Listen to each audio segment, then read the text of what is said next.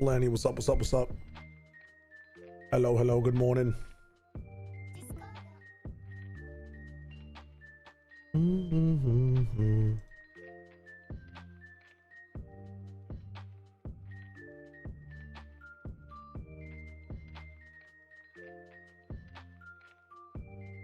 Hello, hello, hello, ladies and gentlemen. What is up? What is up? What is up? All right, all right, all right. I'm not gonna be looking at chat much, just gonna be watching VODs in a dungeon until like 10 a.m. Also gotta figure out when my call time is. Give me a second. Pum.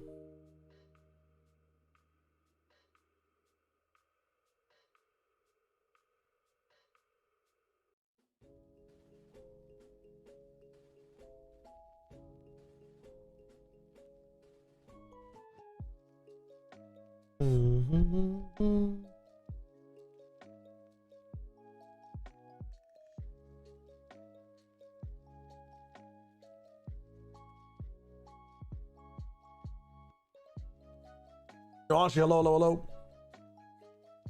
Tasha will be late. That Keeley, Zeke, and Dome are owning an email challenge. I did not. That's actually really cool, Fonty. Let's go. Very exciting. Marino, thank you, thank you, thank you. Yeah, I gotta shave and change before plat chat as well. But chilling for now. Hello, hello, hello. Yeah, the RRQ games have really been bangers. I'm just looking at what our ROS is real quick.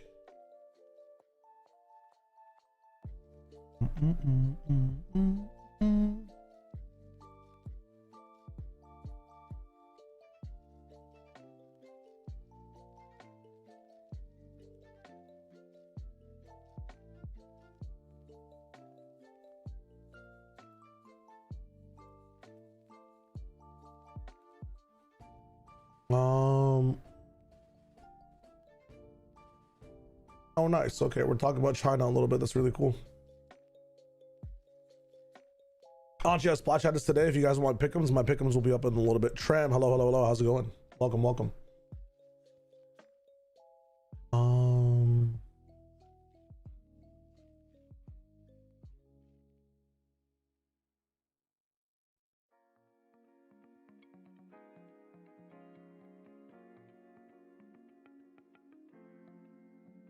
Some of this Lofi music is actually really good. What the fuck?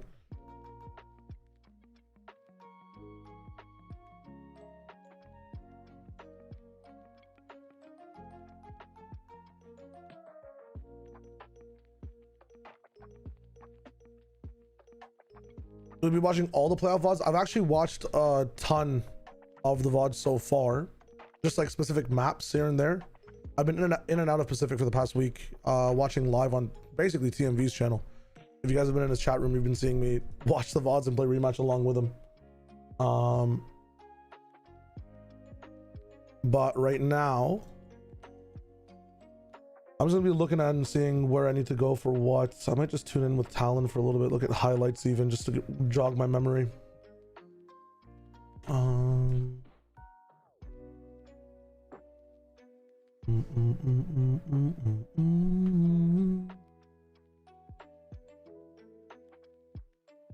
Yeah, when Lost in Paradise wasn't on Spotify, I was in trouble as well. Yeah, I watched T1 RRQ. It was actually fucking so lit.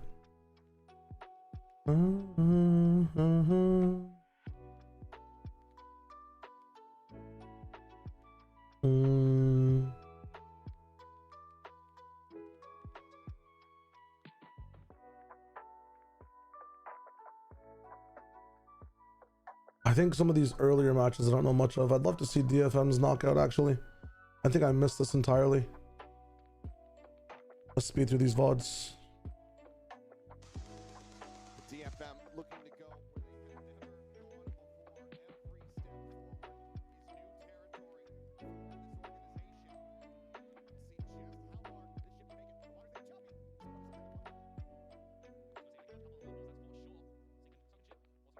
I'm gonna open up give me a second here.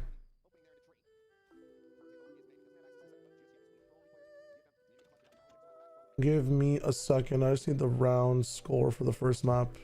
Oh wow, so Nongshim win pistol.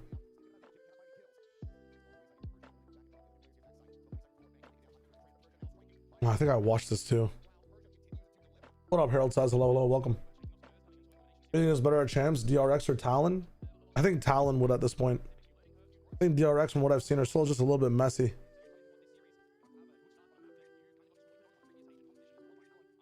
I think the hunger for Talon as well to be in that situation is a bit more important than the familiarity and experience of DRX.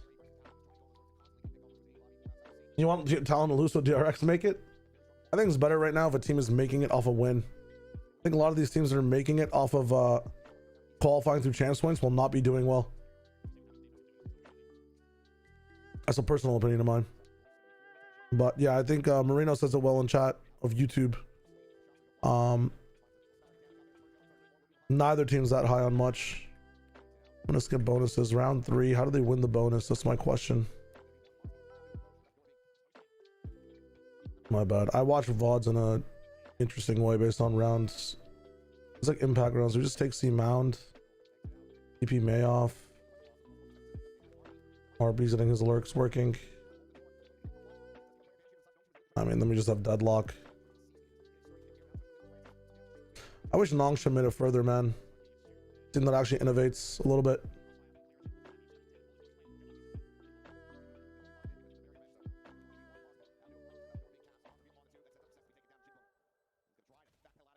Yeah, no chance for Jinbu. Nice. Now they have rifles against nothing and they lose this round? How?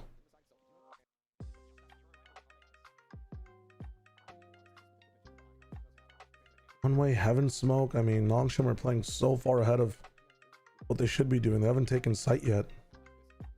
There's no nuance. They have 2 people all the way at the back. I mean, this is just a fucking fail of a round. Yeah, I mean, what a absolutely horrible round. And they win the next 5.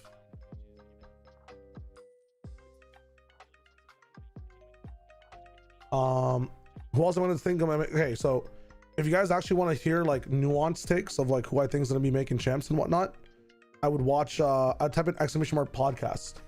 I have a podcast episode with TMV where we just literally talk about everything. We talk about everything from every region for like 3 hours, if you guys want to see that one going down. But that was pre, like, I think that was week 4 of EMEA, maybe week 3.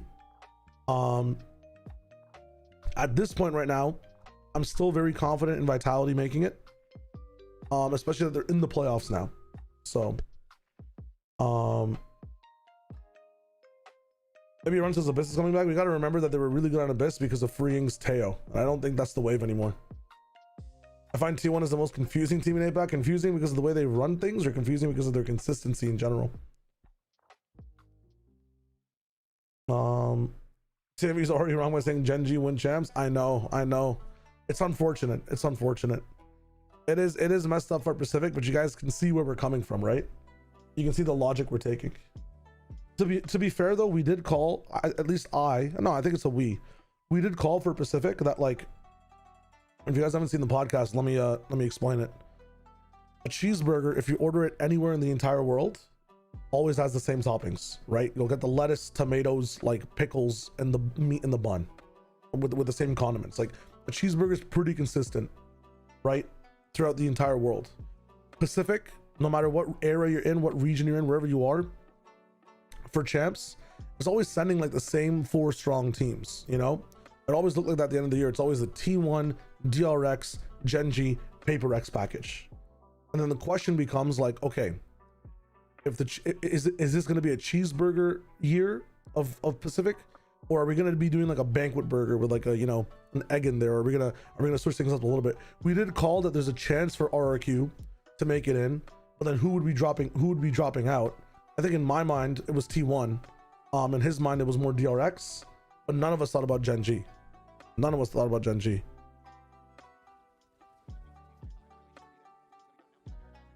And yeah, Pacific would be strong with Gen.G there, but at the same time, looking at Gen.G's like mental conditioning as of late, I'm not sure if I'm going to be saying yes to that. If they're going to be losing to RRQ in that fashion, from what I was told, then there's problems. Okay, my bad. I got to say they streak this.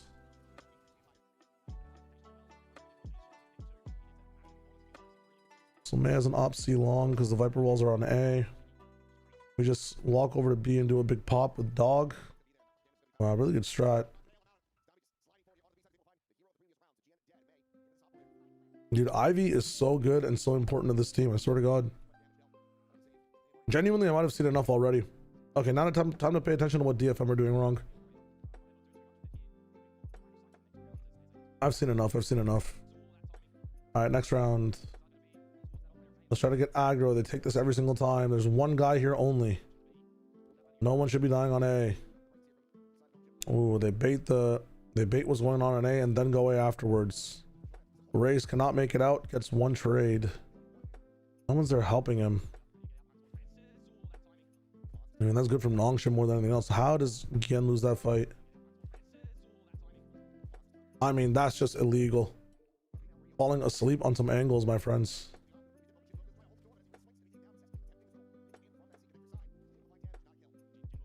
They're getting manipulated very well. All right, next round.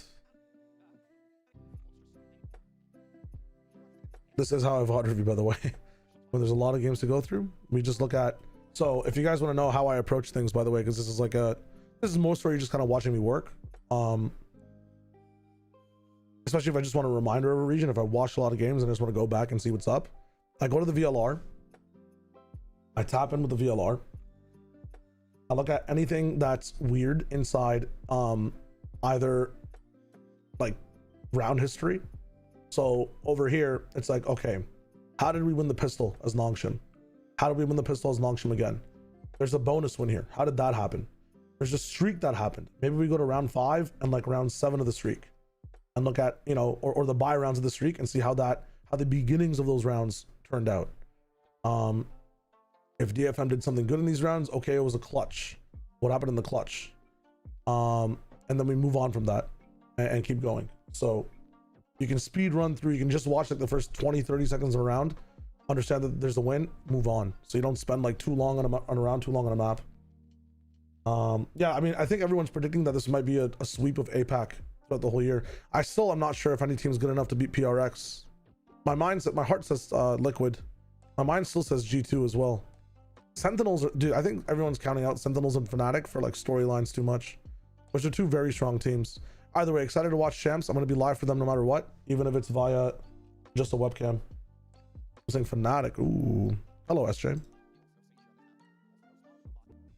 It's something to have Yoru on the point, and Yoru can go off and they'll waste util fighting the Yoru, run into a wall for stall. Akame's in corner, doesn't get any value. Ivy still finds Akame. Dude, are you kidding me? Wow. Get shit on.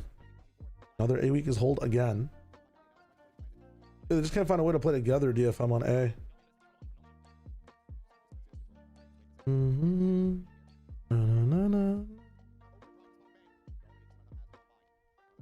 Let's see what I was on retake because it is a bit even. I mean, what do we have? A segmented hold? Yeah. People can peek off each other. Everyone's just peeking off of each other really well. Dude, what did DFM have in terms of util for this hold? When they have a judge, no paranoia. How did they not have paranoia again? Where did C's use paranoia? Use it immediately to help take Rebel. And Akame used his ult immediately as well. And Nongshim just were not here. Oh, that is just terrible. RB 1 HP. Holy shit. The conditioning from Nongshim look like a world-class team here. What the fuck?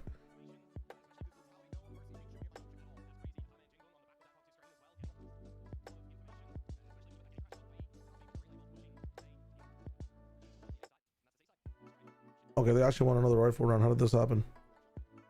Is this the RB round? This is the RB round. They go up 6-1. I mean, this is an eco. They just run it C on the eco. Do condition A on rifle rounds, condition A on ult rounds as well. Passively, Nongshim looking kind of nice.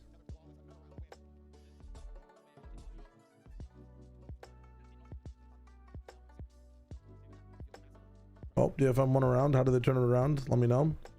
What did DFM fix? Now they actually have someone in tree locking it down. Francis getting naded. That is tough. Everybody got damaged off of that nade. The right read from DFM, wrong read I think from Nongshim if anything. Toxicities, hello, hello.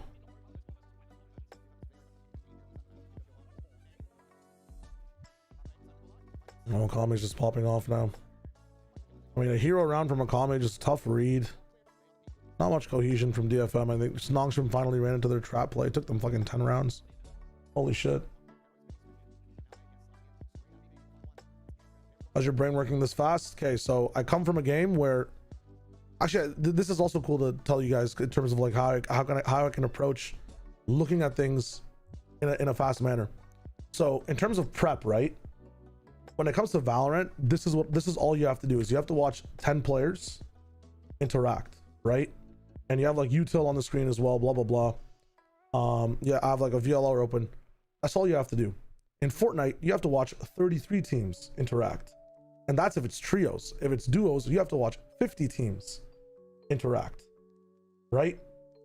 Squads then becomes 25 teams of 4, and they're all playing on, like, there's Lotus in the middle of the map, Sunset on the right side of the map, and all these games are happening simultaneously, right?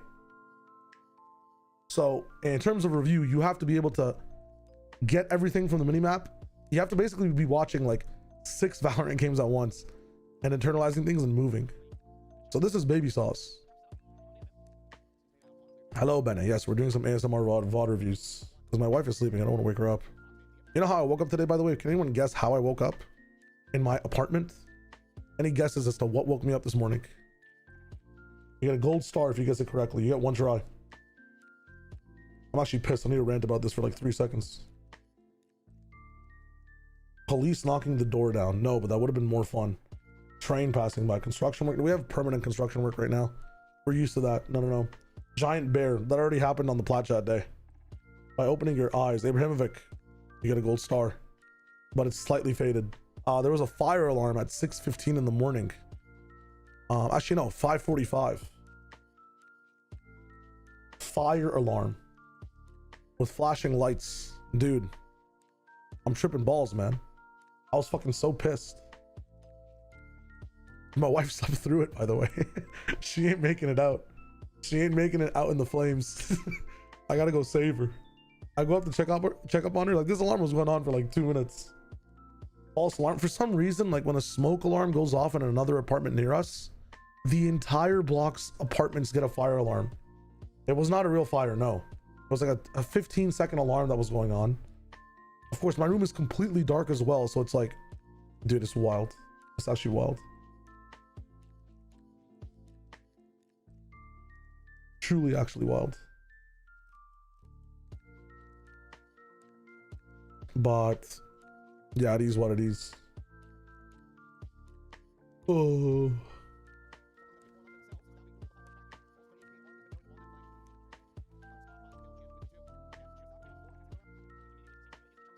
I'll do with the next round. It's a C take try, but it's not on the eco, so they fight for it. Good read from DFM again. Move away. Now they go for the A fight again. DFM are there again. So when DFM finally get the reads and really commit to it, we're chilling. But Nongshim really, like, Nongshim just start to get the lead and forget how to play the game? Yes. The answer, yes.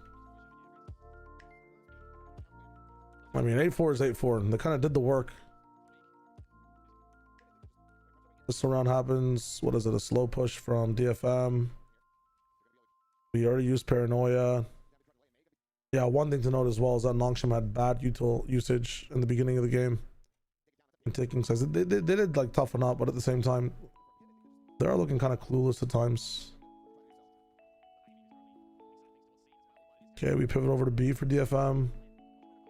Nongshim have such a fucking patient move on this. They wait for them to actually come to them. That's crazy. That door can collapse as well. Yeah, I mean, there's no chance. I mean, a very good smoke and try from C's, but yeah, no chance. Okay, how did DFM win the bonus? I mean, down to 1 gun as well is kind of crazy. You know when Mimi is making a return to Plat Chats? It might be today. Not to spoil anything for you, but it might be today. I'm not sure if the thumbnail's up, but I do see Mimi on the on the ROS.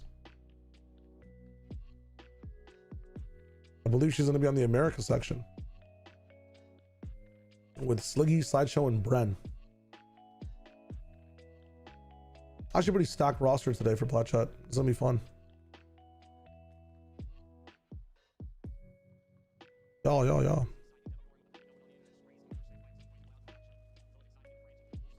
Ole.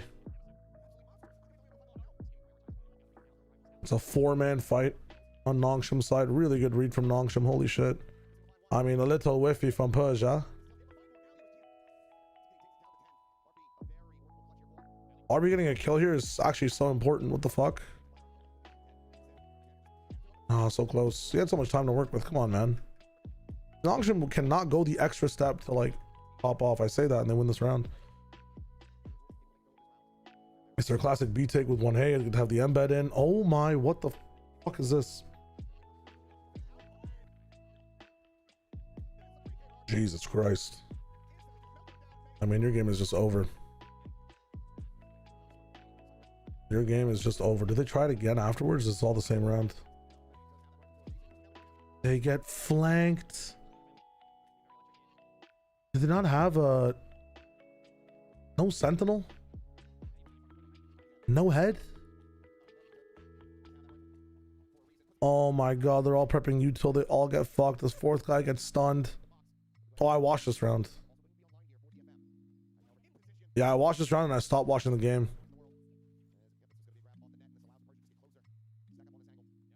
I mean, your game is over. All right, I've seen enough. Seen enough. Let's do a map 2 of this one. 13-10. No TMV hashtag blessed. TMV's in the podcast. TMV's on Pacific and Pacific.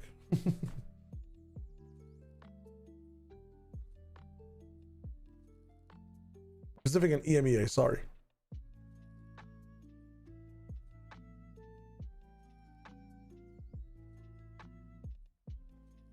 It is rehabilitating. Are you gonna play rematch between region breaks during Plat Chat? That should be a thing we do, huh? That would be pretty funny. If we were sponsored by Rematch, I'd be totally down. Maybe I should talk to Rematch. That'd actually be so funny. Wait, let me talk to the Rematch people. Like, yo, we are crow streamers that like to a combined viewership of 2,000 people. Me acting like I'm on the team with my 50 and 100. Like we stream your game every time, and our podcast has like, you know, 6,000 to 7,000 people watching at all times. We could run your game if you want to sponsor us for advertising. Yo, that could be very fun. This episode is sponsored by Rematch. May's up in the business. Okay, so DFM win the pistol, and then DFM win. They don't win the bonus. Holy shit. Nongshim? No fucking way. So 9-3 into a 10 into a 9. I mean, what the fuck? That's crazy. 9-3, 3-9 and a 10-1. What is this game? Let's watch pistol at least. What up, Ragnarok? Hello. I have seen your message. I'm still working on responding to everyone, so we just dash in. I've watched this game as well. Fuck me. All right, this is a reminder for why Nongshim won and why DFM fell. I think we'll watch the second Nongshim game after this too, right? From what I see, let me just look at the playoffs real quick. Yeah, we'll watch Team 1 versus Nongshim, and then we'll flip over to RRQ for a little bit. Then we'll go back and flip over to Talon, and we will be chilling. Ooh. Yeah, we have time for that. What up, Derpina? Hello. It would be funny, yes, yeah, it actually would be funny.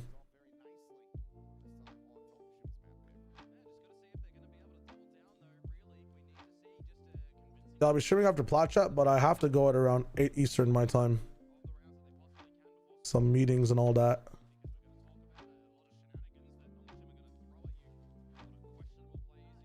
Why am I watching a fucking... I'm watching a bonus as well. Whoa. What happened in this one? We got classics and we do this. We're losing the Glocks. Oh wow, nice dinks, I guess. T-Tours. Persia's got a rifle. Yeah, doesn't actually lead to much. Eric, I got you. Enjoy your time, my friend. Thank you for tuning in. Thank you for stopping by. Enjoy.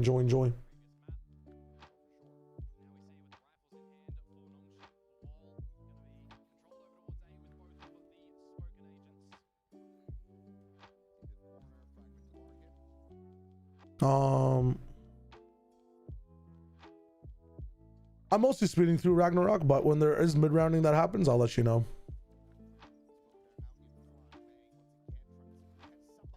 I mean, the macro, I talked a little bit about the macro for Nongshim in map 1. It was very nice the way they were baiting a bunch of the util over at A and then re-hitting A afterwards, going through B.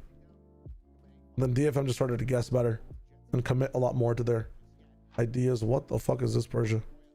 Nice setup, holy fuck.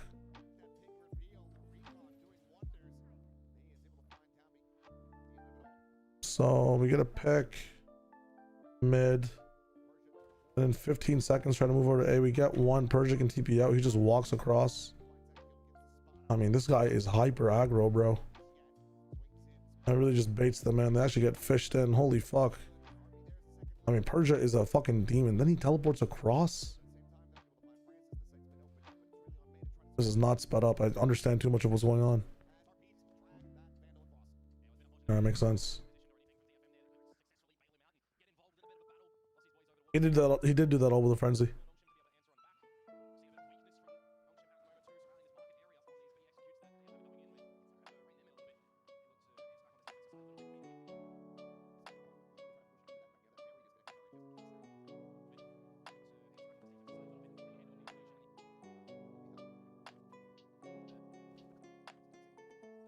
All right, gotta focus back in.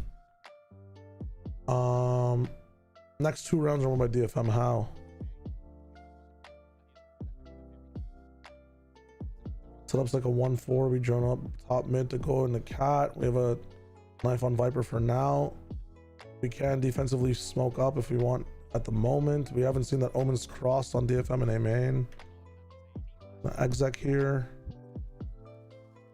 Dash gets stopped, but May wins it anyways. We have a tiles, not a tiles, dice. Jenny hold, A main control. You just lose this if you're Nongshim. But why was it that we lost this completely? Our protocols were to actually do a play into B. And with that B space, Sova did rotate away in time. And then Sova chose to anchor on Jenny. And Viper's just caught in between. Viper is just RB's in the wrong place at the wrong time. So this was a positional. This was tough for RB to be able to cross, is all it was. I mean, RB needs to get back, or RB needs to not play at door. But he's the main guy. I mean, weird setup from Nongshim. Kind of weird. RJ, hello. Like, good ideas for this. I mean, I just may as well have the epic pen open. Actually, I'm just gonna explain it. I don't want the epic pen open. Good ideas for like Nongshim on terms of how to approach this round. But RB's just in the wrong spot in general. No matter what happens here, RB's in the wrong spot. He needs to trust that Omen sees everything in main and just play inside tree off this wall. Yeah, then they just get overwhelmed and lose this round. Yeah, there's no chance. Why is Sova so far away? Hold on, what the fuck's happening in this round? I mean, the flood comes in from everyone else. They're able to hold it down for a little bit. Taking their sweet old time. This fast lane does change everything a little bit. May is just solving every single possibility that, or every single problem Nongshim's throwing their way.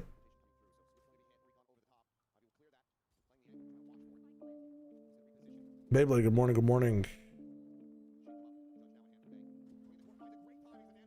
Wow. What a round from main, solving all that shit. But he was given a very good spot to play from. Next round is an anti-eco. I could really care less. Actually, where do they go in the anti? Do a 1-4 split and just run this shit down in main. Wow, RB plays the wall and is able to get 2. Interesting wall. Really interesting wall. I'm liking Viper on this map. I'm kind of getting used to it. I kind of like this shit.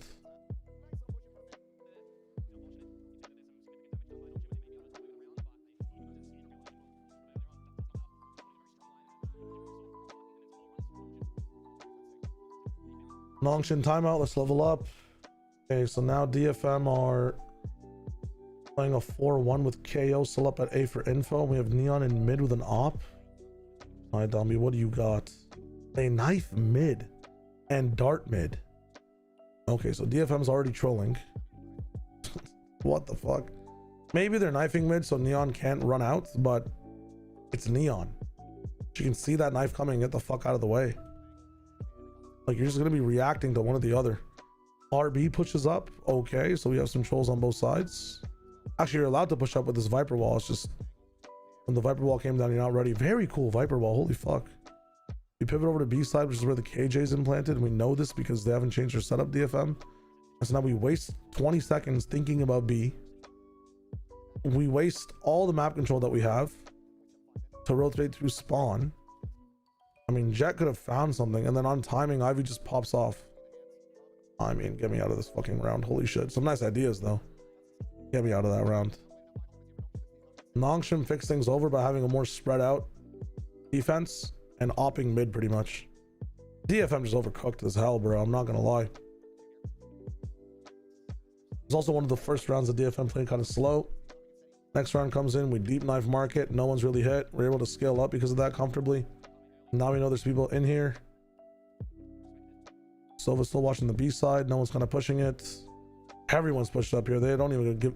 I mean, Nongshim made the adjustment to really focus on mid now when shit like this happens because they know no one's gonna come out A main with this wall. They've conditioned A main enough. Paranoia comes in for these guys to fight, but it's way too early. Holy shit. I would have loved to seen a smoke like on mid 1 as well over here with the Paranoia coming in. But unfortunately, it's botched. Oh, it's so botched. I mean, this is a mess. Your op, maybe you drop the op and I don't even fucking know. That's just messy. Good idea again. Nongshim always has good ideas with bad micro to go with them. Who is Nongshim's IGL? A shock will never hit an alarm bot. It looks like a cipher trip shock. Yeah, I mean, I didn't even notice the shock, but you're right. Francis, really good calls from Francis. I'm not gonna lie. If he is setting up the defensive, I'm not sure if it's how they set up the defense. I know the Sentinel players usually involved a lot too, on like their read of the map. So I know for defense it's not always the IGL, but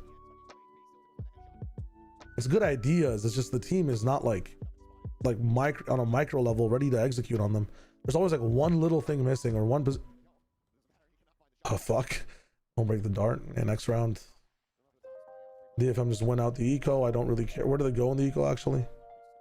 They always lean like mid A towards mid on the eco is crazy. Why do they play? Honestly, Viper wall, I don't know why my voice did that. A Viper wall on makes your ecos so much scarier on this map. Holy shit, that's one thing to note as well. I wish I was writing all this down, but hashtag shy wager, hashtag improv, hashtag just feel it. Sliggy will say something, it'll activate a memory fucking neuron in my head and I'll be able to ball off it. TMV will roast my family lineage. It'll inspire me to fucking speak up on something I remember in the game. What is going on in this round? Okay, we're doing a full A take. The start. The B take with a paranoia into any passive player. Wow, so they recognize that Silva's gonna by himself the entire time. They're also doing this because they have a KJ lockdown and they're gonna be trying to lock down and walk up slowly on one of these sides. So they all into B, instantly move A, crunch through cat. I mean, very good from Nongshim again. How the fuck did DFM stop this one? Is it just because they have the power of the lockdown? So now it's DFM's turn. If this was a fighting game, DFM's in the corner. But they've used like, I don't know, guard break or something, or block push. They got some room. They're still in the corner though. Okay.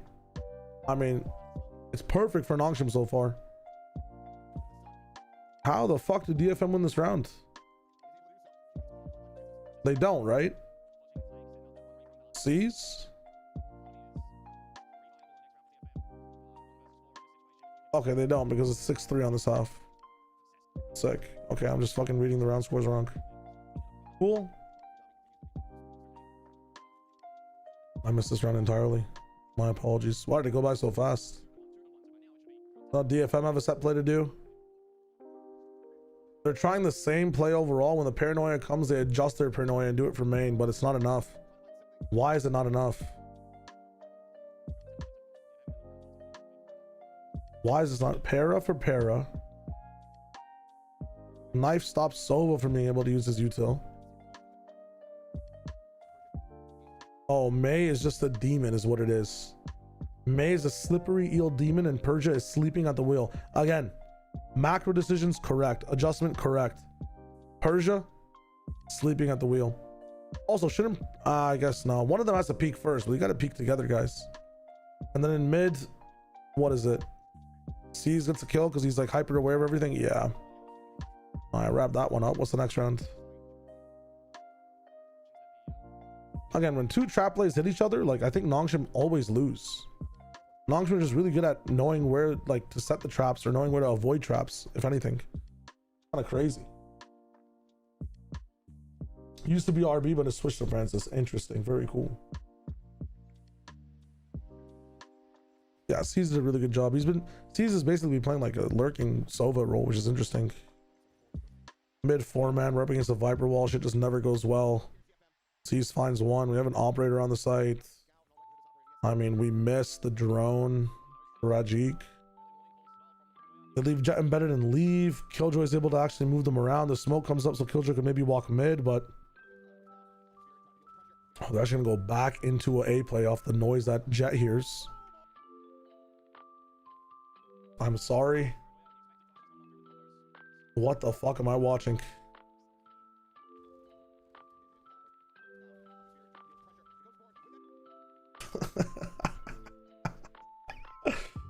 Dude. C's is that killer, guys. C's is that killer. Holy shit. All right, I'm done with this half. Yeah. I understand the back and forth. Still, how do you do it, Nongshim? Show me the way. The Viper on both sides. These guys have different Viper walls. Oh no, this is just Viper on one side. So this Viper wall lets them walk out right side and not get interrupted by Heaven. Hey, yo, and C's is playing close. If the roles were reversed, C's probably does so much damage with his shocks, but unfortunately the roles aren't reversed. And C's is making 30 cents on the dollar less. It's kind of tough.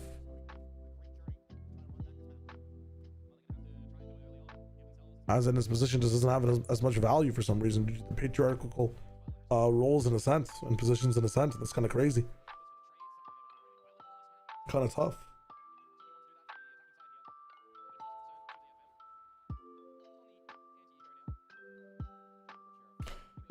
Do a cat split here. It's risky to go mid by yourself, but again, this A wall probably has a lot of conditioning for these guys as well. You can fight against you can actually use the A wall to go from mid even and have a complete split on dice. Dude, this wall is sick. Patriarchal rolls of Hassan. Yeah, you'll find interesting things in Child Water views. All right, let's go next. How do you win the bonus? They are just a beaut. What the fuck is this setup? Dude, did DFM know how to stop this? You don't need to do all this, my friends. Leave one turret up and do your regular schmegular thing. What is all this? They can, you know, these guys can move. This is, dude, what the fuck?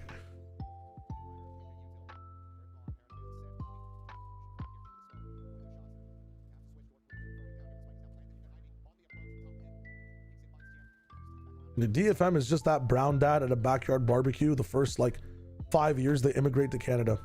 Very niche fucking pull here of a reference, by the way. What I'm trying to say is they just overcook everything. They genuinely overcook everything.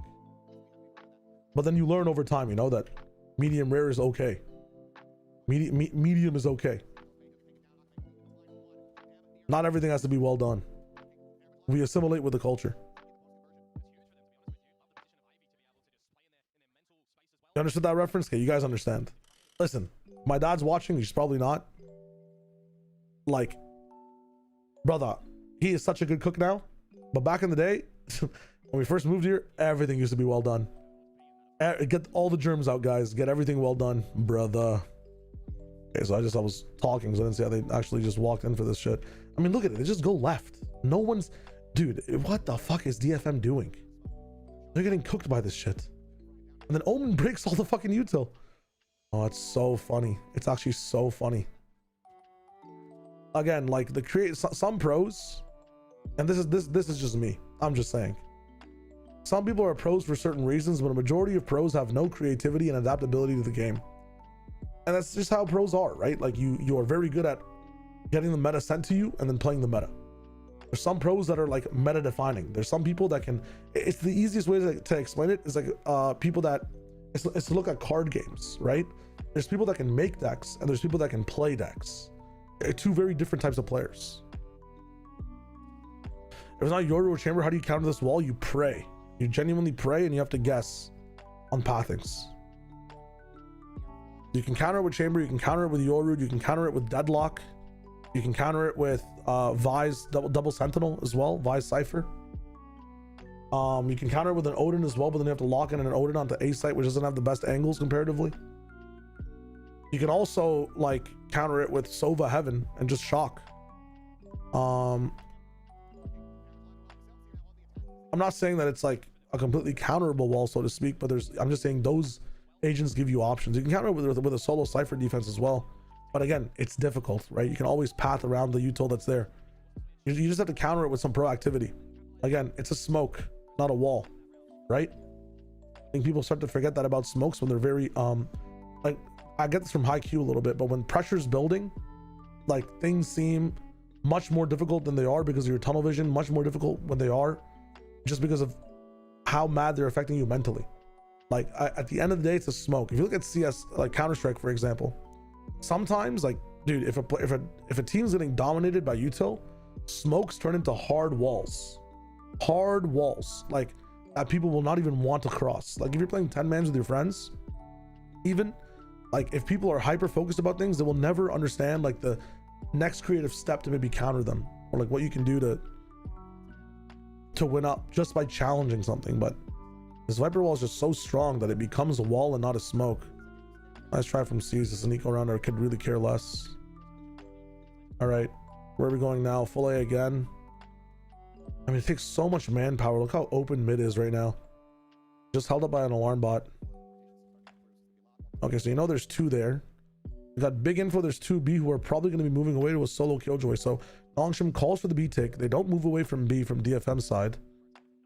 Who's DFM's IGL? Is it Akame? It can't be Akame, can it? He's a flex player. Is it C's?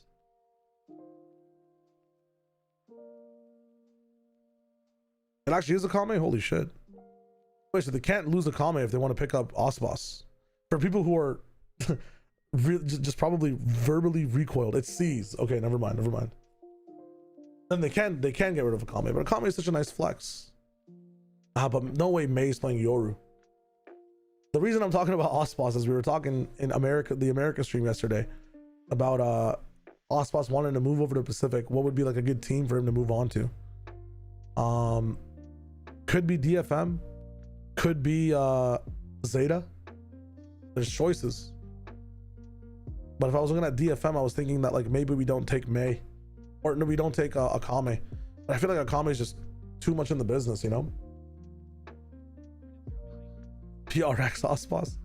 Yeah, but we're not good. What, we're minus something? Minus Jing? You're crazy. What is this song? Yeah, okay, let's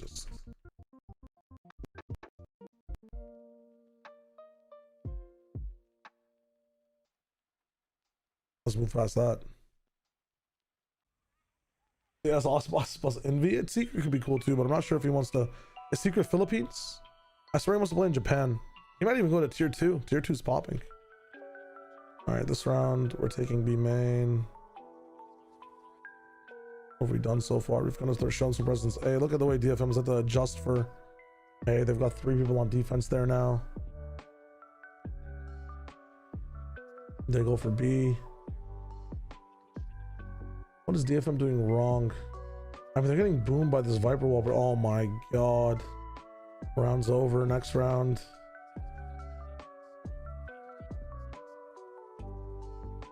I would time out after that one as well. See what we want to do this round with the op, maybe. Get momentum back in our spot, in our hand. No timeout from DFM is crazy. Lockdown coming in as well. We could have protocols around this. Just get sight for free. We're having an op on retake. May's down. Viper Spit comes up. I mean, wrap it up. They're forced to save. They're trying to go through market. Door is still closed. I mean, brothers. Yeah, I mean, it's another dusted round. Nice from Nongshim again. I mean, okay, nice from Nongshim, but what is DFM doing here? They're just trying to lose the game. And now we're going to start to open up this A wall. I mean, look at the setup. Now they swapped 3 over to B. Did we forget about the A wall? Hello, guys. And we're forced to use alarm bot and turret for A. So Cat is completely open. And again, we're in this death spot. I hate any time someone has to play door. And we have to be playing door for this wall right now. I know RB was doing it before, like on some type of other round, but again, I think this is one of the worst positions in the entire game in general. Name me a worse position. It's just better to be in tree, but this guy's boomed by the wall. He wants to be able to counter roll. Okay, we're actually moving over into tree now. Moving off of A side completely, which gives RB a lot of room to play. We just dash across. We break everything because it's set up for main, and so if you're coming in from tree, it's fucking useless. I mean, the pathing options are actually insane right now. Wouldn't Fade be better on this Viper combo to clear it better if they have a TP agents? Yes, but you never even know if they're playing it, right? That's the whole thing, Charu. They could just not play it. They could also just switch it up entirely. Sova's also better in general because you can shock people coming. Like, I think Sova's just really good against smokes in general if you have good timing. You have to understand, the strength of a smoke is also its weakness. If you are blocking the enemy is also free to run out because they're getting blocked. So you just have to take more risks against this.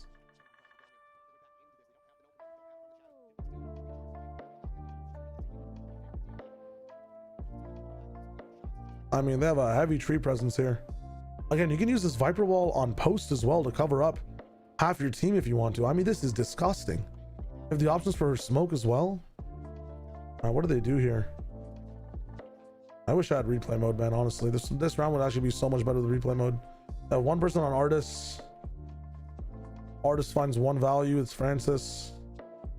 We're just able to get a kill from Hell. He gets traded. They challenge the smoke. Yen dies. Dami challenges shit from Hell. I mean, brother, it is over. Oh my. Now they call a timeout. I mean, dude, the timeouts from DFM are just in horrible rounds. Like, what? They got 2 sheriffs for this timeout. You have such a lack of agency in winning this round with the setup. They needed a timeout when they were actually getting run up on. That's something to note as well for, I'm not sure if this was during the weeks, but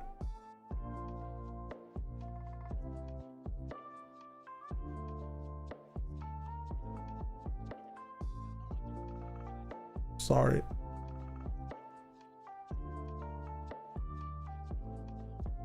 Jinbu with a Kalat. Hello? That is crazy. I watched this round too. What the fuck? I mean, deja vu. I mean, they're trying to respect the eco too much and run out of time. Classic. Nongshim call a timeout. That actually could help DFM more than anything else. But again, calling it early when they actually have some agency to be able to win the round. They've got 2 ults as well with Persia and Dombi, so this is a good timeout. I don't know what the fuck DFM talk about again. Like, they've got nothing. I mean, they have a few ults actually. They have a lot of ults to talk with. Let me actually take that back. Okay, May gets 1, dashes across. It actually turns Dombi around. This is a horrible position for a duelist to be out this far and turn around. But it's allowed because the stairs speak is late and C's just dies. Oy vey.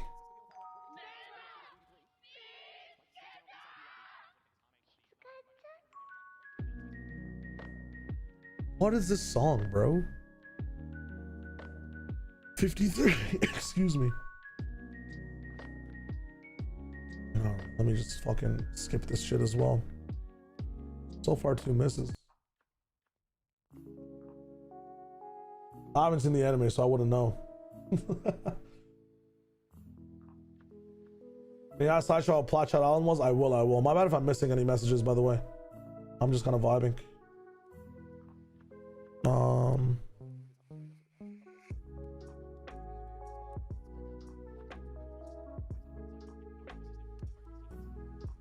How do we solve this one? Nongshim. We dash at him. No one actually ults though. I mean, we should. This is the one where you probably try to. I mean, dude, it's crazy. This guy's jumping in market. I'm so pissed. Maybe we lock down there. Maybe we just do something to try to win the game. Try to get that lead. We've been sitting on these ults for like 3 rounds now. The fuck are we doing, DFM? Oh, Nongshim challenging mid deep for the first time. Really challenging it. May's just trapped. The guy who actually solves problems for them is just trapped on this defensive role. Oh my god, what a good understanding of what they're missing. Dude, this is, again, the macro from Nongshim. Nice.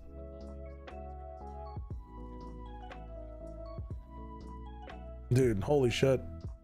What a good idea. Oh my, okay, I'm actually getting fucking juked myself. So then they go this side. Dami gets picked. They double pump back immediately. Okay, they use Purge's ult to be in the situation as well. They bait out both ults. They bait out both ults. A fake like this we've never seen before. Oh, and Francis challenges the KJ ult inside heaven and gets 2. Holy shit. That's crazy. That's an insane round. 11-10, remember this. Oh my god. And then C's gets one as well, but again, C's is so confused as to what to do next. Oh my god, he gets both. Oh, C's could have stopped it all.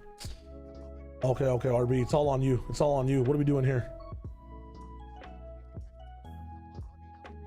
Okay, he just leaves. Wow.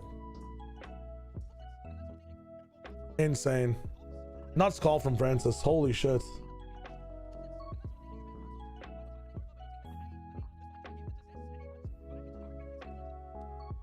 Is there a command to see what peripherals Shadow uses? Looks like a unique low t-shirt. That's funny. I love that. Yeah, you can type in exclamation mark mic, exclamation mark mouse, exclamation mark fucking everything. I don't use a G Pro Superlight anymore. I use a Death Adder V3 Pro Faker Edition. And then I also use a Wu-Ting 60 HE Plus instead of Apex TKL Pro. Because my Apex Pro TKL, I fucking dropped water on it and it broke. So much more a bunch of wires. Oh, don't look at the setup video. That's like from fucking 9 years ago. That setup video is from when I used to live with my parents. That's really long ago. No, I use the Wu-Ting 60 HE Plus. My Huntsman's for my streaming PC. But I have the Wu-Ting. I can literally hold it in one hand. Fuck. Oh, the wires fucking. Yeah, I've spent way too long on this VOD. How do they win? It's a comeback, to be fair.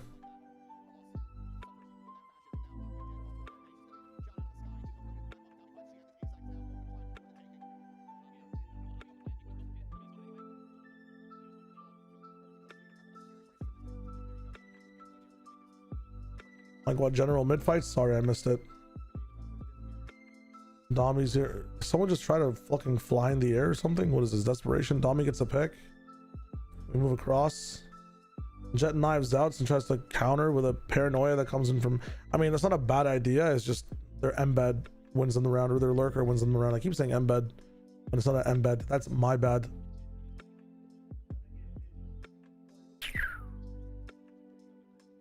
Viper spit, doors closed, round is fucking over. Oh, this dart is also kind of nasty when it comes in. You're not going to see the beginning of his trajectory, so it should get a little bit of a jump scare slash scan. No scan. Oh, Jinboong. Jinboong. Nice try. They have Fury, my guy. Okay. Not bad. Rip DFM. They just could not keep up with the Nongshim strats. Honestly, they just took a little bit of time to get like they were like asleep at the wheel certain times. They looked like a team from last year in setups. When it finally started to work, it was too late. And on that defensive side, they just got cooked by that attack wall. I feel so bad. I feel so bad. Now we can do team one, and then we'll do the entire bottom side, and then we'll look at the top side as well. So what happens here? 13-6, 13-9. Okay, the same maps. I mean, this should be fun. What is this? Dude, that's what Pyron wants me to watch. Please don't look at, I have to look at RRQ Gen.G. I have to. Okay, I want to spend like max 15 minutes on this VOD. Let's stop in. You know what? I'm warmed up. 2 times as John. I'm warmed up.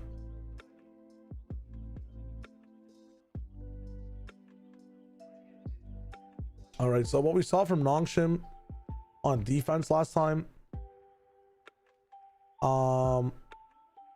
dude, I can't even fucking remember. I'm not gonna lie. And I just watched it. Oh well, the defense side was like them just fucking winning pistol and then winning the game. Wasn't too crazy. So they didn't actually get to play defense. They just had a really good attack. Interesting. This will be the first time they're actually logging in through defense. Let's watch it up.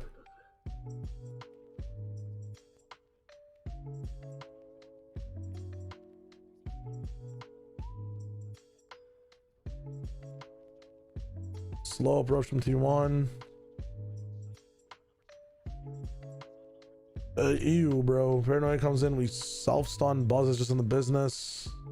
Oh, I watched a bit of this game in the beginning too. I just remembered. Nice refresher, I guess. Good proactive peeks from Buzz. Nice counter util as well from both sides, honestly. It's just T1 won their fights. They keep the thrifty kind of almost flawless as well. Not a bad A fight. Oh, now they really chomp in, but they're getting Nongshim now. Go work B a little bit. B gets freed. Oh yeah, their defense on the way Nongshim won defense was crazy. 3Ks. They got 2 3Ks back to back and won the game. I remember this through B. Okay, remembering. I mean, now we're on B. T1 very decisive. The rifles get even better over here because it's all close range. I mean, oh my god, it's a fucking blender, bro. Oh, Jesus Christ, Nongshim. Rio, I don't care. We're going towards the seaside. Oh, hold up. Going towards the seaside, there's a stack.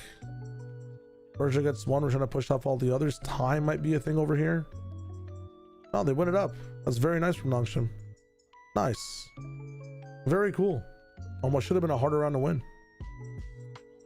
They're aware of when people are eco, you go C. Okay, how do we... So the neons meet in the middle. One slides in over the tree. Tries to win. Persia blocks him. We jump back over down the box. There's util coming in the way. That util allows Yoru to peek. D is in the way as well. Flash comes in past the wall. Very nice from Buzz. No one's at door to be able to block and work from it. Why is no one at door? Where did Deadlock go? They did not commit. Nongshim did not commit to stopping A on the middle side. The Viper should have picked up B so Deadlock could help A.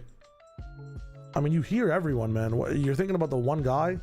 The one guy's not going to be here for a while. Please. That's tough. Lack of commitment here. So now we have to pop off individually. Francis over peaks trying to pop off. Now they can pivot over to B if they want to. I mean, this should still be hard. I mean, T1 have all the information as to where everyone is. They flip the site. Nice.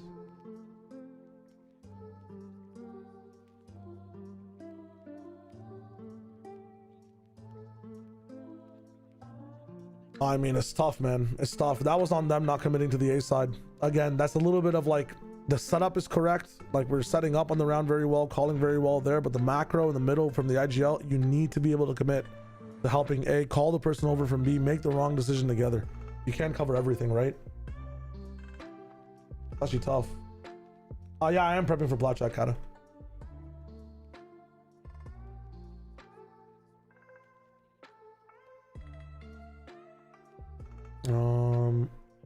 Alright, it's just eco, so we go C. They still have 2 rifles, so this is doable. Who has the rifles? Dombi and Ivy. I mean, Ivy might be deadly. We just overrun RB though, so we have no smoke to be able to play with. The extra one.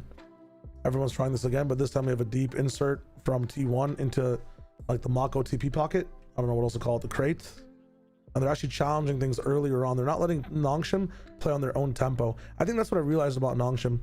When they can play on their own tempo, they look like one of the best teams in the world. If you can interrupt that tempo, dude, they are a fucking house of cards in an earthquake, like inside a cruise ship, you know, like that shit is falling over fast.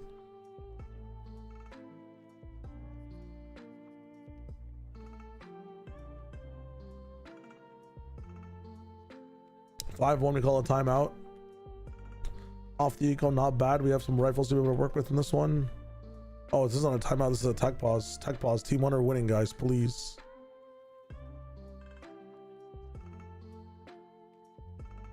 A fight happens again. This time it's very rebel centric, so Nongshim dives in. We open doors as well to be able to catch people out. The fast lane actually blocks so much and isolates Francis, who dies. So now Ivy wants to work with him, but he gets paranoid off. It's a late paranoia as well, which is really cool. Dalmy finally gets found out. It does take Persia to die for him to get 2 kills, but now he's like looking at 3 people and he has to go for his 3rd consecutive kill, and Ivy's finally fucking awake. I mean, dude, again, controlling this B door and working up on the side might be better to get a better angle close as well if you want to peek. I feel like if 3 of your players are fighting over here, you staying all the way in the back is just crazy. That's just crazy. If you want to commit this hard into A, we should just use the deadlock wall in here fast so no one can challenge it, and then fucking fight with B door control. You don't even need someone deep rubble then. Nah, this is just tough from Nongshim, man. Again, their setup getting completely challenged by Team 1 with a late paranoia. Do a really good job. They didn't even use vines.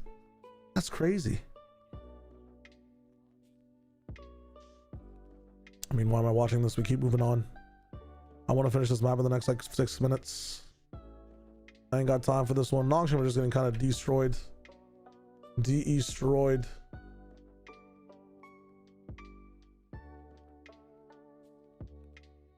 Again, they're just not letting him play on their tempo. What else am I looking at here?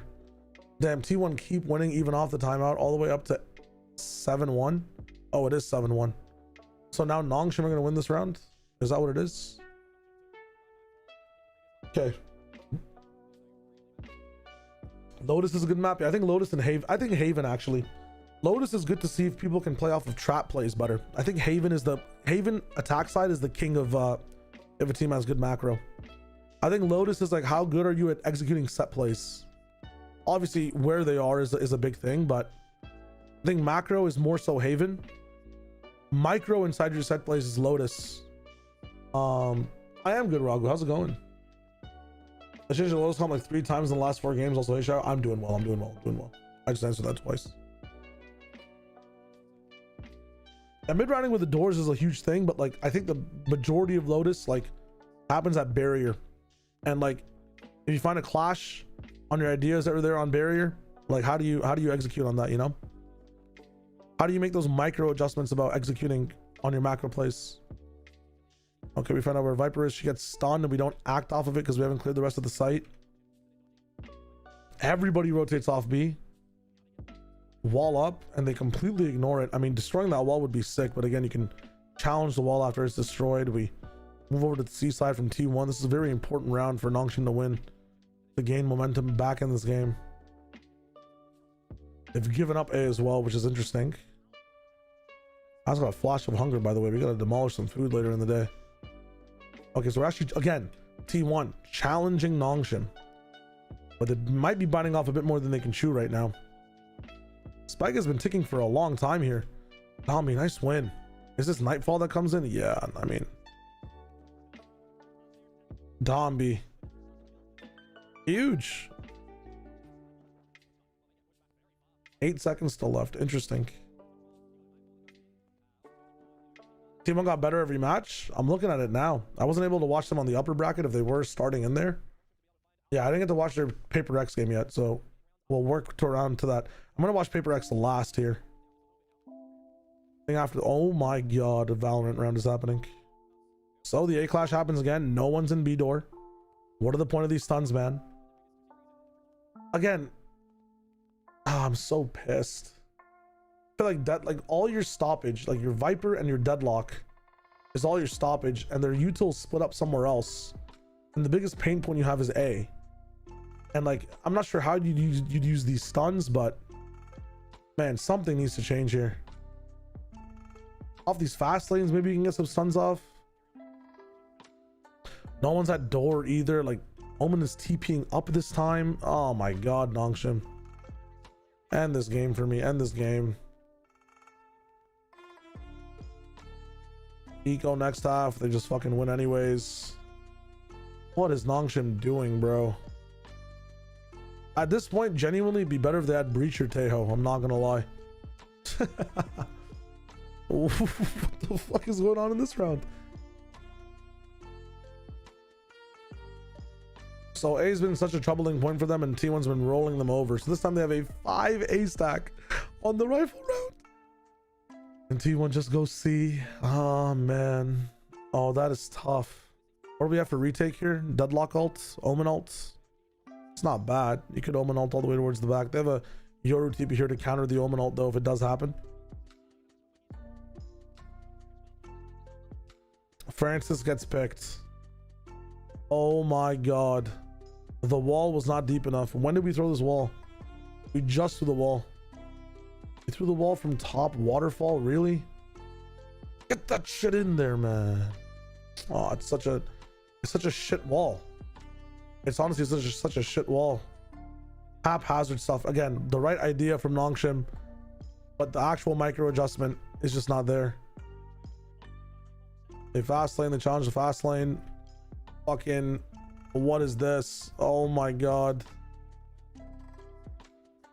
I'll wrap this map up, honestly.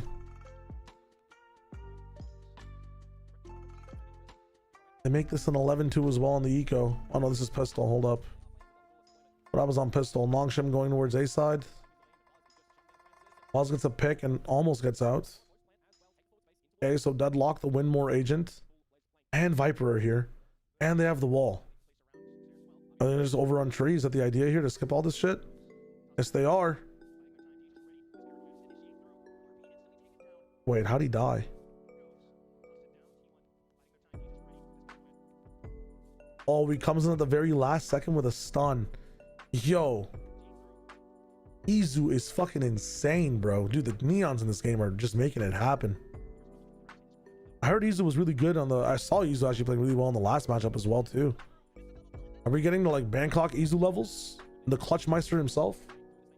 Dude, I'm gonna say it, bro. Izu's like Olaf Meister, I swear to God. It reminds me so much of Olaf Meister in terms of a player that can perform under pressure, and like the way he just... He's not like the main... Obviously, he's a really good rifler for the team, but like... He finds the frag when it matters the most, or the solution when it matters the most through like any type of circumstance. The only player I can like think about is Olaf Meister in history that does it so consistently. He TV's away and then has to run up. It's funny as fuck. All right, what's the second half of this look like? A little bit of a Nongshim comeback. Do I care about the Nongshim comeback?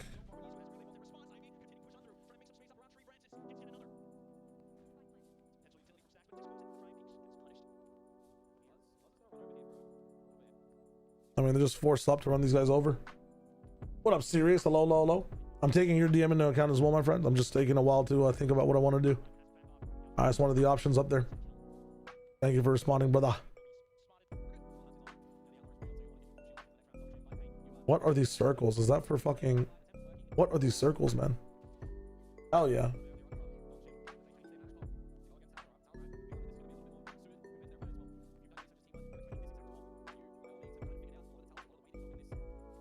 Okay, how did Nongshim do it again? I mean, it's an eco. They challenge A. It is what it is. How did Nongshim do it again? They go C now. They're challenging C, but it's against Vise. Izu finds RB on the lurk. I mean, they're so aware of everything that Nongshim are going to do. Dude, I wish these matches were reversed. I wish it was Nongshim versus Talon and then Nongshim versus DFM. I think it would have been so much more so interesting to see how T1 would deal with seeing all this shit for the first time in game.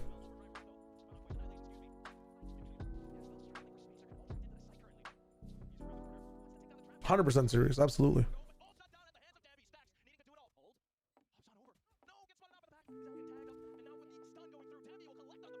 Again, Fucking battle of neons, man.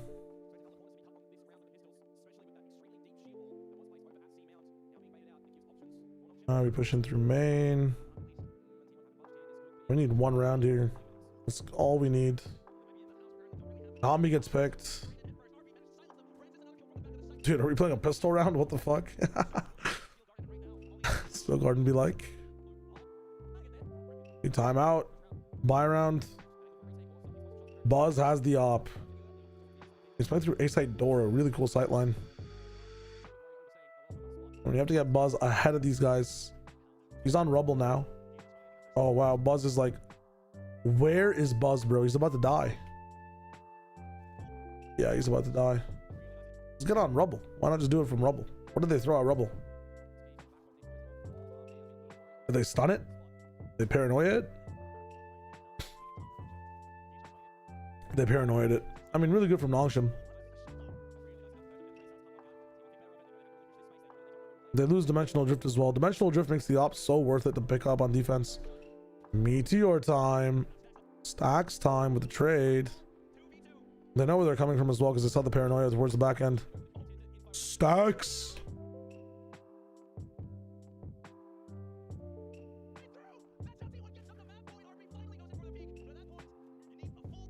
No way. That is insane.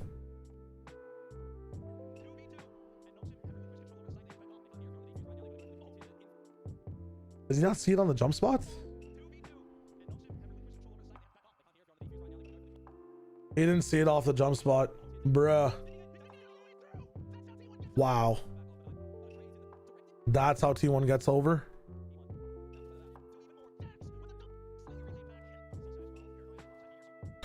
Now they go towards the seaside.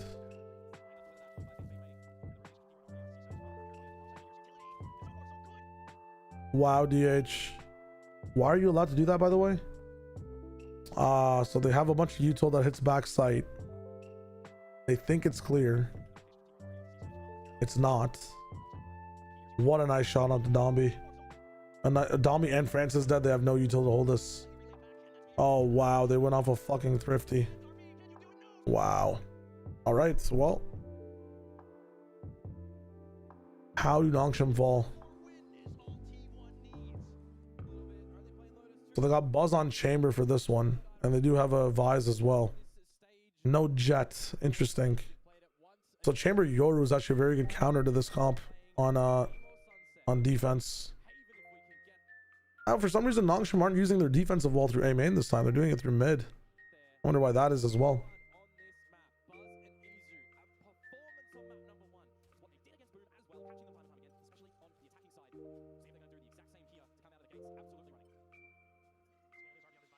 Shit, 1 second. I want to pull up the DLR for this. We're looking at Nongshim wins the pistol round, T1 wins the bonus. They go a little bit back and forth, and then T1 just starts to dominate on defense. It's 7-5 defensive setup for Nongshim. I wonder why. Let's see what the pistol idea here is from T1.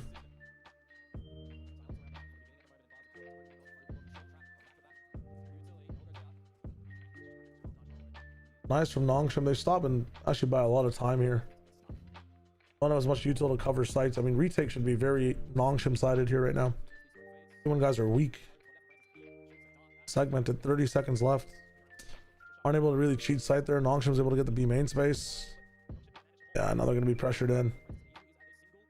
Isu's gotta find something, but he's at 1 fucking HP, bro. Breathe on him. No fucking way. Okay, it's fine. Don't really care about the ante.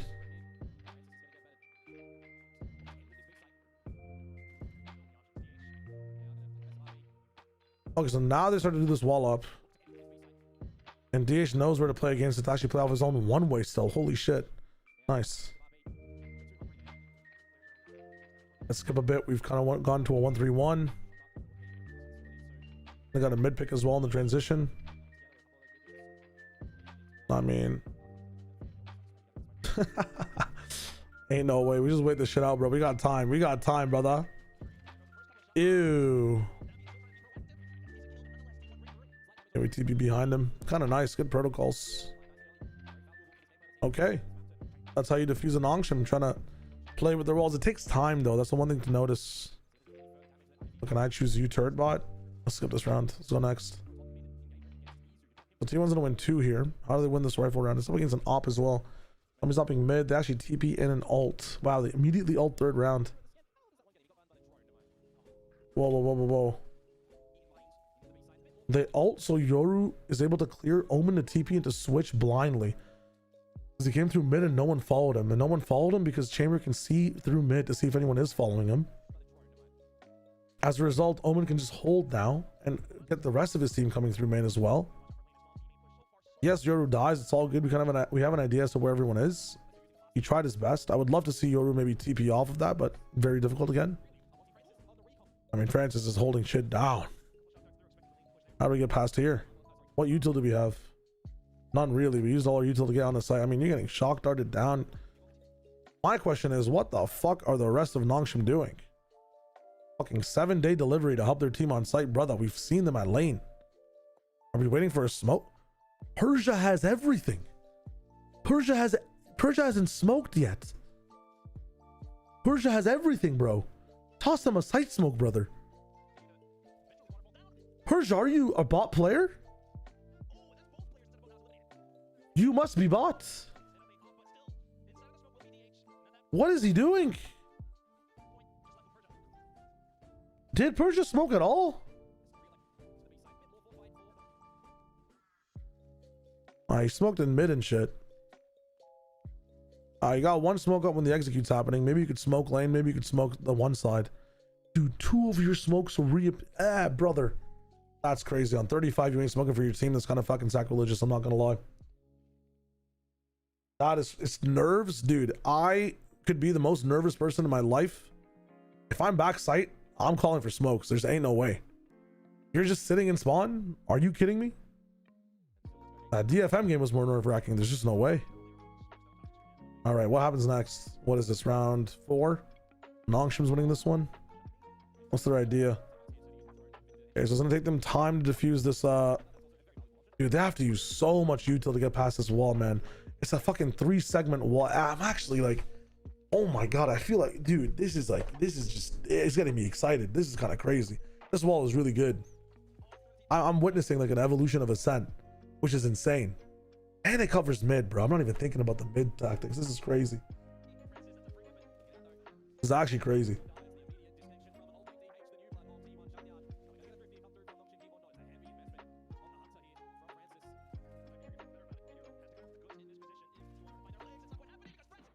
All right, I was just droned out for 2 seconds, thinking too much about the wall. And we got people locked down. There's ways to play the site as well. We're big chilling. Fade, Gecko, Viper, Omen, Yoru is the best Ascent comp, and you can't change my mind. I saw Gecko, so I'm worried. Fade, Gecko, Viper, Omen, Yoru. Nah, incorrect. You need a Sentinel. You need a Sentinel. I'm sorry. What happens when someone else runs that comp as well, you know? I just don't think Gecko does enough on defense on this map, personally. I think Vise or Chamber are just more useful. Even Cypher. You need a Senti, bro. You have so much value from Sentinels on this map. Either an exec, I have so much Gecko tech, you wouldn't believe it. The thing is, though, your effort in Gecko tech is countered by me pressing 1 button on Killjoy. Like, the amount of efficiency I have, the amount of EVs I have on fucking just, like, running Killjoy or Cypher, you would have to, like, you would need 4 hands on Gecko, which is fine. I'm not saying you can't get to that level of consistency on Gecko to have as much of a use case as KJ, Cypher, or Vise. That's true. I'm just saying, even the best players in the world, you're asking them to play Gecko that well consistently over time, you know? It might be worth for like 1 map. You're not wrong, Ragnarok. But I think as the constant, you need to have a Sentinel. But holy shit, I'm looking at chat. I gotta go. I have to go. I must watch.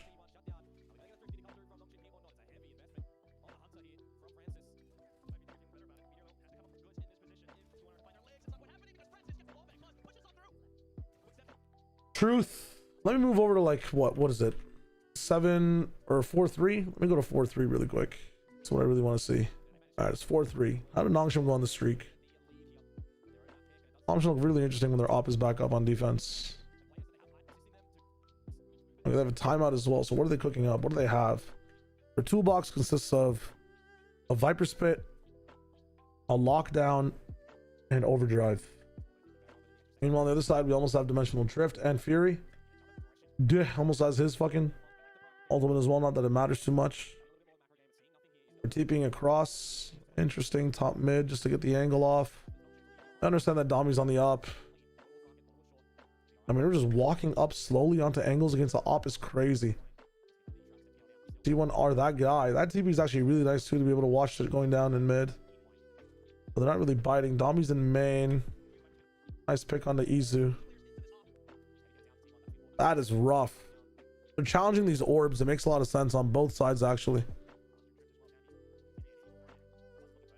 That's a deep Viper ball as well. I mean, no one can TP past it, but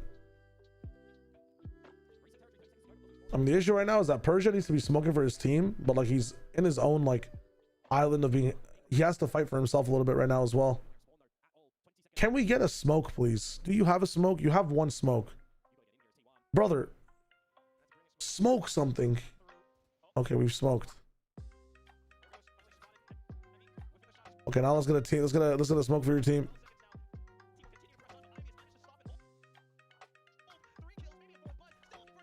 I mean, it makes the round so much harder, man. What is this guy doing with his util, honestly? It is what it is. Okay, they have a Viper smoke here, actually. It's totally fine. But come on, man. At least have the second line. Yeah, Genesis, I'm on Pacific for Black Chat today, which is why I'm like just heavily reviewing everything all over again. My bad, I missed that message from you a couple of times.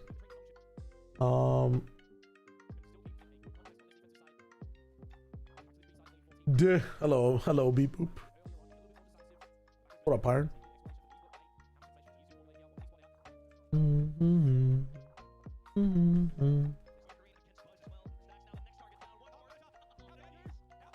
Alright, what happened here? What the fuck?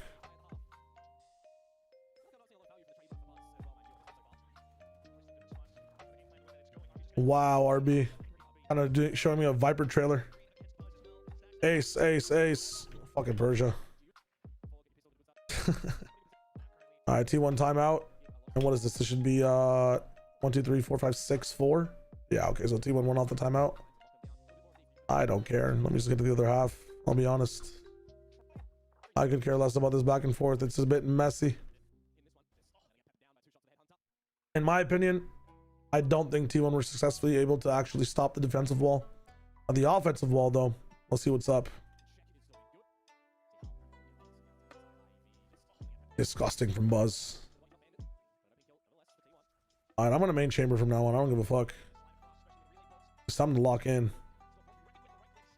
Buzz. You nasty man. What the hell going on, Izu? What the hell going on right now? Where's Viper going? Mid relurk? I mean, it works. It works, Mr. RB. No way.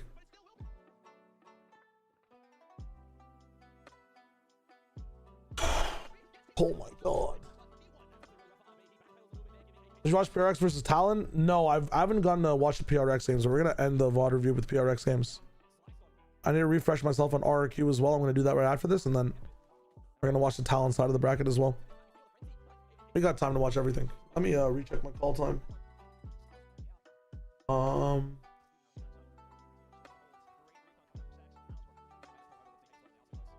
Yeah, dude, we have so much time.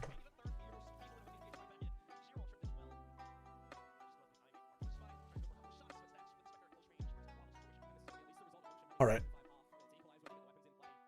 Stop back in.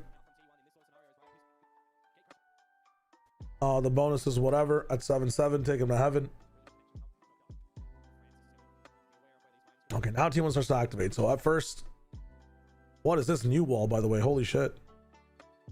We got mid control, but okay, Pulse is already past it. The song of the past you played in Osu, let's fucking go. Osu is an amazing game. I know where the op is now. So they're leaning towards B, which is like kind of their retake site for the moment. They lean back into the op with a smoke. What happened here?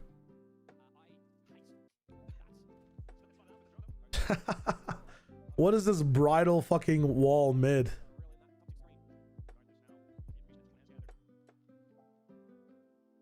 Yo, what up, SS? You're chilling, you're chilling. I'm just watching like all of APAC really fast. Like I've watched it throughout the week, but I'm just refreshing my mind on some of the matchups and then looking at some of the matchups I didn't get to watch. Like T1 Nongshim, I didn't get to watch too much. I watched the early two uppers, and then I gotta watch some PRX as well.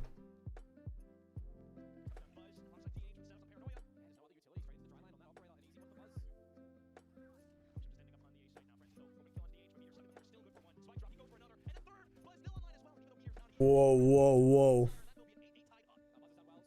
Again, the one time that spot looks good.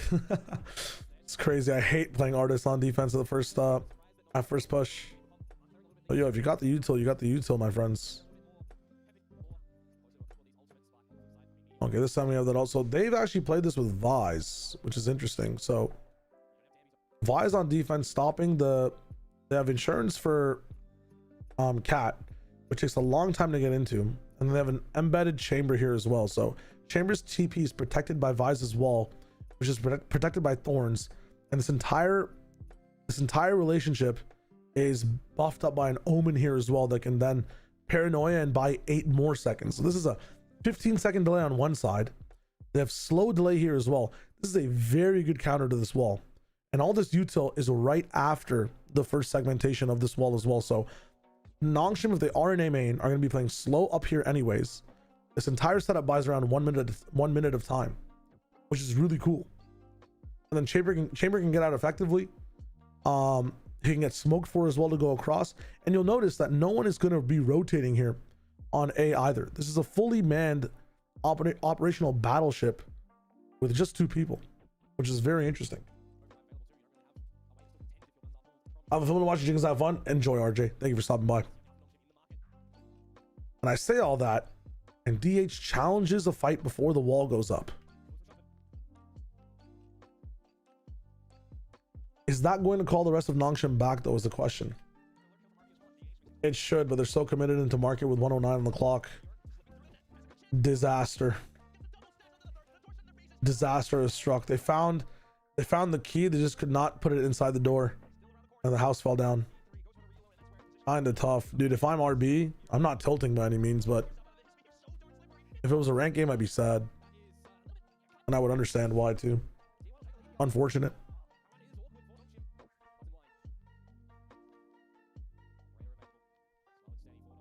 All right.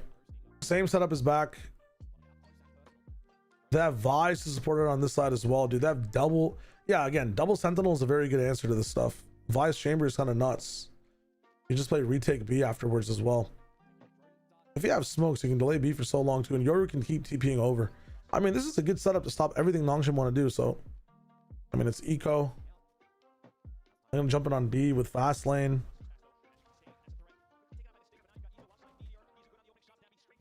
Get the first pick.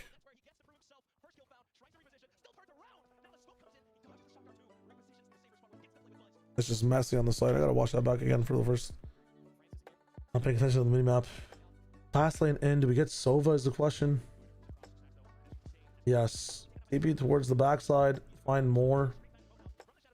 Back boathouse guy gets just enough. Yeah, I mean, you don't have the weapons to fight it, I guess. And TP's out to be able to play the 2v1. I mean, so good, dude.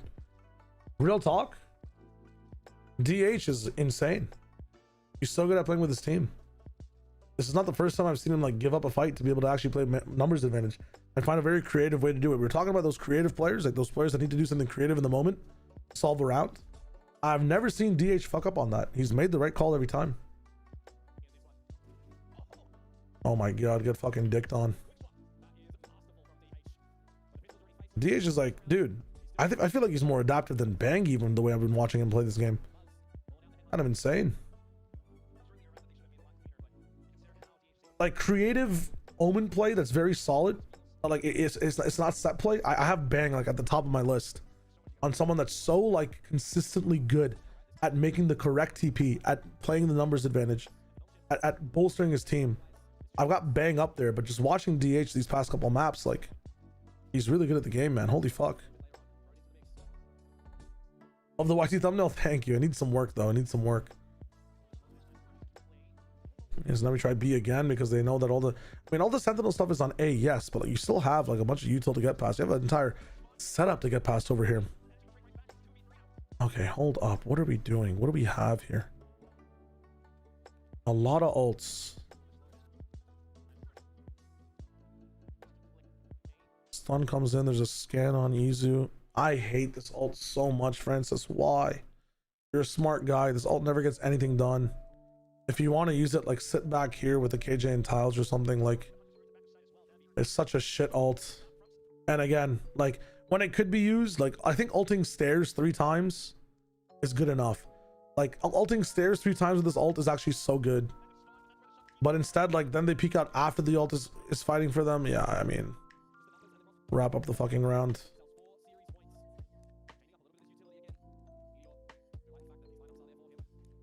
Ooh, I like this counter smoke as well. Actually, wait, this is the attack smoke, is it not? Interesting. I wonder what that is for. Maybe to stop a sightline in if they do end up putting this wall up. But again, since Chamber's over here, and since they haven't explored A once, by the way, what the fuck is Nongshim doing? You think the VOD review is enough? You gotta explore the site, my friends. It's eco. They're gonna get dicked on. It is what it is. Wait, did they get dicked on? They didn't get dicked on. Hello?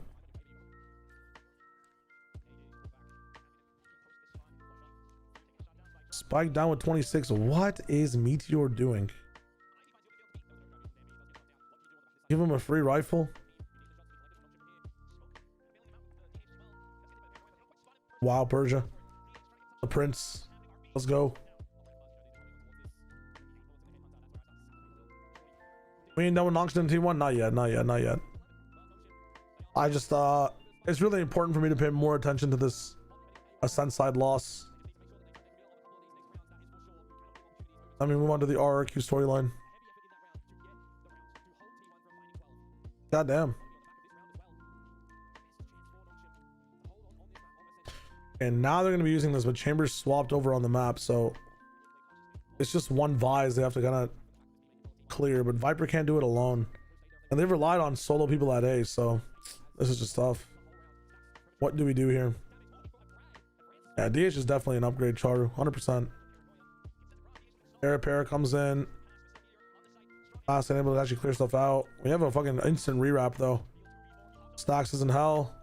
He falls down. Meteor in main is able to keep things around. I mean, that's just it's a nut cycle here from T1 into gaining space that's being taken and given away. Huge. Wow. T1 match point.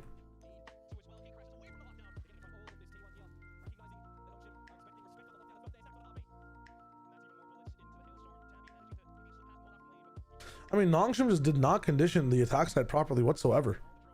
They never even ran into fucking Buzz at A. They thought like their aura was enough. Bro, you can cook the noodles, but you still have to eat them, my friends. You know? Interesting. Well, that was that. Goodbye, Nongshim. That's how they go out, man. That's so tough. Oh, well. Let's swap over to the match that everyone's telling me not to watch. Do I want to watch no, I'm gonna watch the RRQ T1s back to back to see what happens. Yeah, we have enough time for all this. Let's do it. Let's dive into torture. What am I looking at with this map score, man? What am I looking at over here, man? What the hell? A 58-minute Haven game. Holy shit.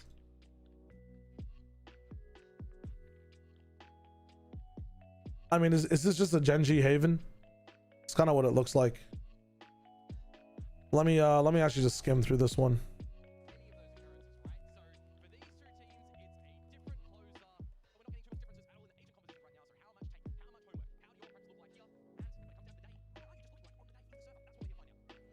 The sunset was bad. Yeah, I gotta watch it.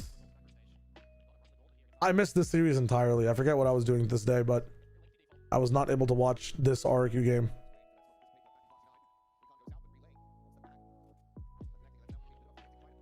I think I was sleeping this day. I just wanted some rest.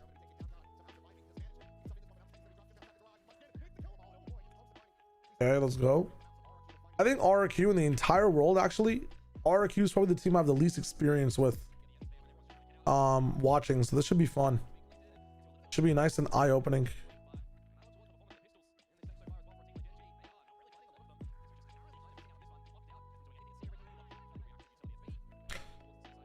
Like, I'd always confuse like Rarga to be on this team for some reason. I don't know why. But this is the Jemkin squad. Yeah, sorry, I am on Pacific for Black Chat today. Yes, just catching up on some of the missed games.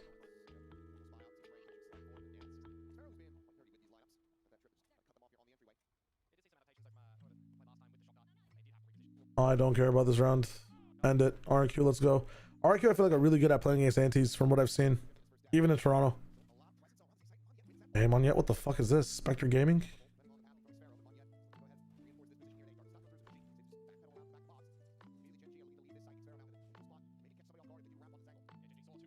Pump away, we can hear all of it. Oh my god, Zavero, you can hear it. You know it's there, brother. Please, please. My Ferrero Rocher, why? All right, that round's over.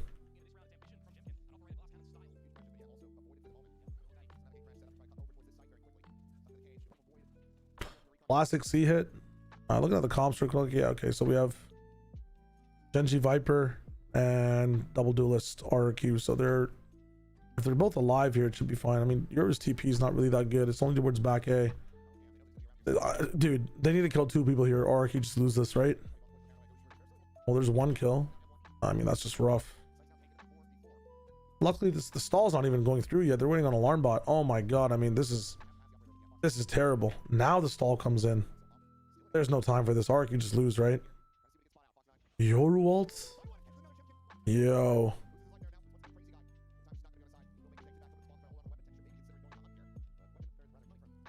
Well,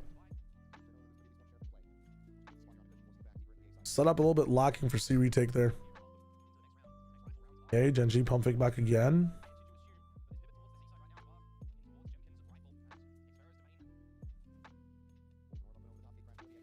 Interesting tripwire, actually. Ooh, but it's actually found out by texture.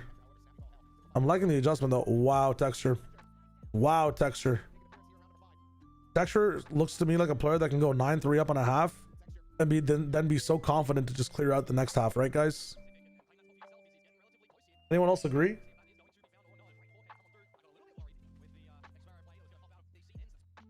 He just feels like a guy who can easily get up and with a lead just win, you know?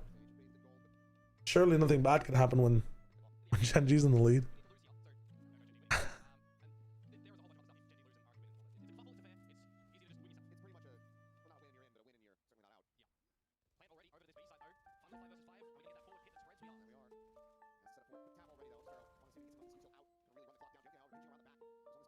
Sounds B, spikes down, Fox and Nines working the backside. I mean, there's not really much that you can really do in this round. It is what it is. Monyet has to save. We go next. I mean, this is looking to just be a regular Haven. Gen.G are really piloting this map really well, though. It feels like RRQ are a step behind and everything. Okay, I was about to say, on the eco, usually is when teams wake up. They're in the right place, right time, 4v4. Paranoia comes in, we can walk off of it really well. The one gunfight that Monyet needs to win, he does. He saved that rifle from last round too, so it's very important. Silva's not with him yet, but he's able to get him on the angle. Monyet's low, so he should lose the gunfight, but he wins it. Really good. Nice from RRQ. Lucky though. Lucky to be in position for that. Good read. Good read. Gen.G are starting A every time, and then pump faking back to C. This time they start A. Cut noise A. Double smoke A. Bait out the paranoia. Double back up. Who do they get? They got Zafiro actually. Okay. So that Munchkin lurk is crazy. They're unaware of the Jemkin lurk down C with an op though. They ult back sight. And the TP, okay, the TP times out or it's flashed back. It's fake because I can see pings on the map here. The Munchkin is just in a god spot again. Takes down Kushi.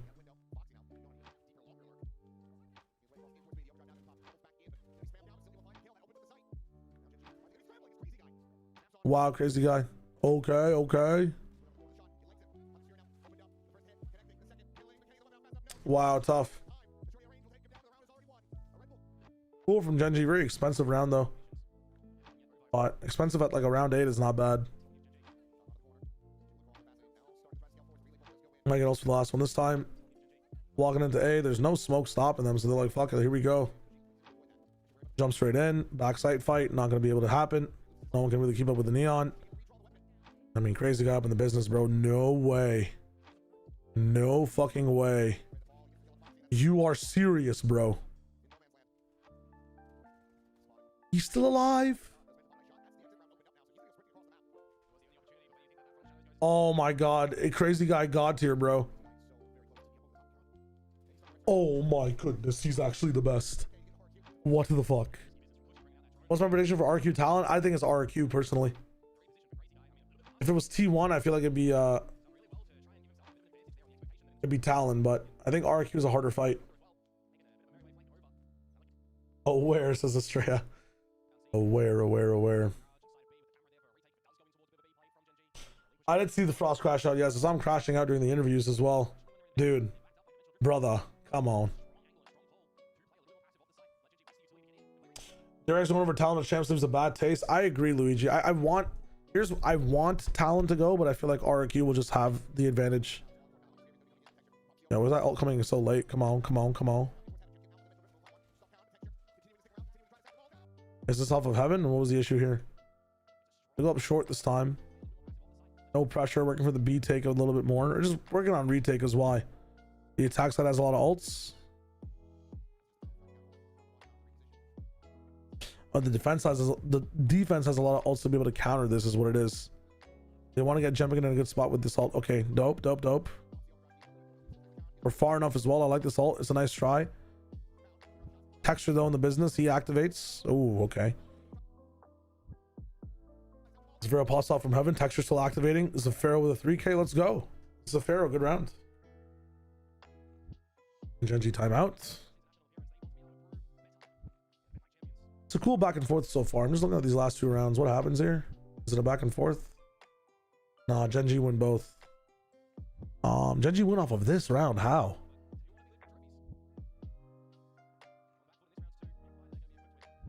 Push up pacing. I mean, the entire map is ready for Gen.G to not go A. So how the fuck do they win this? Who did they kill to get a rifle from? I mean, is the Pharaoh's on such a bad, not a bad angle, but an off angle as well to where he can't really get his gun.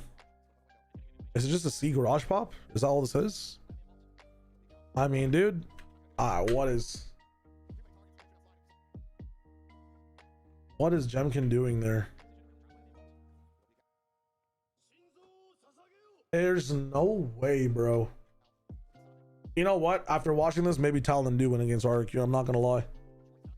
He has a TP up backside as well. Genuinely, question yourself. QYS. Question yourself. Why am I doing this? Let's improve. All right. If that's the state of the, I don't know. Listen, you're not getting the benefit of me watching the next round. I don't give a fuck.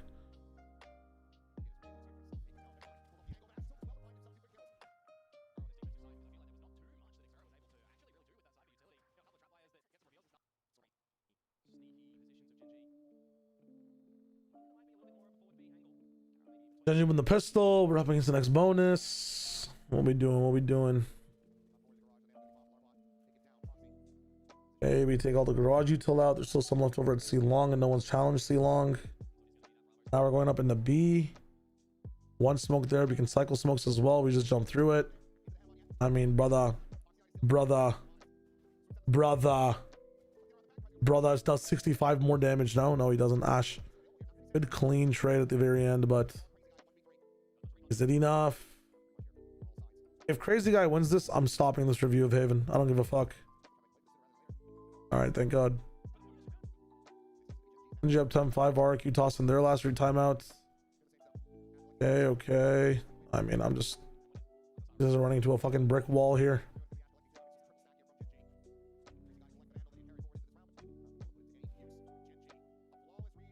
Up to 11, and now RRQ come back a little bit.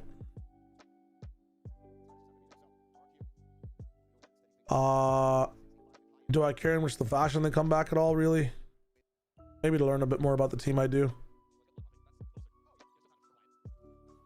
So they found a gap on the A site.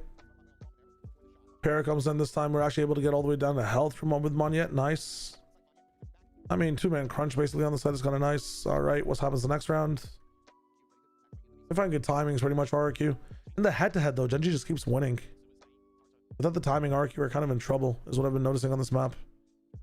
Gen.G are just so good in the head-to-head. Holy fuck. So sad they're not in. Dude, I really wonder what happened in Sunset, man. Again, that's such a very head-to-headish map. So how are you winning on Haven but not on Sunset? What is it about Sunset, bro, and Icebox with Gen.G? These very head-to-head aiming maps.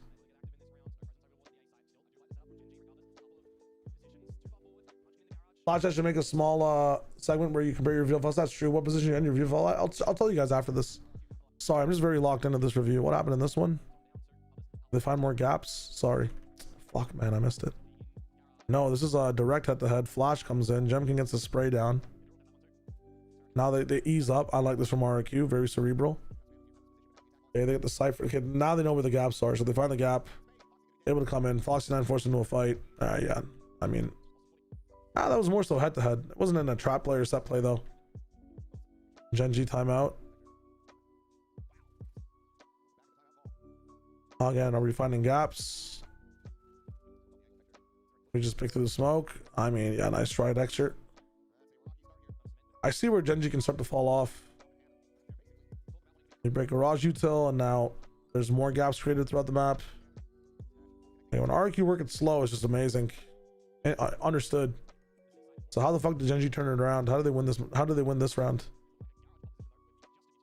Their economy is crazy, by the way. They switch off texture into garage, so they have their stun in a place where they can actually use it and respond with it. He hasn't used it yet, though.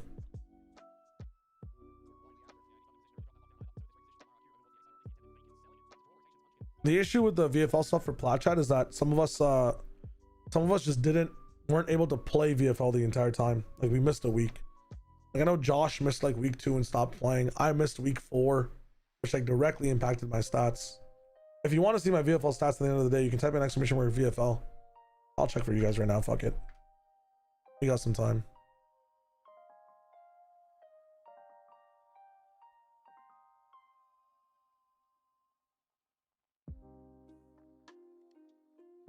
I ended 1272, I believe.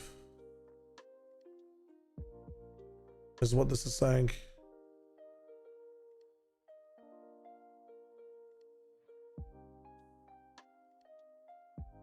Yeah, stage 2, 1272. I did get 76 points in this final week, which is kind of cool. But yeah, I should have put in like a VOVA, I guess. It's all right for missing a week. If I didn't miss that week, it'd be so much more so different. But it's all good. I can't wait to play champs. It should be fun. And at 160, let's go Ragnarok. That's what I'm talking about. All right, continuing.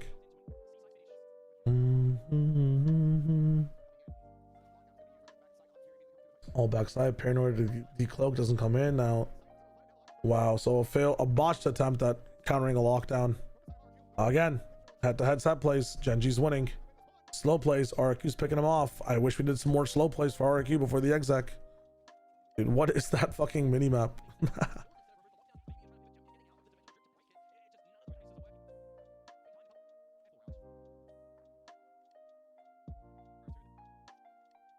All right. Well, I learned that about Haven. I don't really care about how it ends. Let's go to the sunset. Okay. So this is what we've been waiting for. Is this what it is? Here we go. Here we go.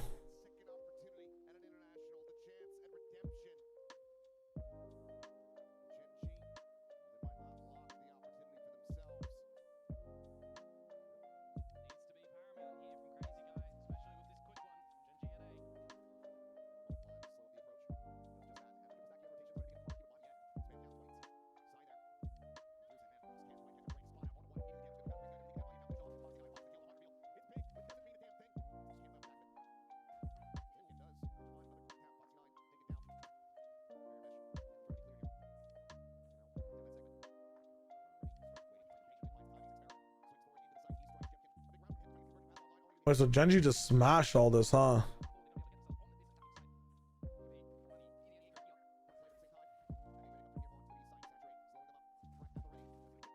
Damn, unfortunate from Jemkin on the kill.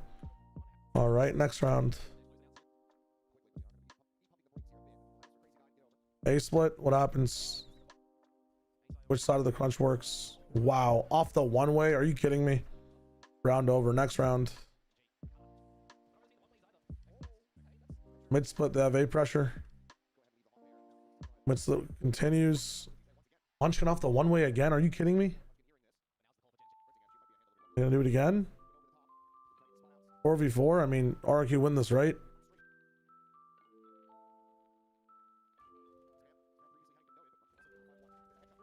They challenge it carrying us to trade? Does he have ult? No. He paranoias? Oh, what is RRQ doing?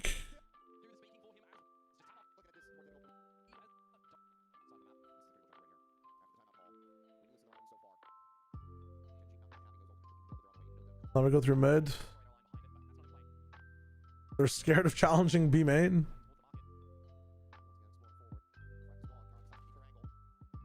Okay. Okay, I mean, Gen.G are kind of playing again, brother. What the fuck? On yet, you are just selling. Munching is a second. All right, the next round.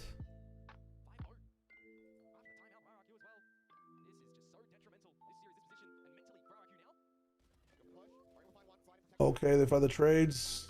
Ooh, interesting. More interesting of a round. They can get the rifles if they want. They don't have the time to. I mean, I think you just get the rifles, man. Holy fucking mess, bro. They breach ult this? Oh, I have watched this. I watched a little bit of this. I remember this breach ult. Unless someone else also did this breach ult. I think I might have stopped watching at 6-7-0 because I thought this game was over. You're telling me RRQ lose this or win this map? I don't believe you. Okay, so what happens here? Okay, they just have insane ults and breach value. I saw this round.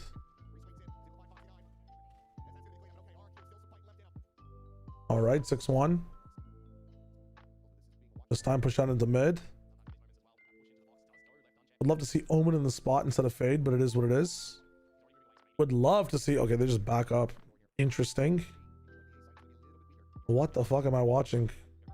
Munchkins found a way in an elbow. Dashed in, double stun. We don't clear it fully though. Doesn't matter.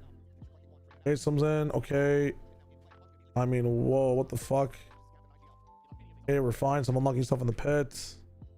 Post plant, wall down, find one. Next round.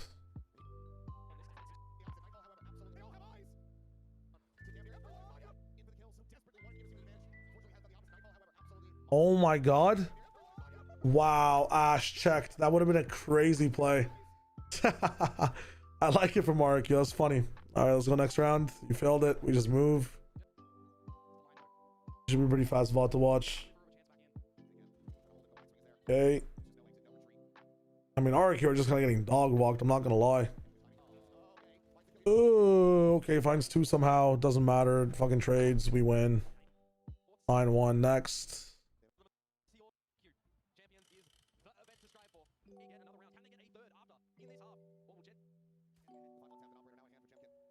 Okay. Ridley on B main again. Have no ults except for Zephyros. We're close to ashes. If he gets an orb or plants, Texture finds a pick. How? How does Texture find a pick? Monyet is at 150 HP right now. So how the fuck does Texture find a pick? Oh, I mean, Jesus Christ.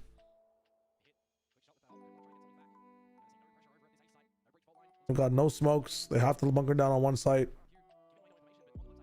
Jemkin has an op on Waylay, can still see everything's fine. I mean, 3v4 or 3v5, good luck.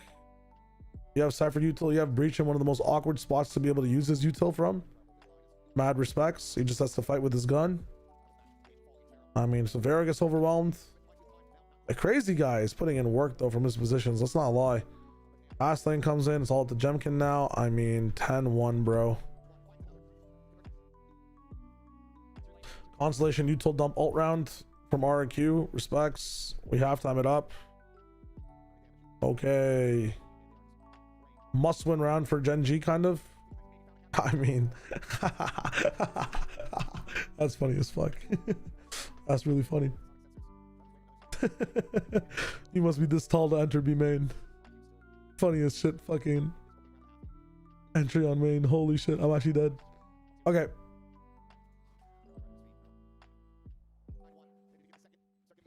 It doesn't have numbers. Texture tries, Gemkin cries, and then Texture dies. Is this next round already? Jesus Christ, we're zooming. Gun difference on A. It'd be like that sometimes. Okay, real talk now. Let's log it in, Gen.G. What happens this round? On defense, we push down A. Able to get the trip down. I mean, RRQ look crunched. Nongshim gets first blood. It's over. This round should be over. Actually not yet. It can still go through market.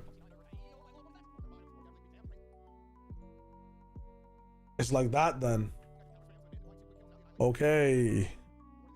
God is on RRQ's side.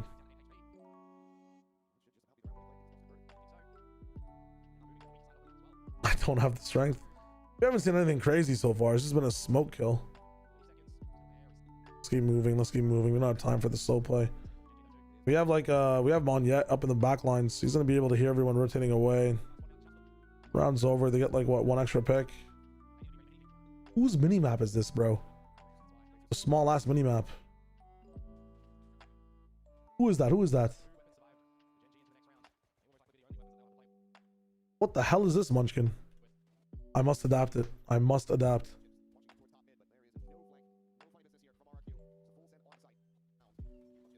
Yeah, I mean, this is anti-eco. It happens. Flawless is really good though from RRQ to build their eco. Okay. Maximum waylay value. One of the coolest ability. Change the fucking ability, man. Who wants to fucking... is that fun? Saturate comes in. Nice. Ash 2 for 1. I mean... okay. How did Gen.G lose this game? This is all normal stuff that's happening right now. Okay, we go for the B take. Not enough people have moved over. I mean, Omen can't really. He has to stay in the spot. I mean, this setup from Gen.G is just kind of terrible, no? I'd love Omen to be like towards the maybe top left side. You can move over now, right? Like we have the line in elbow from Texture. He's still staying there. She finds one. Ash is looking like Joe Biden coming in. Okay, I mean, Texture's offset. That happens, I guess. They're hunting. Replays. Timeout Gen.G. Yeah, good timeout. Good timeout. Tell them about timings. Ask, how do we win this round? We have overdrive. That's about it. And the shadows coming up. Then you've got B control. They've got a lot of A control here. They understand that mid is their weak spot, so they have 3 bolstering top mid. We're totally fine. Market has the stun on it as well. I mean, this is a good Gen.G setup. Fucking 30 seconds already passed. A whole fucking minute is about to pass soon. We kind of chilling. We kind of chilling. They get in. They get stunned. They have to back up. Still in mid. We still have control for both mains. This is where you start to give up control of A main a little bit and maybe play on a passive angle. Okay, they're angling towards B side, which is where the deadlock is, and the Viper. Viper is angling for market. Okay, Gen.G. You can't have 4 people. Like, they can move around, brothers. Get the one guy here. Get the one guy back site. What are we doing? There's the wall is still up. That's why. But the wall will fall, bro. Wall falls, and in transition, Foxy9 dies. He doesn't, actually. He makes the backside in time. Viper's able to answer through market. We have people coming in bottom mid. Foxy9 gets the kill. How did they lose this round? Gemkin finds a trade onto back site. From what, the right side? Why are you going for more kills, brother? Why is the whole team's on that bow? But I mean, it happens. It happens. He's done his job. He's done his job as the anchor. He's bought time. Oh, nightmare take them type shit.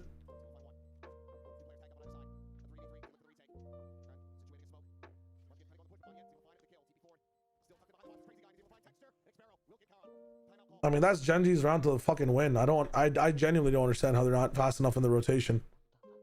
That's crazy. Oh, playlist is this is lo-fi anime. If you search it up, it's like 10 million views. Brian, Voris guys, welcome to the stream. Hello, hello, or Voris guys, hello, hello. Interesting, I guess. I mean, their setup was good. Execution bad. It happens. Nothing to worry about. Let's go next. Anti, don't care about it. We move on.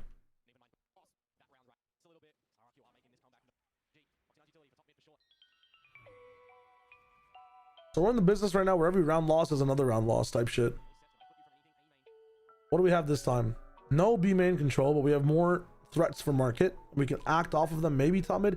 We have a passive top mid with the stun. So you don't need to focus on top mid too much here. If you have this stun top mid, you can just play other sides and maybe react to it later. And again, Texture has a god spot.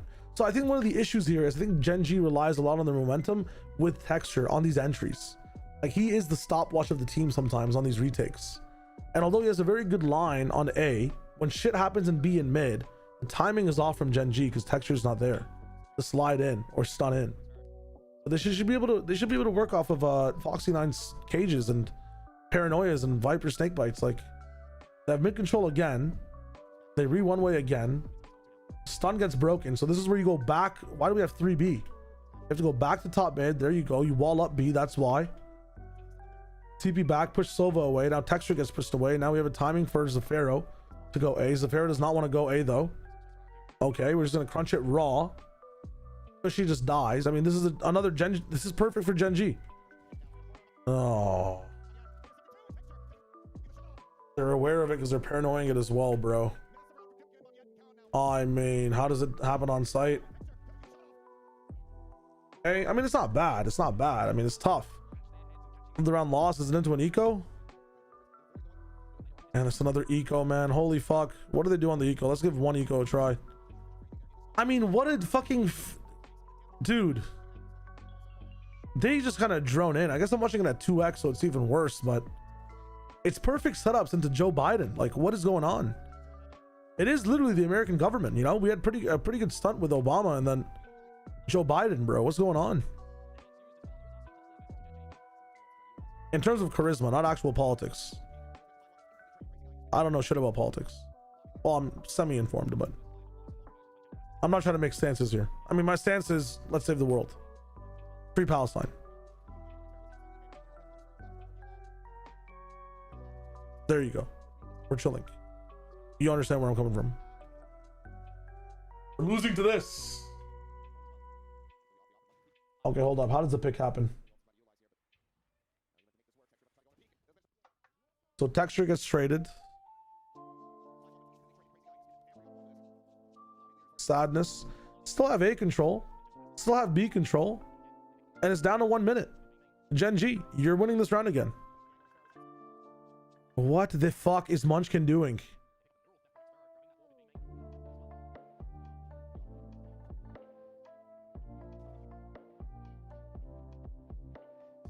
Why? Why? You don't know anything. You don't know. You don't know. There could be 4 people there.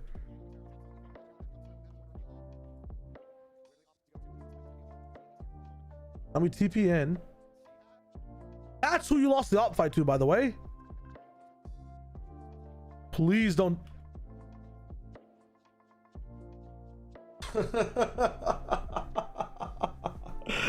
Oh, what the fuck? Damn, you got 32 Baka? I swear you were higher than that earlier on too. I mean, Gen.G just gonna lose this game, bro. I mean, I've never seen decisions like this. You've given like a man who hasn't eaten for 40 days a shawarma plate, and he has dropped it all over his body and then not even eaten it off his body. I can't even find an analogy for this, honestly. This is something you can't even analogize. This is terrible. You know what it is? It's just this frame. Dude, I feel like a time traveler went back in time and altered these rounds. This has some timey-wimey shit all over it. Written all over it. You think I'm stupid? You think I'm not onto you? This is some timey-wimey type shit. There's no way.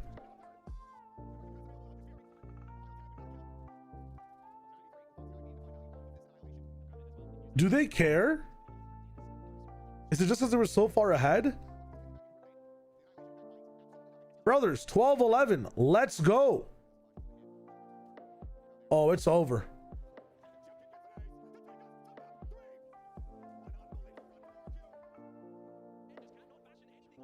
Holy shit. Okay, well, corrode can't be as bad. Holy stomp. At least we made some good time on that VOD. So Gen.G. Oh, fuck. I wish I would just save my YouTube settings between videos. It does sometimes.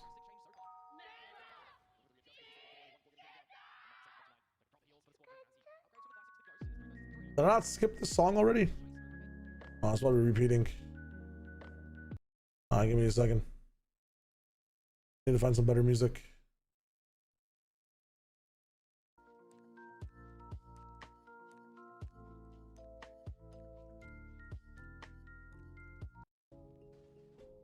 I got My War in this shit. That's crazy.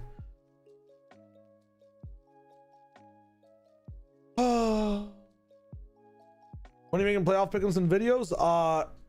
Tonight. I have a meeting at 8. After 8, I'm working on 2 different videos, and hopefully they should be both up tomorrow.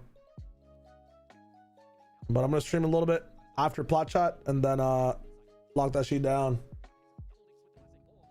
Yeah, I'm doing some stuff. We'll see what's good.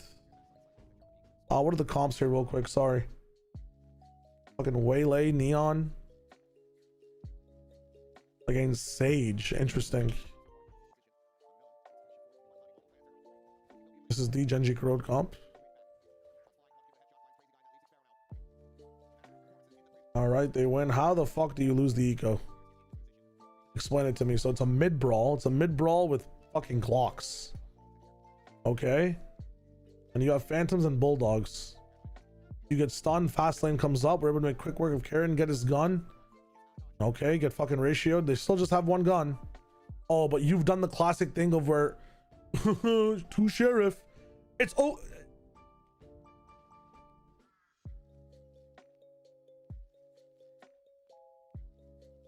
I'm fine. If we have 2 sheriff, why do we have 5 mid? Have 1B, 1A go walk into something. You know what I'm saying? Also, why are the 2 sheriffs sitting at the back, bro? Why is Karen in the pocket? Isn't the whole point of 2 sheriff to fucking send the sheriff in first? Remove the whole team, bro. Just remove the whole team at this point. Oh my god, bro. I think corrode is a single dual smack because you need 2 controllers and definitely a sentinel. I mean, for me, if you guys want to know, you know, ultimate corrode is always Viper, Omen, Fade. You can do whatever the fuck else you want. Genuinely. I think you need a sentinel as well. I think a sentinel is a good idea, but you could also just do whatever you want. I'm not in all 3 regions. I'm just there for Pacific. If they need me to sub for anything else, I'm around.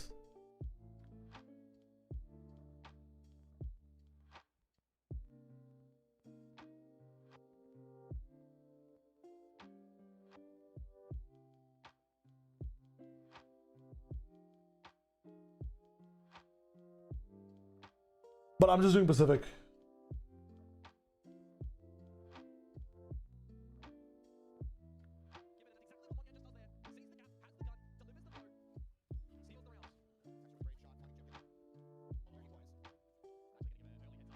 What happens next? More Gen.G wins on the backside? What is this? Okay, so we work an extra. Extra has a gun.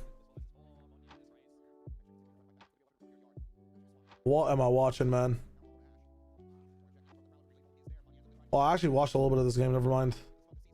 Big C's. C's and blind. Karen still finds a way to save the team again this time. It's muddy. It's giving mud. Okay. Is that a buy round again? What the fuck is this? Why do you have a rifle? You didn't save or anything. I guess you might be. I'm lost. It's all good. Go next. 3-1. This is where RRQ domination starts. Dude, why are we trying to 5B with the Sage bullshit? Then we go back to mid. The most obvious thing in the world. Then we get stuck in mid. Let me go to A. It's the same round.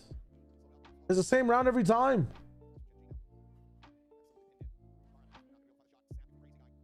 Gen.G. I wonder what they do next round. Hold up. Work double extreme. Are they gonna try to exec B here? They're just getting smoked off. They're just holding for what? This is a buy round.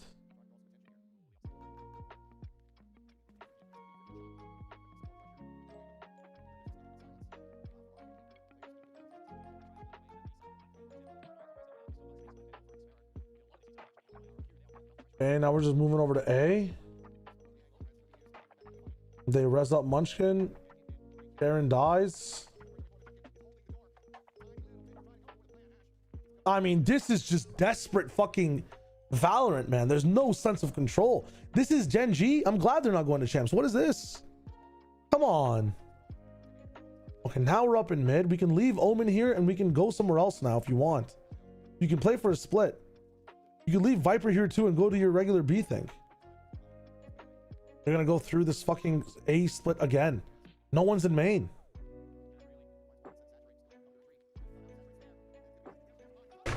It's the same round. This time Jenkin peaks because he's getting bored. I think his contract says he's not allowed to play the same round 5 times in a row. They ult A site. No one's there. Your brain should be elbow, elbow, elbow. Doesn't matter. You just ran out of time. I mean, bro. Oh my God. This has to be one of the worst corrodes I've ever seen. I'm not gonna lie. Okay, leave him here. Go be main. It's the same round. I hope my wife is awake. Okay, no, they're actually challenging top mid. Your spike is behind you. We wall off A main. Now you know it's going to be B. Now everyone's gonna rotate over to B. Omen might ult over to B as well. Okay, but it's not a bad idea. We have the split. We have someone in B main. Wow, we've discovered the B main split 8 rounds into a tier 1 game. What do you know, guys? What do you know?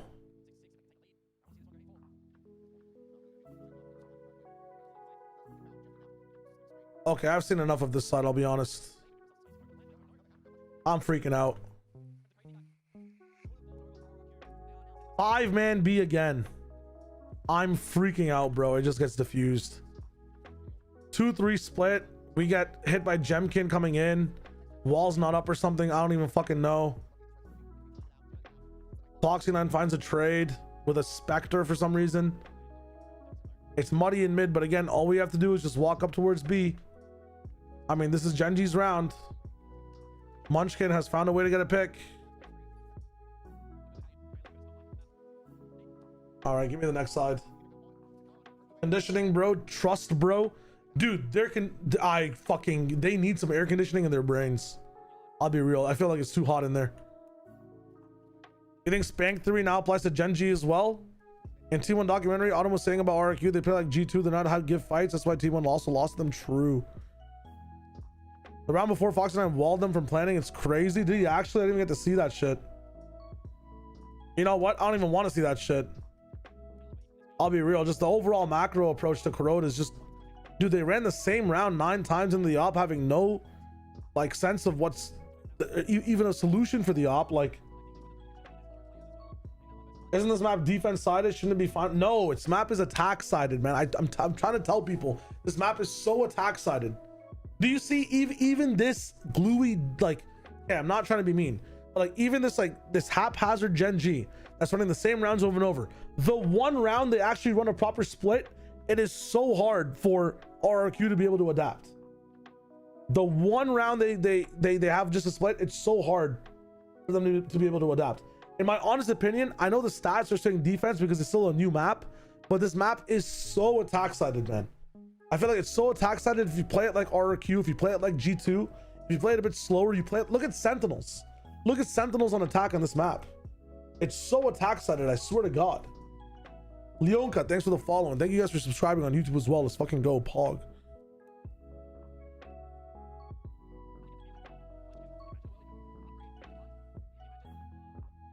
Okay, now we have RRQ on attack. They're gonna go for a 5-man. A exec, not bad, not bad. If you're gonna 5-man any site, I feel like it should be A. And the reason they're gonna be able to do this as well is because they're up against Sage and not a Cypher or Vise. So A is actually pretty free, I'm not gonna lie. The rotate, the rotate being as long as it is on both sides, and the fact that mid control is so easy to just get with one person embedded or implanted. Like, dude, it's an attack side. It's genuinely, just ask yourself this. Why is Split defense sided, right? The major reason why Split is defense sided is that the rotates are so fucking fast. Now, I'm not saying there isn't a thing to say where, like, you know, especially during the beginning of Split as well, the attack side on Split was very, very momentous, very, very pushy, pulley. But in general, as the map evolved, as people understood it, very big attack side, defense sided map. Think about another map and why it's attack sided. Abyss. Why is Abyss attack sided? The rotate from A to B takes 64 years, genuinely. The sites are also set up in a little way, except for the B site. The A site is a little bit is problematic, but even the B side being as easily retakeable as it is, dude, the rotate is one of the issues, or one of the ways you can easily tell if a map is attack or defense sided. Like, why is Nuke so defense sided on CT in CSGO? I mean, the rotates from A to B are fucking lightning fast on retakes. You have so much time to work with, and B, you get into position so much faster than your enemies. In this game, you're always in position. Position doesn't matter. It's just about how the post plant is kind of structured for some of these sites, and that's also like it's a bit favored to the defense here. Don't get me wrong, but the walls are also paper thin. No one's using Odins. A lot of the stuff that's supposed to make these things, this map attack sided, teams have not picked up on yet. Anyways, I will talk too much about that and not be able to get through all my VODs. So, okay, I don't know what the fuck happened that round, but it is what it is. Also, why are RRQ also 5-manning, man? Just please. Okay, Viper left B main. We work for A. We TP back, TP in. Holy shit. Wall up. Ash finds Gemkin. Okay. A little bit of sauce. The Pharaoh gets texture. See now? Holy shit, gotta rotate. Gotta make assumptions here on defense. We can hit mid again and have the option to go BA based off the pick. We leave mid. What? That's not the play. What? We leave mid? Are you joking? Foxy9, just stay there. Use your ears. Oh my god. Gen.G lost his game. It wasn't even an RRQ win. That wall came up so late too. Holy fuck. Okay, good control from Gen.G so far. Zafiro finds a mid pick. I mean, this is good. This is good. You might be able to wall up right now as well. Dude, putting like a wall anywhere in mid right now would be kind of sick just to delay them. It's 50 seconds. Anything. Oh, he doesn't have a wall. What do you use it for? Use it for B main? Why are we walling B main? When did we wall B main? Off the pressure? Didn't even make a sound. What? Why is Viper still on B then? I mean, dude. Okay. What happens the rest of the round? That mid control and one guy on site. Okay, texture, let's go. They definitely win this, right? He gets fucked on by a Guardian. Savero finds another, like he's fucking prime simple. They lock in with fucking, okay, 2v3 and use Nightfall.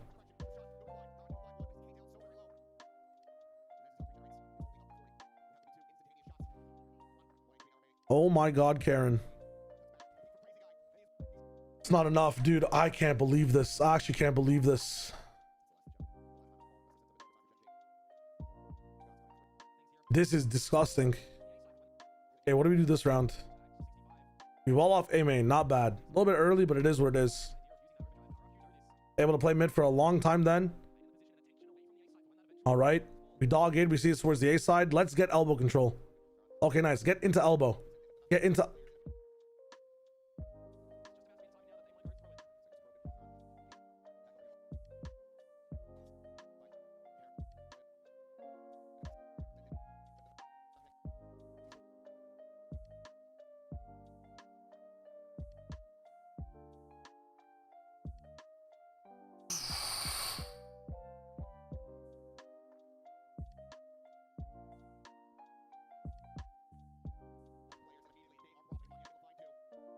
It's enough of that. I don't even want to watch the end of that. I'm not gonna lie. Okay. Let's that's cool. We've done like a little bit of the lowers right now. Let's do some of the uppers. Let's go do we want to really see Talon versus Nongshim? I think I've watched Talon versus Nongshim so long ago. Let's do DRX versus Talon. Let's refresh on this one. Is it a 3 mapper? It is a 3 mapper. Holy shit. Holy shit. Long games. Let's tap in though. I want to come back to RRQ after we watch DRX lose. I think that's the wave. And then obviously we just save PRX for last. It seemed like fast games.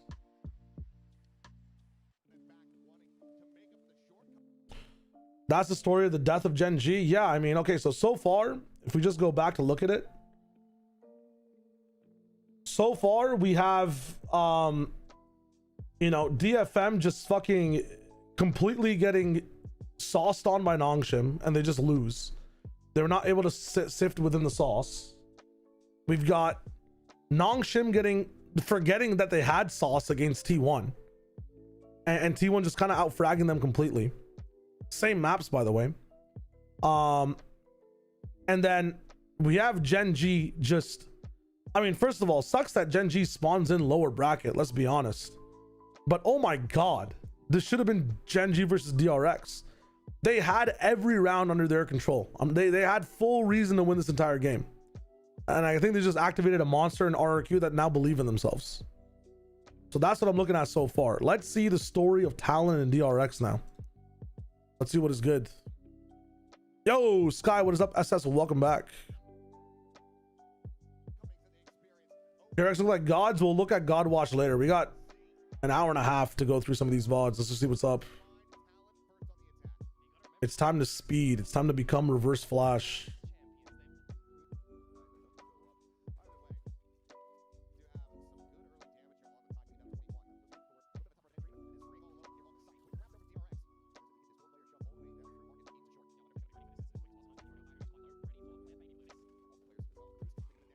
Let me get this pulled up here as well.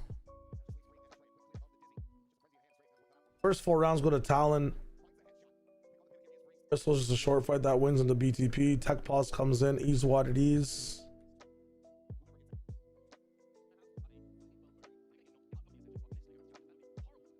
Water.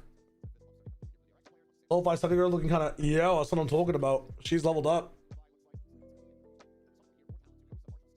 She got a beard and everything. What up, Asa? How you doing? I was Battlefield on the weekend. Okay, tapping back in. I gotta focus up. Enough rents. Jump on the Antigua. What are these comps as well? Astra. Okay, Talon kind of cooking. So everyone's been talking about how Talon have these comps. It's all about Talon's comps. They got like a fucking closet full of comps. Cool comps. Cool comps. Interesting. You can do a lot with this. A lot of flavor in this comp. Ultimate's all pack and impact as well. I mean, Talon could really ult cycle on bind like crazy. I'd love to see like a PRX versus TLN, which I think we get to see actually. The ideologies between both their comps are so different.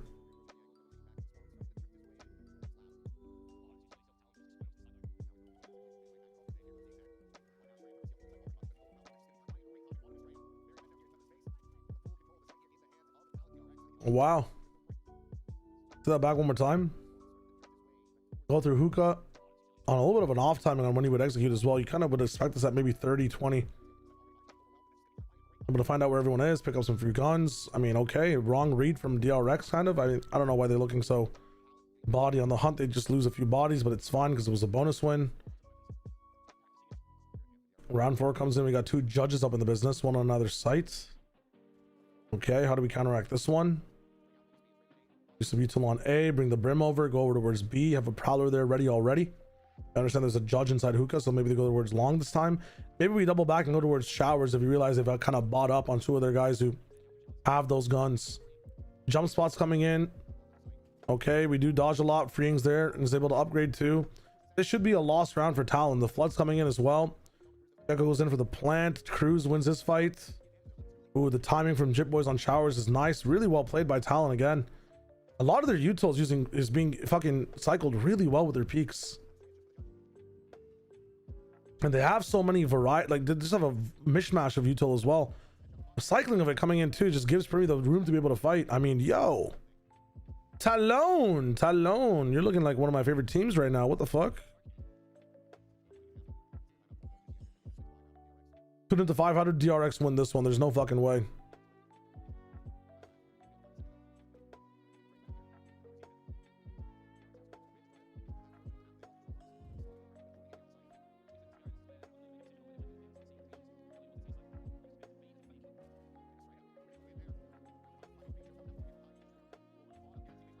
Ult comes in, it's stopped by Mako. Holy fuck. 15 seconds. The stall's coming in, man. We gotta plant. No way. How do we run it all that time? Sorry. I wasn't paying attention. I gotta lock in. I'm trying to read chat. Sorry. So 50 seconds. We're not jumping on this because we're not all grouped together just yet. 40 seconds. Ah, what are Talon doing, bro? Okay, maybe I understand why Frost rages. What the fuck is this? This might be the worst round I've seen so far. And that's after Gen.G as well. That is the worst round of Pacific playoffs. What the fuck was that? How do we fix that? I mean, next round happens almost immediately. 10 people are dead.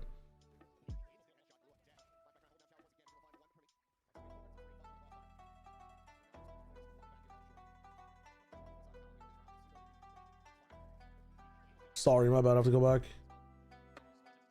Did it get spammed through a one-way? Is that what it is? I mean, guy on top, lost trade, trying to salvage things in short again, maybe get sprayed. I mean, that's just tragic. No, go next. Go next, indeed. It's like a DRX hot streak that starts here now. I don't know what Talon do wrong. They have so many answers for so many things. They have wingman. They have all of Gecko util to use to get like the first preliminary hookah or like first long angle down. They got Nat, nade, sees, so much to be able to take stuff. Primi trade. What the fuck is this? So the net get it down. Nade comes in, pushes him forward. Because of that nade, the showstopper comes and takes him out. His teammates there to trade, maybe.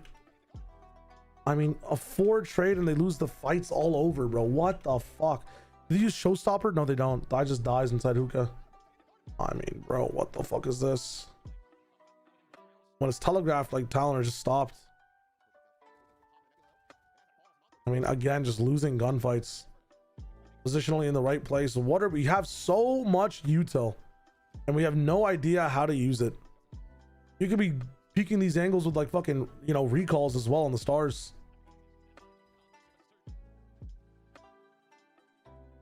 I'm sorry, is this the entire half? Eco, I don't care. Hold up. Eco gets close towards the end.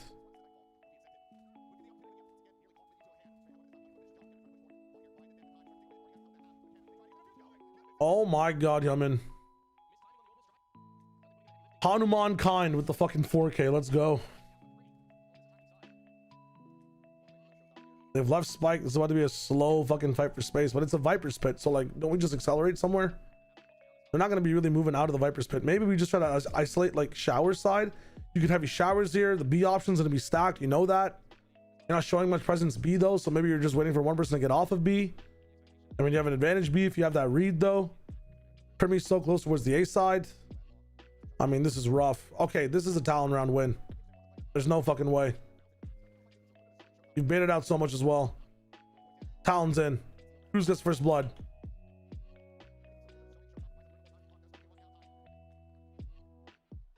Where is Killua, bro? He's busy finishing the hunter exam.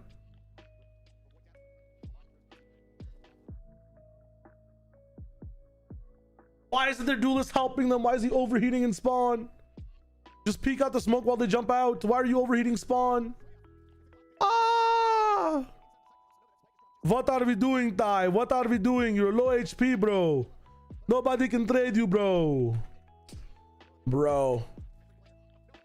I mean, you know, we had the entire talk with how like, who was it? Nongshim had like good macro ideas but bad micro ideas. It's the opposite for Talon. They have good, I mean, actually, it might be the complete opposite. Boombot got a kill. Yeah, my bad. I missed it this round. Desperate buy. We use Thrash to get stopped. We use everything to get stopped. We go in. Hyunmin's just waiting on it. Okay, Hyunmin's like, I know I'm ragging on, holy fuck.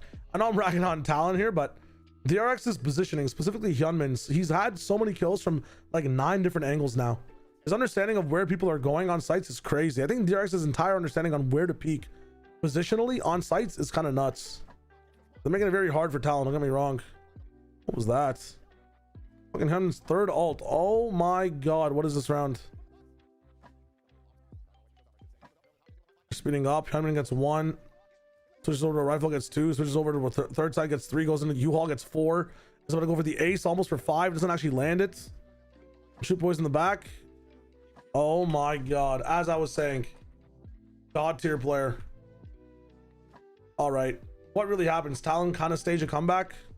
Can someone describe to me how Talon comes back here? Let me just use the site. Oh, let me just use the chat. What is Talon's comeback here? They just lock in? Respects. I mean, I guess I have to watch this up, huh? They lock in, but don't lock in enough. Talon has 5 guys. But on defense, I would, is it like retake based? I see like 1 retake, 2 kills, a few retakes actually. So the retakes look pretty good. Talon training arc, yeah, that's what it feels like. I'm seeing remnants of good retakes. I mean, the util they have just screams like it's gonna be really good for retake. Let's watch some of these rounds. Jip boys with an early pick. They're kind of delaying them 40 seconds. We're not really in position to take anything. We moved out towards sand as well, so that should be a kill here. Cruise. What's going on? I gets 1. This opens up the B side. Primy with the insta TP. Primy, that guy, bro. Sometimes I see the waylay in Primy's head, bro. I see it, even though it's not there. Next round, all the way up on showers. Talon with good trades. Very nice, very nice. Against the eco, I don't give a fuck. Flashback plans, doesn't matter. Next it up. Forcing DRX on timeout, kind of nice. 10-8. Okay, we're going for like what? B fake into A, that's what it seems like. Yep. B fake into A. They get Nightfall out. They see nobody. Freeing finds Primy. This should be free for DRX. Surely. Spikes down. They got Pit down as well. They fail the dog. I have a lot of util though. Wingmaning this could also kind of. Okay. No, Viper's on the right side now. Orbital strike comes in to counter the wingman, it looks like. And we have to save, yeah. A bit too much. 11-8 DRX. I mean, Talon are also being positioned well. It just seems like a little bit of a bind diff for either side. Both eyes opping now. Interesting.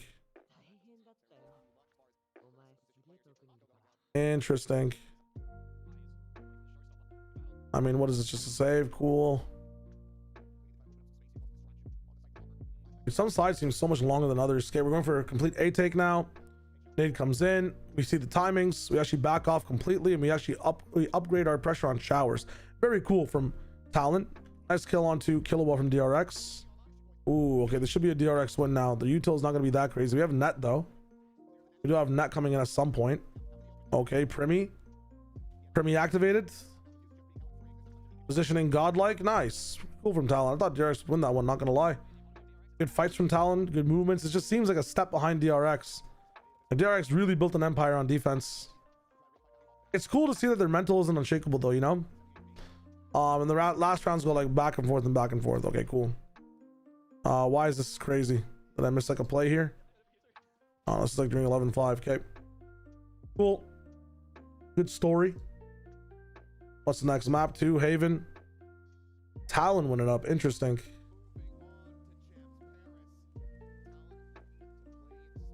Yeah, the biggest thing I see about Talon is that they get lost in the sauce micro wise.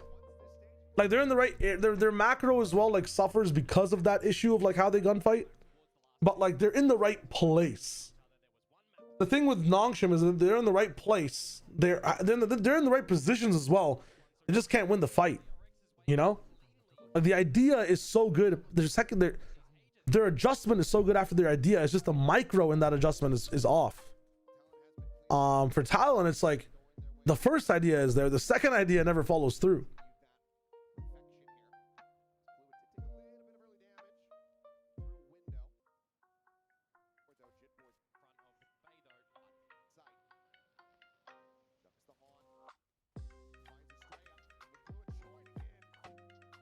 You know what I actually want to see?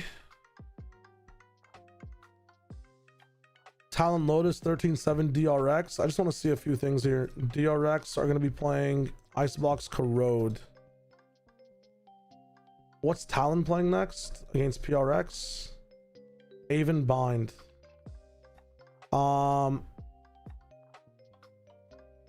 Okay, let's watch Talon win on Haven and skip Lotus, I think, is the wave. In the interest of time.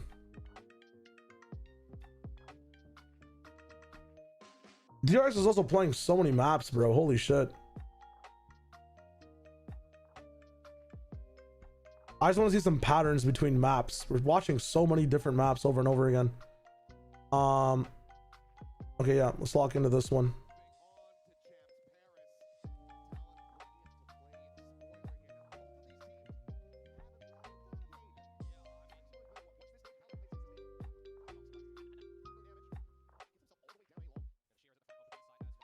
So what do we have? Vise.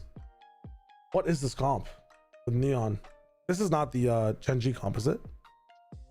And then double duels? No, not double duels on this side. Double Sentinel. Interesting.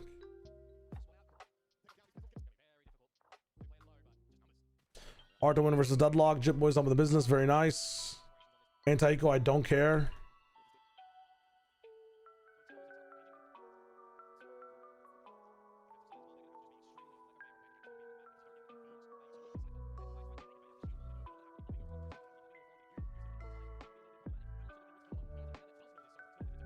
Holy shit, I missed all around. Playing around mid on Talon on attack. You have a lot of options to get in with Sova, especially. That is here too. Smoke the left side, para right side, wall right side. Very interesting. Bait the wall, bait back sight. Too much though. DRX is in the business. All right, real rifle round comes in. We already have first bloods immediately off the gate. What the fuck right now? No A pressure. Talon actually pressuring C. We get a trade off. Viper orb comes up. They grab some people on this side of the map. But Talon keep it quiet. I like that. Jump spot comes in. Ooh, they try to ult it down. So much util used here. What the fuck? Wait, two of their players died. How? Bruh. Skip this round.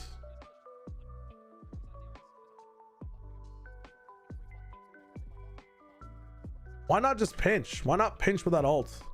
Why are we trying to lurk with that ult? Oh my god. Everyone's gonna look towards the C side. Like, you're inside C link. When there's a deadlock on your team ulting back sight, of course the B guy's gonna look over to you. Like, you have to at least look at it while you're crossing. It's just so ew, bro. Okay, Mako gets Yoru. Talon up in the business of trades though. We're getting scrappy on site. Dude, this fucking C push with stingers is one of the most fucking, it needs to be nerfed. I don't know why this happens on Haven so much. Just dump all your util into fucking garage on these anti-ecos, I swear to god. Okay, now Talon kind of go on a run is what I'm looking at. They have an A take. Coming in the way, one kill can actually just go into so much more. Stop the Yoru clone.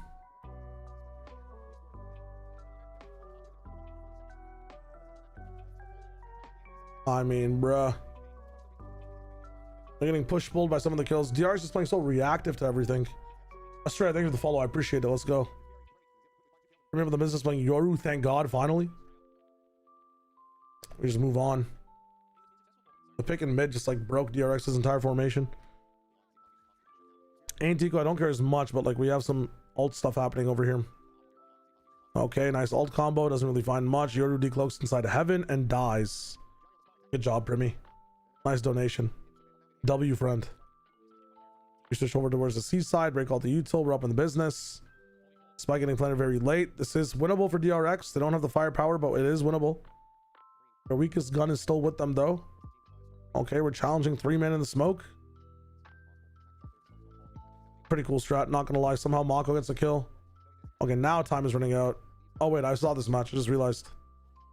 I'm seeing key moments in the match. I was like, yo, I've actually seen this. True. I'm gonna skip a bit more through it then. I think I'm remembering some of these rounds now. The background sounds familiar. It's like anime type music. Actually, it was just very early when I was watching this stuff, and I was doing other stuff on the side as well. So again, this is the only reason I wanted to speed through these VODs. I have seen a lot of these games live. Is just I need to get Sleeper Man activated. What the fuck just happened? What? That's crazy. Jip Boy's up in the business. Holy fuck. He's hacking. Okay, hacking Jip Boy's round. We go next. Their push pull is really cool on this map on attack though. Going one side, breaking util, immediately committing to something on the left or right. They don't have that pause, Talon, in between their macro mid-rounding or in between like their decisions inside this map. Their pause is always coming at first, and they really force you to make decisions. And when they do start to pause off the conditioning of this, it's kind of insane as well. I just try on the timing. It's eco. I don't really give a fuck though. We keep going. Show me the rifles. Rifle on rifle again. Okay, this time I'm in really close to long. I mean, okay, Jip Boys is having a fucking performance right now. Holy shit. What is DRX doing though? Surely you just wait for him to get on the angle or back up, just play your position. I mean, it's tough, it's tough, it's tough. But damn, Jip Boy's activated. He does it through one ways often. I mean, he's kind of fucking nasty with landing and shooting though with it. All right, round over because Jip Boys is a god. Hold up. Wait. Flashback. Flashback.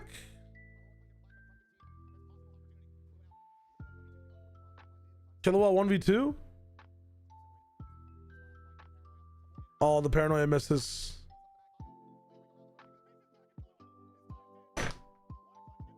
Imagine a world where the teammates played together in a 2v1. Dude, the fucking server would explode.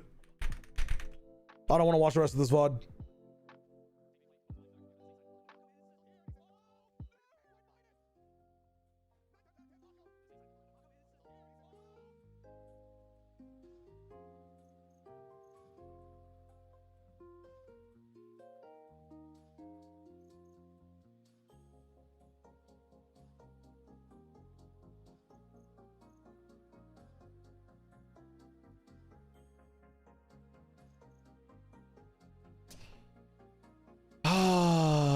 Let's just like jump into the other half, man. I don't fucking know.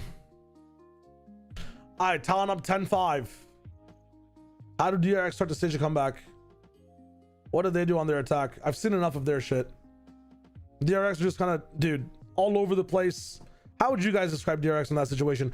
For me, like, their defense is just non-coherent, individual. It's so individualistic. The two maps I've seen so far, they have util, they have positions, but they're not playing Valorant, man. It's like I'm always watching them play CS. They never really peak with util. I wouldn't even mind breach on this map with fucking DRX. I feel like without Tejo, they have no idea how to like fight within util and spacing for certain portions of the map. Like their A main peaks are just raw against people that are ready for it. A lot of their shit is just like their util is so mismanaged. I don't know. Playing together in important games seems like a bad idea to me. You should always go for hero plays. It's just this team seems like hero play central. I don't know. They're getting picked apart, bro. Is this my DRX? Dude, are you guys not the fucking... You analyze the micro of the fist bump between Termi and Frost? Lamau. Talon are definitely looking a lot, but they're always swinging with some type of util, or at least their peaks are like timed well and together.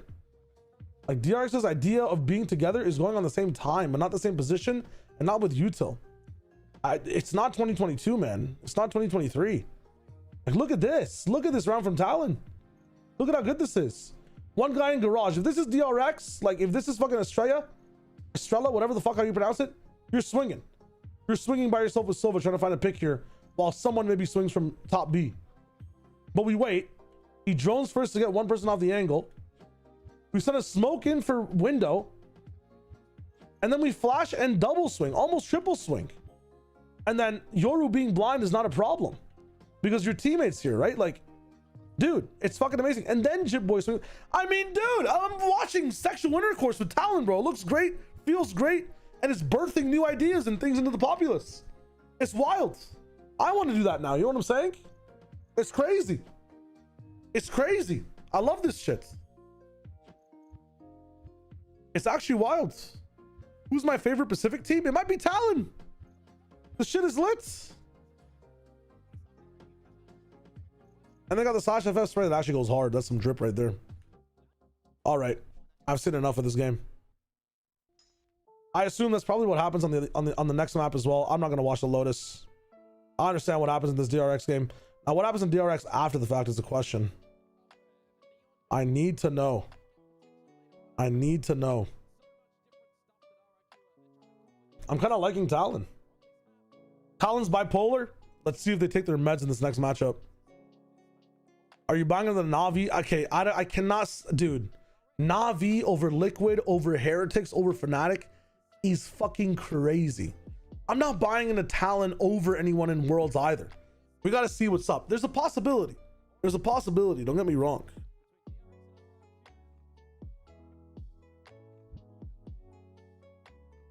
There is a possibility. Don't get me wrong. RRQ look good against DRX. We got to watch that right now. Let me pull up the while this pistol happens. I've already seen T1 RRQ. That shit was lit. Izu was popping. I just have to watch the Paper X games after this.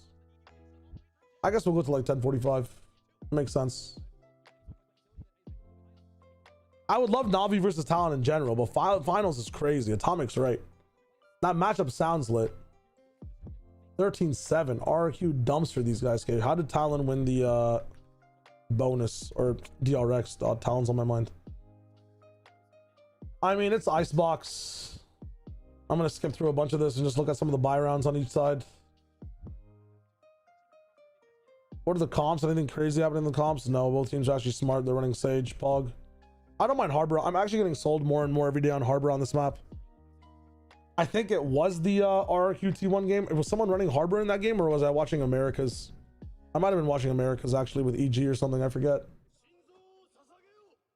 I am streaming on YT as well. Yes, yes, yes. It's Icebox. You can skip the whole map. You know what? Like, dude, bars. What's happening on this Corrode map?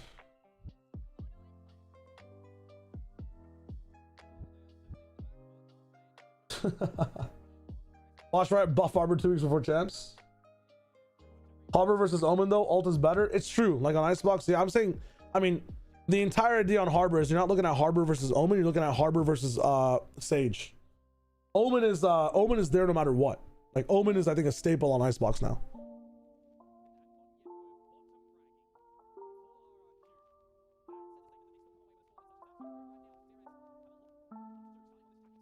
Okay, Corrode, what do we got? We've got the 5 core with Neon, or the 4 core with Neon, not bad. And then we got the double duelist. I'm actually falling in love with RRQ's double duelist comp.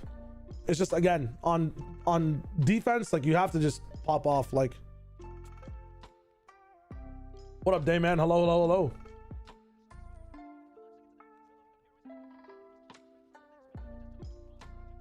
I mean, they forced it through mid. This is kind of nice. They find the fucking defender in main as well. This is amazing from DRX. I'm not gonna lie. A very good pistol so far.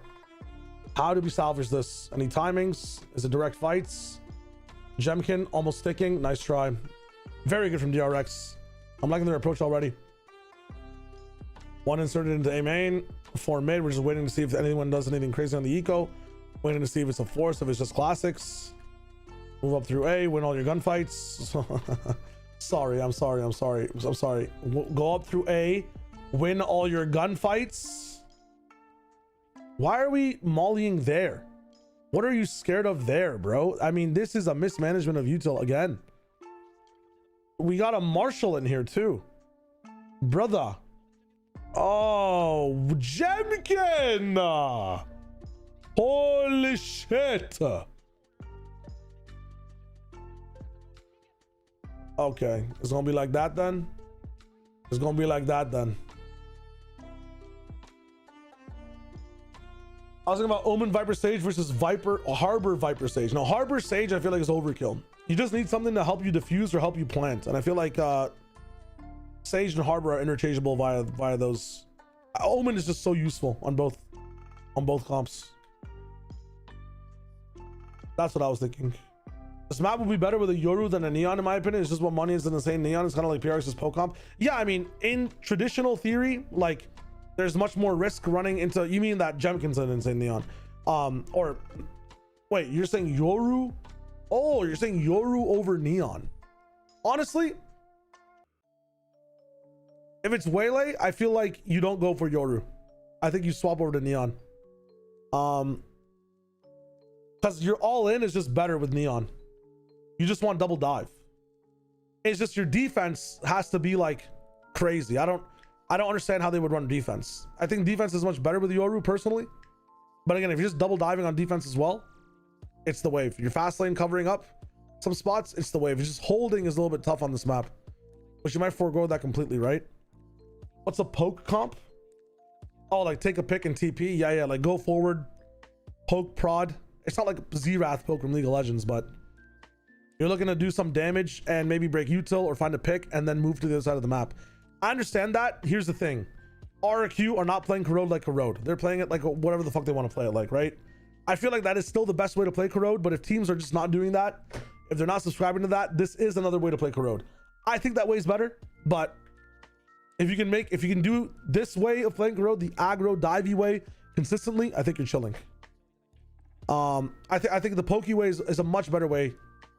The defaulty cleary ways is much better on Corrode, especially with a map that has this big of rotations. But if you just want to execute and pop off, this might be the wave.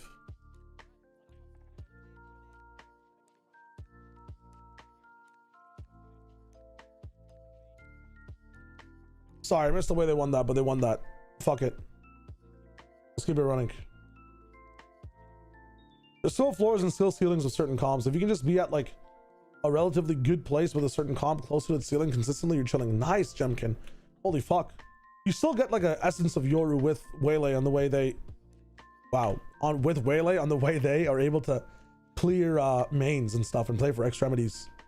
It's crazy that no one's in mid though from DRX. I'm actually gonna probably gouge my eyes out.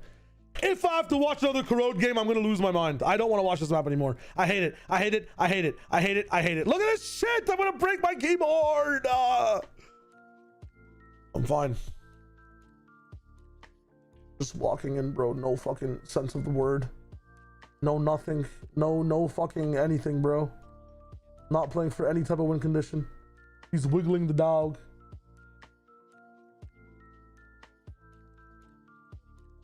I'm gonna freak out. Like, why is your Neon mid? Actually, it's not bad. Neon's fine. All right, it's fine. It's fine. It's fine. Let's go in. It's time to actually make some moves. The fuck is this? What is this? I've been pulled into a different dimension. Okay, we're up in the business. Big retake coming in for RRQ. They have an op on Jemkin though. Jemkin's got his ult. Are we gonna use our ult? Jemkin is in fucking Narnia. Somehow RRQ are still gonna win this. How? There's no way, right? There's no way. Yeah, there's no way. Costly though, costly. Keep moving on, keep moving on. It's such a back and forth game, but it doesn't make me understand both teams a bit more. Probably one of the best VODs to watch, I'm not gonna lie. I need a 4-second meditation session. It's only I mean, listen, I'll be fine. I'll be fine. I'm gonna drink water. I'm gonna be fine.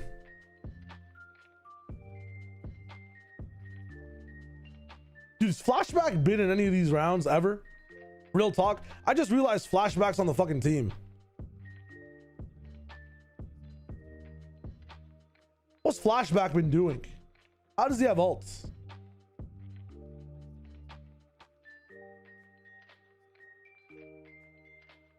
I'm sorry, what the fuck was this round? Jemkin opping, they actually challenged mid for once to have a mid-A split, kind of.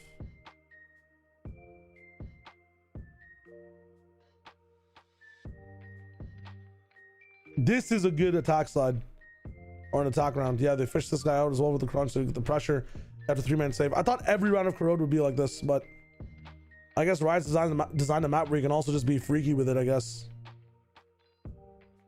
1 merc, 3-man, 4-man crunch. They're not ready for it this time. Jemkin has had this ult for 96 rounds. Okay, here's flashback.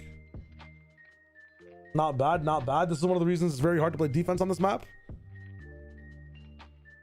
Another DRX win, right? Oh, what is this pit? Ugh, I'm on yet. Ugh. He's kind of going freaky with it though. Yo! Oh, Zafiro with the baits. Dude, Zafiro's becoming one of my favorite Sentinel players, man. What is this? I never got to watch this guy this much. I'm like, with a name this cool, I want to see more highlights out of you. And you're doing it, bro. That was a crazy 2-man operation. I know there were more people involved, but god damn. Holy shit.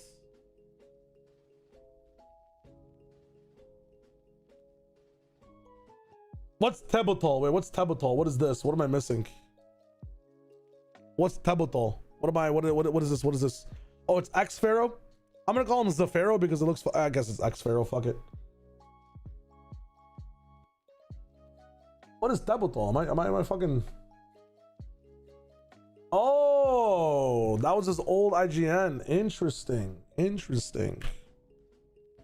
Well, to me, he's X Pharaoh. Dude, Zafiro feels just better to say though, I swear to God. Now he's not my favorite player anymore. What is this round?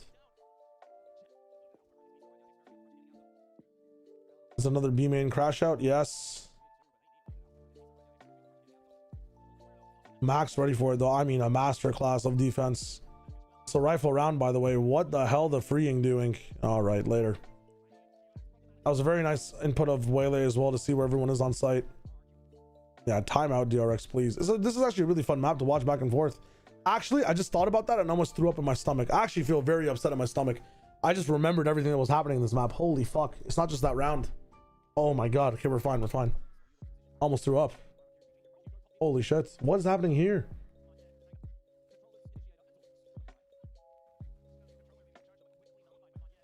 Monet traded by Hyunmin. I mean, maybe it's a good idea not to run one guy here 24/7 and maybe take mid as a defender like crazy and then play retake on one of the sites. No, surely we have someone in A main. Maybe we just get off A now and go play B and then come back to A through mid afterwards. Yeah.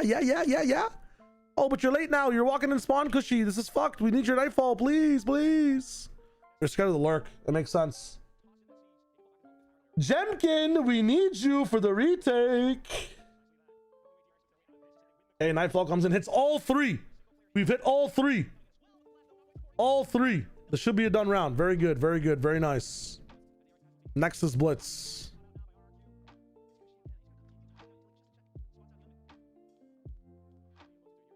Reverse Ratatouille ego scene, deadass. 1-3-1, the best way to do this on defense is to challenge one of the mains. We do that right here, right? Okay, X-Pharaoh again. Oh God, you're dead. Nice try though. He popped an ult out early. Oh shit, the DRX are just winning this one, I guess. Sure, bro, why not?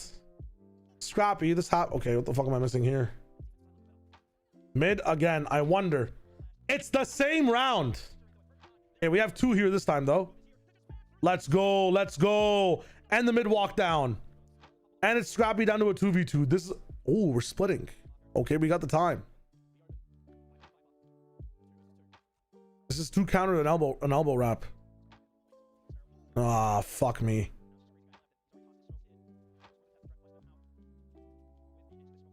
Did Imagine he stuck that? Ah, rip. Sorry, spoilers.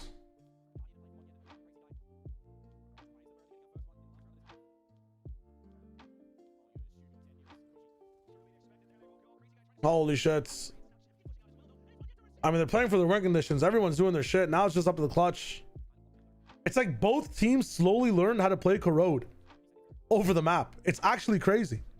They're learning. They're adapting. These could be 2 very good teams. I understand why people want DRX and champs now. I get it. I truly understand. Dude, when DRX look good, I feel like I'm in heaven again. I feel like I'm 13 years old, riding my bike, going to the convenience store to buy a Slurpee, chilling with my best friend who I just met like last week, but we know each other like it's fucking been, we've been brothers in war. Like it feels like olden times. It feels like things are right. But then I snap back to reality on a round where DRX just 5-mans B and dies.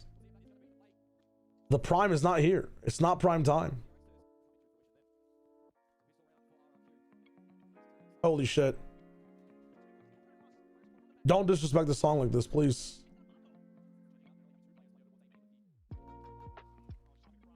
And they're not.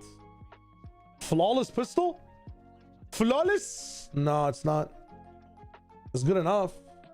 Skip.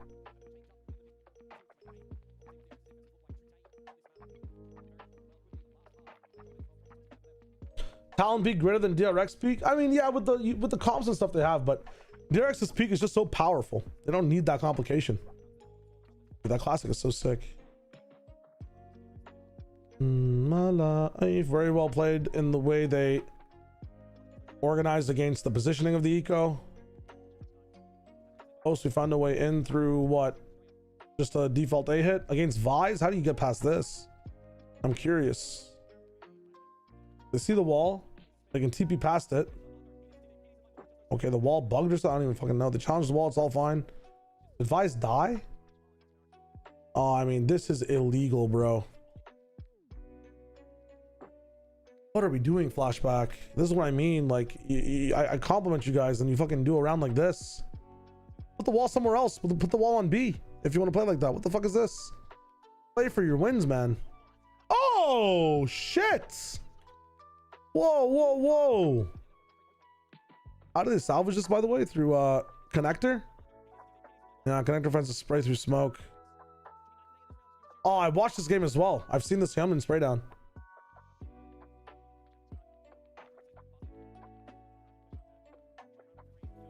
That's crazy, man. Actually crazy, keeping them in the game. How many innings? Like 10s? I can see that. What is Freeing doing? Dude, I'm watching the same rounds over and over again. Yeah, you guys realize how much easier B is to get these picks and stay on site with. A just takes like 19 immigration applications to get on, man. It's so tough. You gotta win the main fight. You gotta win the connector fight. You gotta win the fucking possible elbow fight. Then you gotta get on the site. Then you have to hold the site before the plant. They might actually just end up swinging in. Then it could be spawn or a flank or fucking link again. Meanwhile, B, I jump into the hut. I plant the bomb. It's over. Easy claps. Keep it simple.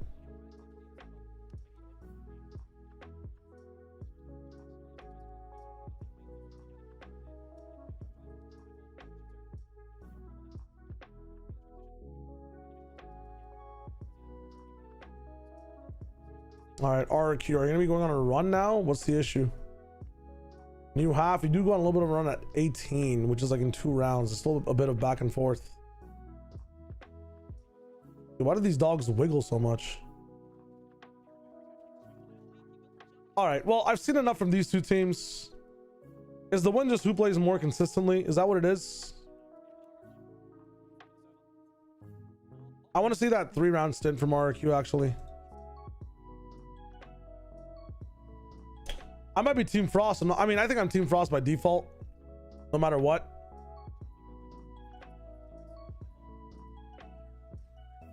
Oh, wow. I like this entry a lot. Holy shit. You're not able to hear where he dashes in and out. Okay, that's kind of sick. So they do it with like their macro, they do it with everything. Okay, cool. Yeah. So DRX, it's not like they were having an off day or anything. They had good ideas. Just I feel like RRQ are playing so well and are slightly ahead of them. Icebox, I guess the same type of shit happened where they're just getting picked a little bit earlier on, and everyone else is just winning. RRQ just seem in better form for today's Valorant. That's all it is. Cool. Now we have this series to watch. Holy shit. All right, let's look at the comps real quick. Device Sage, interesting, on Sunset. Very cool. I love Sage on Sunset so much. This is such a fluid comp. No one's ever really anchoring on this comp, or if they are, it could be anyone. Versus just default fucking Ascent levels of gameplay. Double Duelist Sunset. Very fun.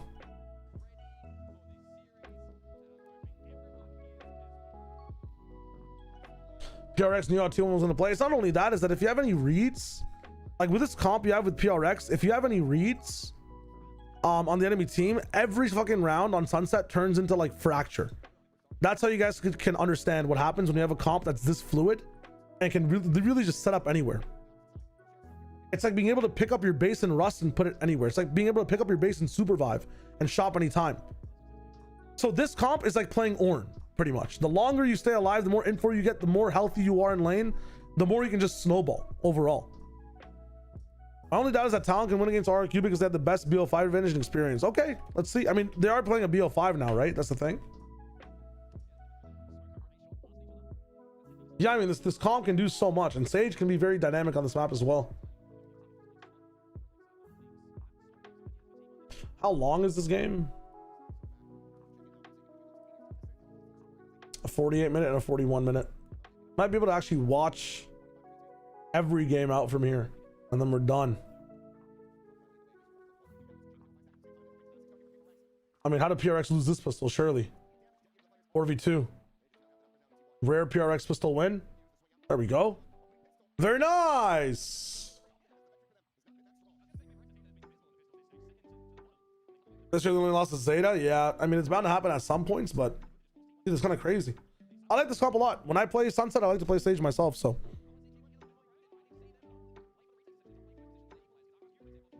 Yo, Noosh, thank you so much. I'm only around for the next hour, guys. I'm going to be going at 10:45 to join the plat chat call.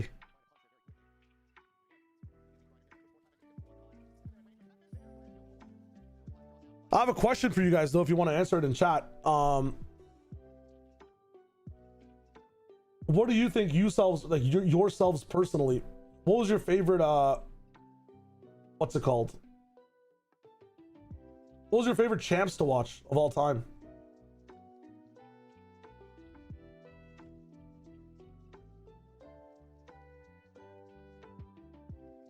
The EG win? Hell yeah.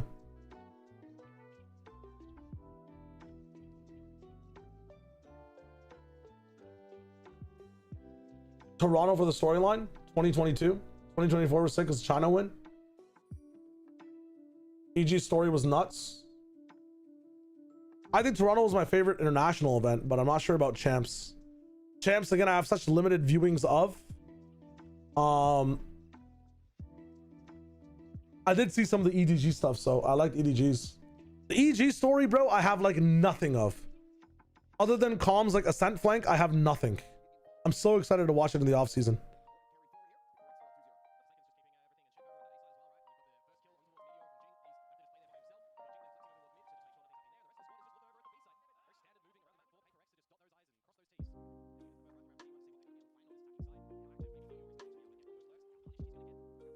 All right, real rifle round.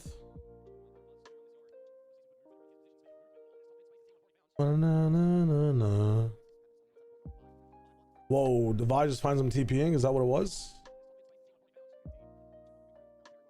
What are we doing, brother? It's interesting. Running this comp, like, you give people too much freedom against certain types of Utah, and they start doing crazy things.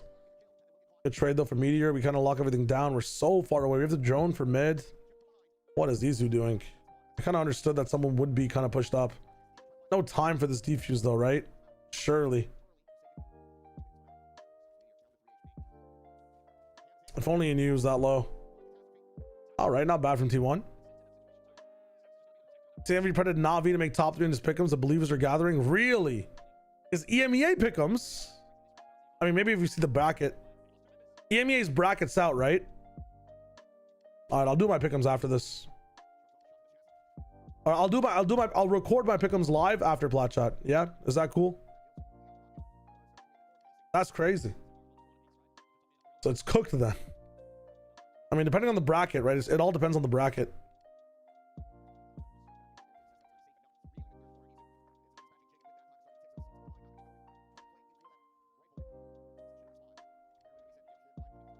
You're saying Navi's top 4. Maybe after looking at KC a bit more after the fact, it's the whole thing.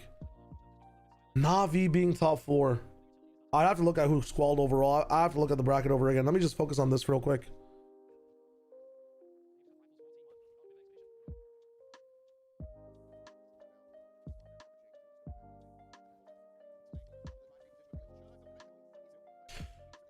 Meteor's back, and again, Device is able to shoot though. I mean, they're not gonna be able to win this one, right? There's no way. Now T1 going a bit of a tear here, so let's just fuck off on the eco. Oh, big flash in from the left side, kind of put some pressure on A, run down on B, kind of pull the guy in top mid. Lots of pressure on something right now, but he's got dart, he's got his own info. This Viper wall is very interesting down mid as well. You're able to peek and clear a lot of things and rotate as well through both sites, a little bit safer. Okay, Devi finds Yoru. Not peeking into them is crazy, man. They're really electing for gunfights more than anything else. This wall makes it makes the walk-in so awkward for Neon. Holy shit. Meteor is going insane in this one though. Holy shit. They gotta use Showstopper to take him down. Wow, DH again. So consistent, man. Wow. How did T1 come back, or PRX come back from this?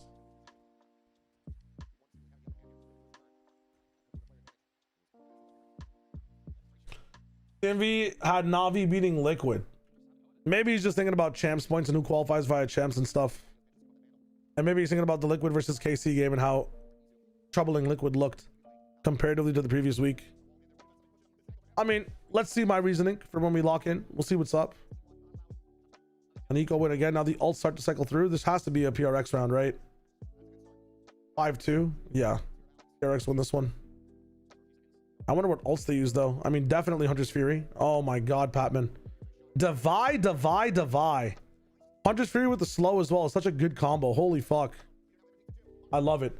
Lamedi with the prime. Thank you so much, my friend. That helps me out a lot. Hope you're having a dope day. Thank you for the support, brother. If anyone was sleeping, I've woken you up. That's anti-ASMR, but it is what it is. Okay, so these hunters fighting early. Jing on the angles, able to get one, gets traded by Stacks. Yo, Traverse. The prime as well. Thank you, guys. Holy shit. Too kind. Welcome to the Shy Gang. Forsaken with a peek off Pero or what? Off Pero or timing? Ah, he just has aura, I see. Maybe it was a drone or something. Doesn't matter. Maybe timing of the Yoru ult as well. All right. They seem to know what T1 wanted to do. Very good for Forsaken. Holy shit. This Fossilbot keeps taking my number one. That's funny as fuck. Thank you guys for the support, man. Holy shit. Yeah, Sova was joining and they had a Yoru ulting as well, so they understood the timing. Let's fucking go. See, the thing is, PRX will take the timing. I need to see more teams take that timing when it happens. I forget, man, I always forget. I know it's happened before, and then I always forget because I don't have the memory bank of Sliggy, bro. I swear to God. I just gotta pay more attention when I watch. It's fun doing this. I end up talking so much on stream. 3-man through, I mean 3v3, we have some options here. Plant slightly default. Send 2 on site.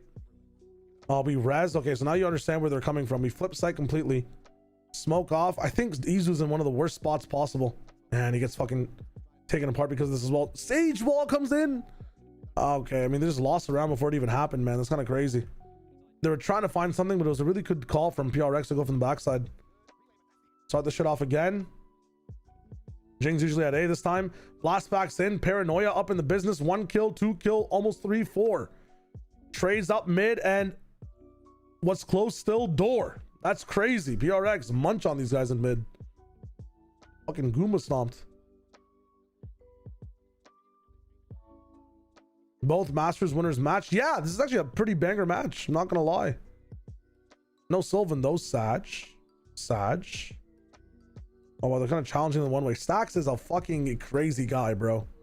I mean, I know we're not watching RRQ, but ew, Patman, ew. Again, they're just waiting. They know. They're letting T1 run this shit down, bro. This is crazy. This team is so good. All right, T1 win pistol. T1 win the bonus. Or the anti-eco, and T1 win the bonus. How does that happen? Or was there a force? Must have been a force or something. They're on fucking pistols again. Okay.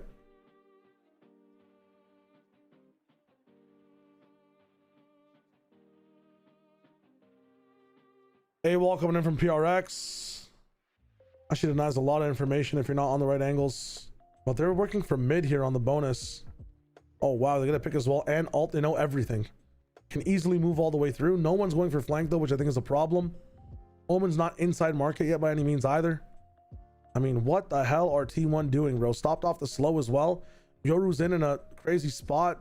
Buzz gets one, has to maybe get out. Buzz is in the business, bro. Buzz! Doesn't matter. Not enough firepower. If someone flanked, maybe you had the time. It's a Cypher ult. You have TP as well, DH. Hold up, sorry. This is another rifle round. How does DH get picked immediately? Oh, wow. Was he hit by a stun or something? Or did they just walk up? He's trying to throw a smoke. DH. So one thing I've noticed about DH in terms of a weakness is that if there is a set play, like he's really good at certain set plays and being creative after that set play moment is done. But if there's a job for DH to do, he can't cancel it to do something better. If T1 already have an idea and already have a practice for a retake. So like right here, the way he's smoking based off the A pressure. In that previous round where he's kind of using util for Izu to get into market rather than flanking over into A main. Or B main, apologies. It kind of reminds me of like Baby Bay and like map 3 Lotus versus Sentinels, where like it's the safer options to play for the team. You might see the gap to maybe go lurk and do something else, but like it might just be an experience issue, right? What makes this comp so good, even though there's no info senti, just based off this map, you have to be very aggressive and take timings, SS.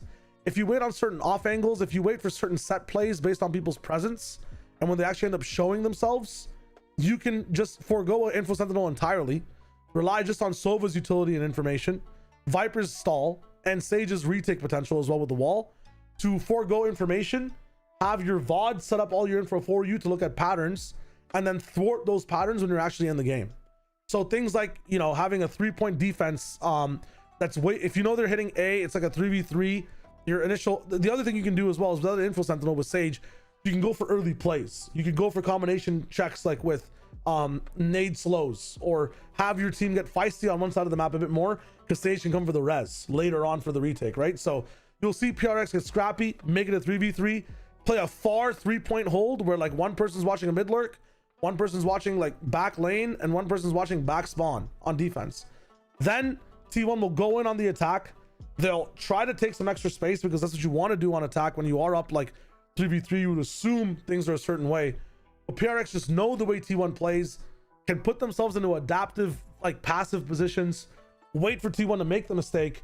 They don't need the info. They already have the info, and they're creating scenarios where they're at advantage just off the fucking download they have on the other team. So don't need an info sentinels. Don't need an info sentinel against a team you know might disrespect it. The Sage is just able to make you a bit more dynamic at the start of the round. You have to be smart in the middle of the round based off the information you already got. It's just Sunset's a fast map, so sometimes you don't need the info. That's all it is. Does that make sense, SS? That's just my head canon theory. You guys can challenge like my understanding of that, but it's one of the ways that it works on Sunset for me. Sage can just, instead of getting information, make a play on one of the sides of the map. And if you get information on that side of the map, if the play goes right, the play goes wrong, regardless, you'll understand what's happening on the other side, right? Like if I'm looking through 2 doors trying to find information, like there's a goat behind 2 doors, 2 garage doors. If I open garage door 1 and the goat is not there, it has to be behind garage door 2. There's 2 sites and mid to play for PRX. If they make a play on A and they hear nothing, see nothing, they're able to even peek it, play aggressive, and find nothing, and they understand the pressures at B, they can adjust their A and mid take and mid hold to wait for that pressure and then full retake. And their retake doesn't ever, like, the Sentinel, the way you can play this map playing hella passive is just not having an info Sentinel, because the info Sentinel usually has to anchor, and when you're playing passive you can give up the site completely.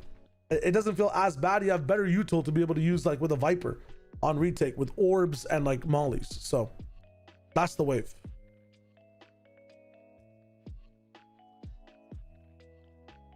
What is Buzz doing here, by the way? Oh, he's moved through B main with an operator. But Forsaken just knows. He's jump spotting mailbox like he's working for Canada Post. What the fuck is this? Forsaken UPS mailman. He just knows. Again, this is the thing, right? So like no info sentinel, no cam to be thrown in B main, but they work for A. They understand the pressure that was at A. slowly go back towards B, understand the push because this team has a Yoru Neon. You can TP back. It's sub 110 right on the clock. Do I need a Cypher camera for that? Do I need a Vise wall for that? Do I? If I know the team will play that way? Leaks. Thank you for the 2 months, my friend. Welcome, welcome, welcome. Thank you, thank you. That's what I'm talking about. Thank you for the help. Let's go, let's go. Big W's. I mean, they just got completely red again.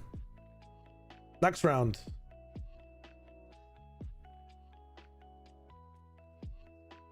Where's my audio at though? Go towards the A take and actually, like, it's like they wound T1 positionally. This is the way I want to describe PRX in this matchup. They wound T1 positionally or by getting a kill, right? They wound the team. It's a 4v5 where they're in bad positions. Like, there's no util on the site. They're playing passive. They can only really play off the one way. They've given up elbow. Then PRX either tend to lean on the wound, so they'll push on A a bit more, or they just reset everything and, like, you know, sweep the leg completely on the other side of the map. So they'll fracture your ankle and then slowly lean on your ankle, or cut things off completely, wait for round 2, and then sweep your fucking leg entirely. Last round, sweeping the leg. This round, leaning on the ankle a little bit. They're going for a backside plant? Whoa, that is sick. And eventually this wall will die out and you can just play for elbow. That's cool as fuck. Again, lean on the wound. You have that much elbow control, lean on the fucking wound. That's cool as fuck.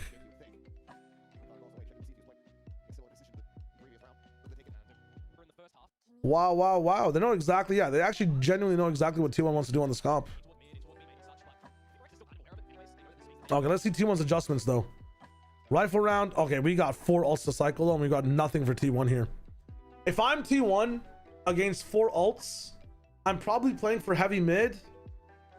Am I playing for heavy mid? Because you're running into ults on extremities, 100%. You're probably playing for heavy mid and flank. You don't want immediate, like, you want Yoru somewhere immediately at least to gain some pressure, pop an ultimate and TP off. You want Omen on an extremity as well because you probably want him trading a paranoia for an ult. Let's see what they do. The thing is, Devi's ult just makes everything so valuable here. Yoru's just also not on the right side. You're not really fighting B main. Yeah, there's the fucking value, man. And Devi gets Izu because you're playing Neon and you want to try. Ah, it's so beautiful. Does this just happen for the rest of the half? Okay, what happened here? Okay, this time T1 has the ults. No Hunter's Fury though. Really? I mean, it's eco. They're saving their 11-8. You're playing for 12-8. I don't know. I'd rather play for my ults this round and then play with rifles the next round. At least use, like, at least have stacks in a position to ult. I don't know about that one, man. T1's playing a little bit scared. You're not playing to win. You need to flip rounds like that. Yeah, dude, that's rough. Oh shit, what happened in the last round? Last round, they've conditioned the rest of the map so much. They do nothing at B? Holy shit, what is this? Oh, that is sick. You're able to do that because of the Viper wall that comes in that doesn't let people actually see you coming through. That's cool as fuck. Nice try. Smokes are out. How do we win this one? Sage wall off right side? No, no one's peeking you. Jing walks in, and what is Stax doing, bro? It looks like Stax was calming and looking at minimap. I think he might have been relying easy to find something. So Stax dies with his ult. My stomach! Sorry for the fucking amazingly horrible noise. Oh my god, they all die with their ults. I'm in such pain, bro. That is disgusting. That is actually disgusting. Holy fuck.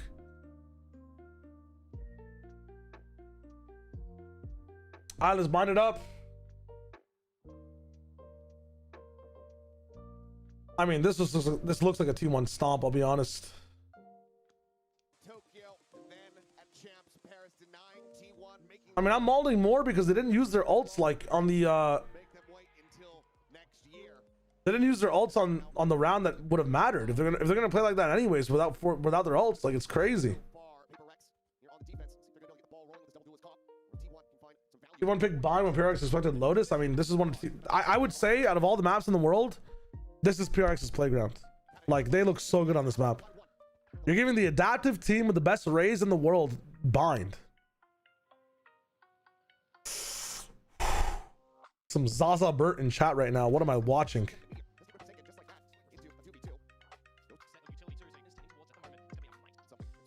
Just wanna hold your hand. Yeah, and they have like one of the best Yorus too. Who ops? This has to be one of the best anime openings of all time as well. Holy shit. Or Divide. Divide has actually been so good in these series as well. Holy shit. I think Divide has like some of the best impact frags I've ever seen.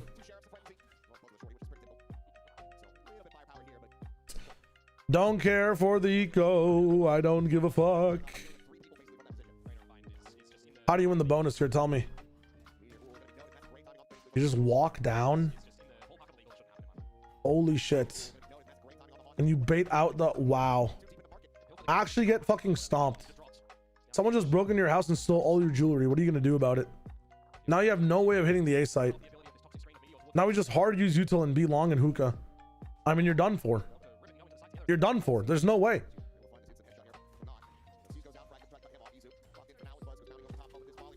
There's no way. There's actually no way. You dude, no. You're done. You're done. You're actually done. 4th round's an eco. We don't give a fuck. Next round's a blip in the feed. How does T1 have a sense of life here? Let me see. Okay. Okay, Meteor. It's always Meteor, man. I'm noticing it's always Meteor in these moments. Meteor will have to find a 2K, but they can't do that every time. Oh, a little bit of a misread there from DRX. All good.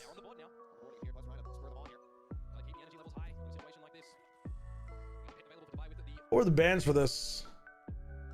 Ban Icebox and Corrode. I mean, PRX can just permaban Corrode against everyone in the world. I think every other map is fine for them. T1 pick Sunset and PRX pick Bind. Yeah, brother, they're gonna pick Bind into you 10 out of 10 days of the week. What are we doing here?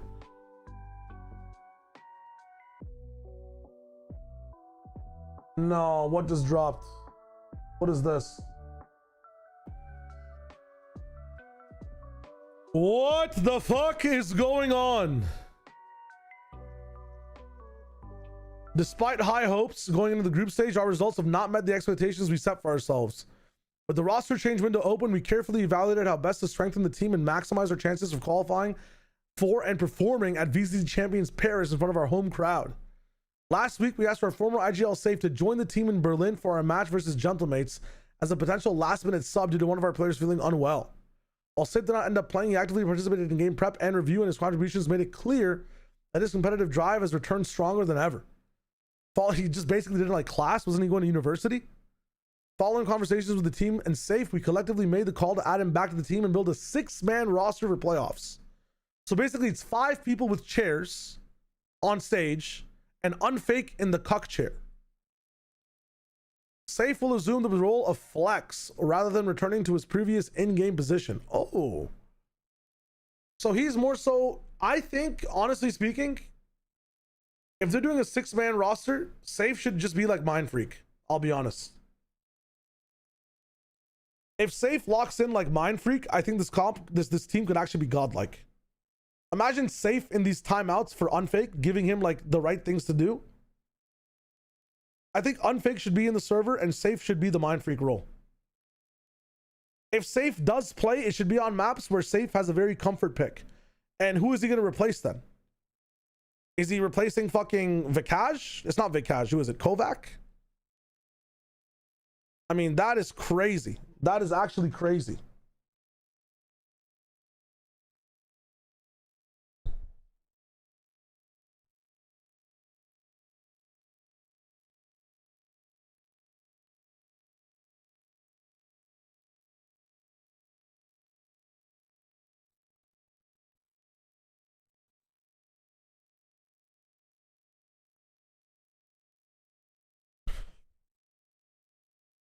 That is crazy. Minus Kovac plus safe, but then what? I mean, dude, it's kind of crazy. It's kind of crazy. Vitality's in the subnet team since the team that uses a sub the last 3 majors have won. Ooh. That gives me, listen, this is why TMV, I don't post my pick'ems till after the tournament is done. So I can be 100% correct. You feel me? That is the wave. I think he serves a mind freak role, but he can still play as well. I mean, Safe is insane. He was on par to be one of my favorite players of all time next to Valen, but again, this year did not pan out. I mean, holy shit. This is crazy. The one way to actually mask that he's up there too is so genius. Round 5 is sick from PRX. Some of the stuff they have to counter this T1 basic ass entry shit is crazy. Now tell me how you counter this Raze ult.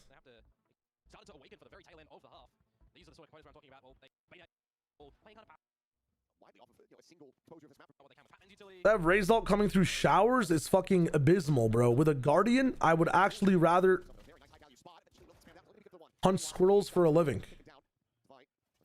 Okay, it's not used yet. I mean, they just walk in and kill PRX. When T1 do some crazy shit, PRX are just not ready for it. When they do the basic shit, they're just gonna walk down A on some weird ass buy. Honestly, if they were just playing with like a strat randomizer, I think T1 have a better chance at beating PRX. Alright, I got you, Lee. Enjoy. Thank you for the sub, my friend. I appreciate it, brother. But this game's already crazy and I have no idea what's happening at 2x speed. Listen, I understand it all now.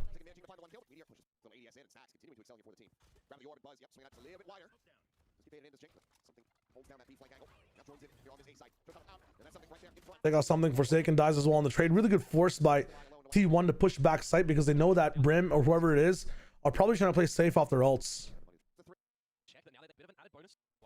Not bad from T1.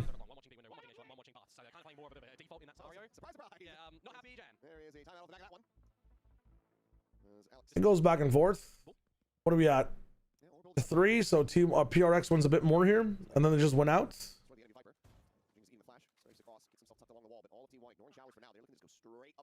I mean, is this entire game just is that what it is? So now, like, if we're looking at PRX reading them, they double up in showers, do a very big prio hold. They don't even use any smokes yet, I think, from the side of Forsaken. Oh, they're gonna smoke for the retake. Okay, so now they smoke down. It's hard to get the plants down. They orbital strike. Wingman, something's in the business to be able to TP out off of it as well. He gets a third in the business too. I mean, yeah, complete round read against T1 again. Perfect setup. DH in the business, but what can he really do?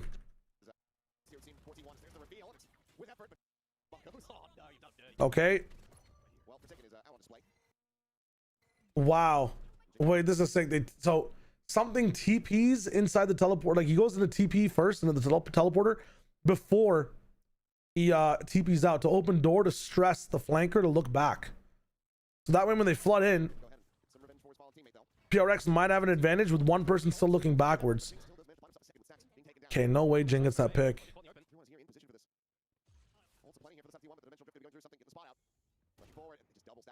Nice. Dimensional drift to find that. I mean, bro, something is so good. That is a really, you're not going to see that on VLR, but that is an amazing round from something. I know Jing popped off there as well, but really, really good. Just understanding of the game from something and understanding of Yoru and player habits. That's amazing. PRX Abyss will be interesting because like compositionally, you do have to like sacrifice a little bit of the W key gaming for the defense side of something like Abyss.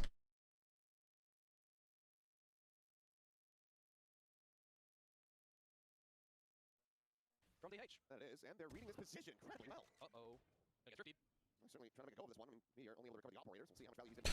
Interesting Viper Wall from Meteor. I don't think we've seen it at that angle. Which one are you talking about, Spruce? I might have missed it, but my ADHD is getting fed.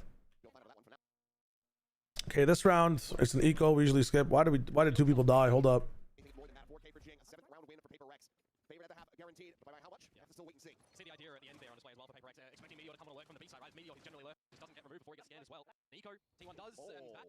DH beats it out again. Good strat. Meteor beats out Forsaken. Shit happens.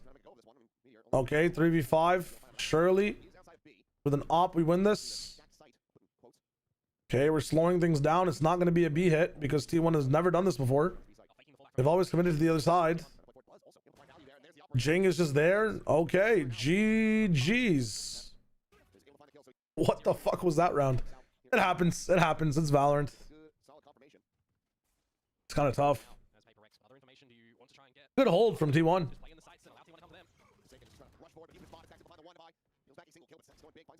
Wow. I was watching that again. Hold up. Forsaken almost like fake loading into that shit. That's funny as hell. Stocks is kind of an unresable spot, and if they do res it, it's gonna be crazy. Oh, I watched this. No, did I watch this? I don't think I did. I did. Yeah, this was Jing just being godlike, bro. His movement off of truck there was just insane. And yeah, something's been in that spot for the entire time. Yeah. Wait, so I saw this matchup too. I'm smoking ganja. Yeah, dude, his second blast back was actually beautiful. Okay, the rest of this is just PRX hard diffing T1. I failed to watch the beginning of that. That's my bad. I played rematch with TMV after this, I'm pretty sure too. I think. It's the 7-10 one? I don't think I did. Maybe it was after the Talon game. Okay, Talon. 13-11, 13-7. Let's see your Haven once more. I think this is my favorite VOD to watch so far because we've seen them play this map before. Dude, by the way, Quack and Komodo are legendary, man. I'm enjoying their casting so much. Helios Paper then also fucking amazing. But like, dude, everyone on Pacific, even the talent, the desk talent, dude, actually nuts. This is the best iteration of Talon yet. I'm feeling that could change today. And they are in the green league. If we're going red light, green light, they are in the green league. So this should be a dub for them you would expect. The pistol round strength for Talon is seen there. They continue on this rampage, and they also start on the attacking side yet again here in this one, where they did against DRX, when DRX picks this map. Talon's 70% pistol win rate. It's gonna matter a lot in champs if they keep it up. Winning pistol internationally is just fucking huge. Look at Wolves, right? Just winning, having the option to win bonuses and literally just make you skip groups. Sorry, what's the setup here? There's hard pick C, deadlock win more. I mean, Wall's been up for a while before we plant. Play for garage, play for the push, not with the util really. Chance for a loss, it's all good. PRX can't really do much. And they lose. Okay, and hold up. I said they lose, but like I see 3 people alive. They lose, right?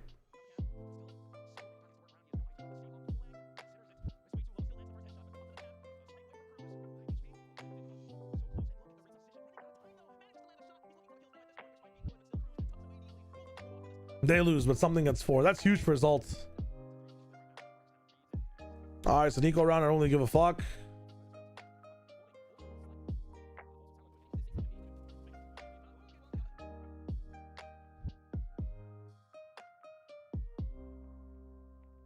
No, he said he was just getting ready for, yeah, it sounded like Lee, you were saying you're getting ready for Plat Chat, like you have to help produce it or be on it.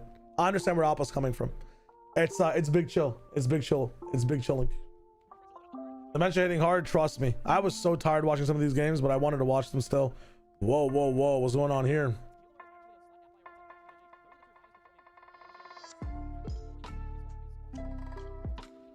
Okay, Forsaken on the off angle.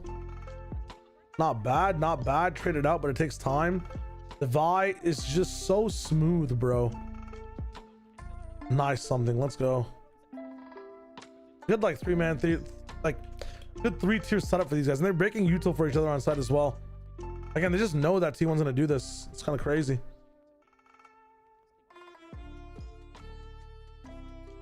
What else do we got? What else do we got? Push down from Forsaken. God damn. Dude, Forsaken plays everything, bro. I just realized it's Forsaken on Waylay. What the fuck? I love watching Primi on Yoru though. God damn.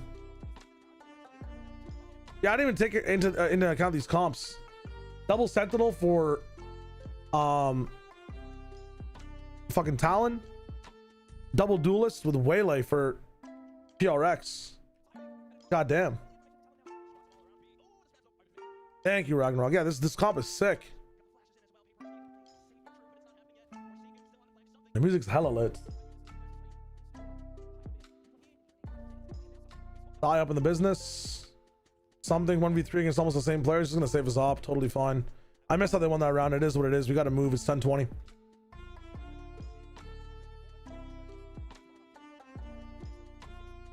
How do we get picked?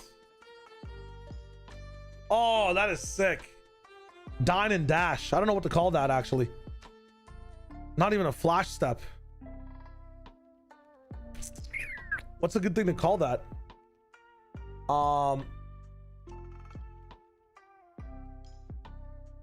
The bait. I want to call that like, dude, the PRX. I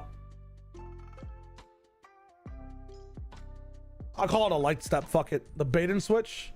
I know, but I want it to be Waylay specific, and she works with light, so like, I don't know. Light step. Am I a coach? No, I'm just like I'm a guy.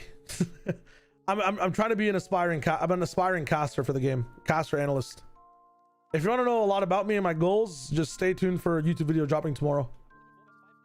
That's supposed to have been dropping tomorrow for the last 2 weeks, but just wait till tomorrow.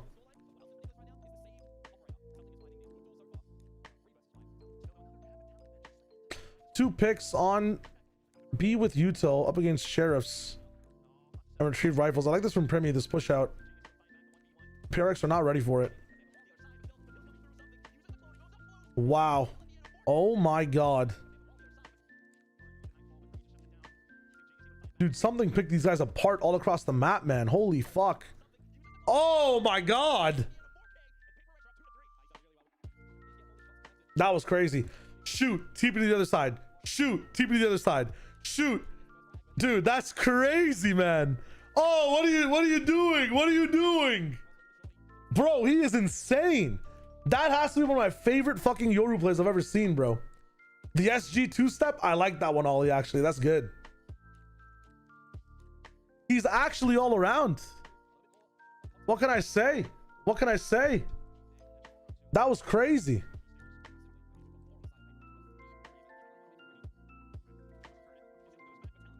Damn.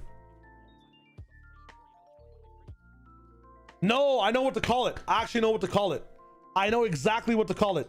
That play, when Waylay jumps in for you and TP's out and you switch, is called the boogie woogie. It's called the boogie woogie. I don't care. It's the motherfucking, that's it's fucking the guy from Jujutsu Kaisen. His clap. Isn't that what it's called? Boogie woogie stick to class thing. Oh hell no. No one gets a reference? Isn't that what his fucking clap thing is called? Or is that just the fucking name of like the song that plays when he does it? Todu? Yeah. Dude, I'm calling that shit the boogie woogie. I don't care. We're locking that shit in. I swear that's what it's called. It's boogie woogie, right? Boogie woogie sounds too sexual. You got to stop visiting some of these websites. That's definitely called the boogie woogie. I'm locking in with boogie woogie. I'm sorry.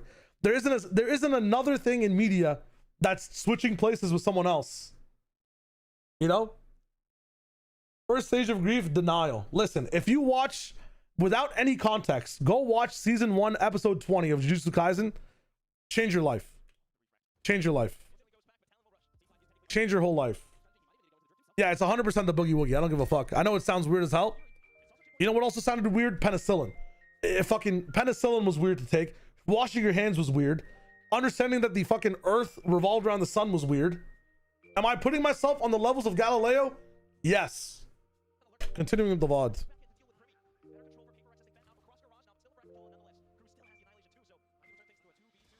I've completely sacrificed this round in my brain, but something is still fucking frying. Hello? Can we move across? Die? Oh my god. Dude, this guy is a wrestler, bro. It's like this fucking entire side script has been written for something. Oh yeah, it's Aoi Todo. Yes. Todo and Yuji. Wait, if it's Todo and Yuji, would Forsaken be Yuji or would Todo be fucking Forsaken? I'm thinking Todo's more something. And Yuji, but he makes the clap. I don't even know. Waylay's the Todo? Yeah, it makes sense.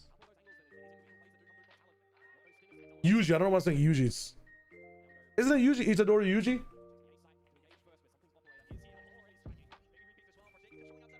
Name it after the Rinnegan? But like, I don't know. It's both people attacking at the same time. Anyways, Nerding out done. A bunch of Talons dead. Let's figure out why and how. Something, boom, something. Again. Is that just this entire half? Is that this whole half? No, there is a bit of back and forth. But so far is what it seems like. Again, bro. Okay. Jip boys do work the other side of the map, or the other side of A then. I understand something's gone. They understand that things are weak here with the short guy dead as well. Very nice. Deadlock, win more. I mean, this is going to be very tough.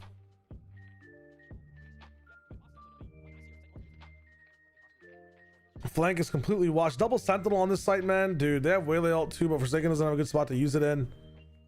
I mean, something is still cooking. Done for. They just touch sight. They have like a touch of death. If this is a fighting game, if this was truly a fighting game between Talon and PRX, the flavors are like just, I don't know. It's like Rushdown versus Touch of Death combo character. Like someone that has infinite pressure, but the moment you fucking mess up a loop or do something unsafe, like Talon just get to have the sight. There's a trade. Talon should win this round then, based off my theory. Talon should just win here. A single mistake. Now they're using util all around. I mean, this is just messy from PRX. I mean, they've only bought down to 1 minute as well. Okay, Jip boys, you are just fucking exposing yourself to 10 different things. My bad. They forgot how to fucking press their inputs. What are Talon doing, bro? I understand their rage. I understand, yeah. I understand Frost's rage. Holy shit.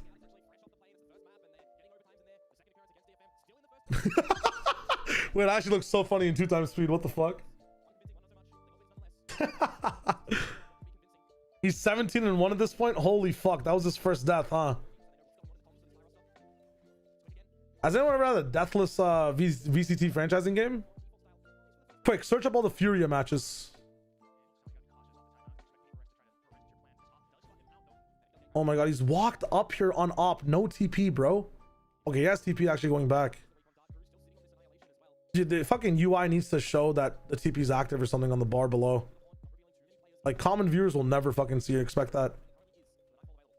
Oh my god, they have them locked down. Fucking everything's coming in and out. 37 seconds pivoting over to C. I mean, this is good from Talon to actually force T1, or not T1, PRX to peak somewhere. Interesting. We're not saving it for backside. Okay. If he wins this, bro, I'm sipping to the second half. What the fuck? I think I saw this as well.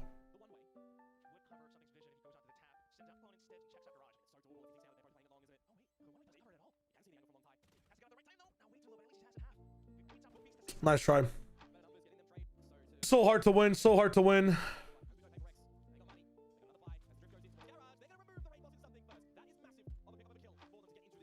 Bro, chill.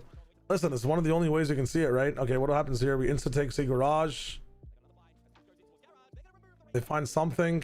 I mean, Talon's got some sauce on PRX. They're not like, they're actually doing things against the common things that PRX, but they have setups for some of the commonalities of what PRX want to do.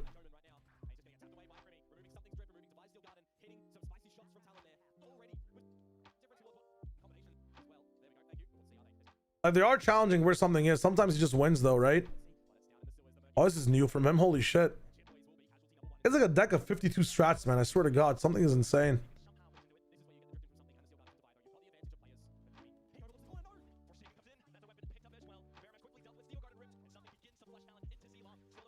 All the way in C long. Actually just uncloaks on one of the sides. We have maybe Divide wrapping. What is Divide doing? Yeah, they're all fine while Divide just holds garage. Nice. Good pressure from PRX. Dude, that is such a hard retake to win. Nice. Halftime comes in.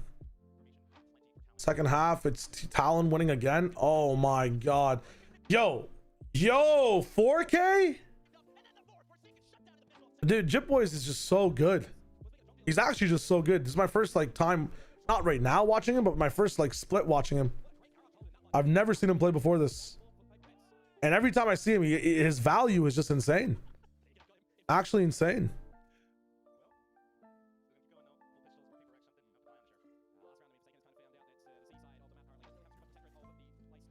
TP comes in backside. Damn. Jip boy's overwhelmed. I mean, no way Talon loses this, right? Surely not. Surely not. I mean, Sheriff in one of the hands of one of these players. 6 bullets, 5 lives. You got 1 extra room for error. Jing push in. They actually get that free upgrade as well. Patman Guardian. Aya! No. But honestly, the biggest thing about that is that they lost all their guns. Outlaw here would go crazy from something if he wants to use it. Oh, he is using it. No fucking way this guy's committed this hard to the scope. That is crazy. Oh, and he does find one. Oh, it's a short fucking fiesta. Dude, no way. Holy shit. The things that PRX enable. Now they basically have an op for the next 2 rounds, bro. Oh my god. Dude. That very expensive anti-eagles. Holy shit. This is kind of a banger series, man. Holy shit. In my life.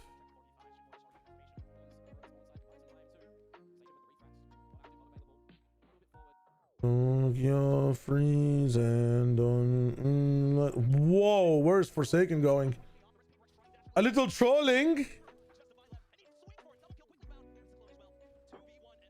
That's so troll, man. I thought Spike was. It's so troll. What are we doing, PRX? Oh, trying to kill the Sova droning. I'm missing some things in 2x. But even then, bro, just sit back. You know what Talon's gonna do. They're going to slow walk into you and take forever based on just off your gun pressure of shooting some of these entrances to sight. They're gonna slow down by like 15 seconds. Like, just take your time, lads. Please.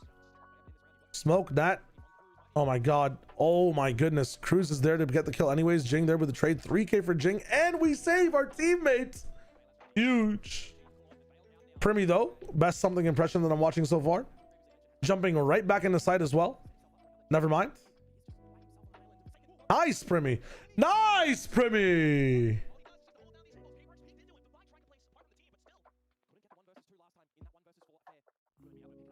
What else do we need? What else do we need? Show me what you've got. I mean, you just lose this, right? Yeah. Tough. Really well played by Primy.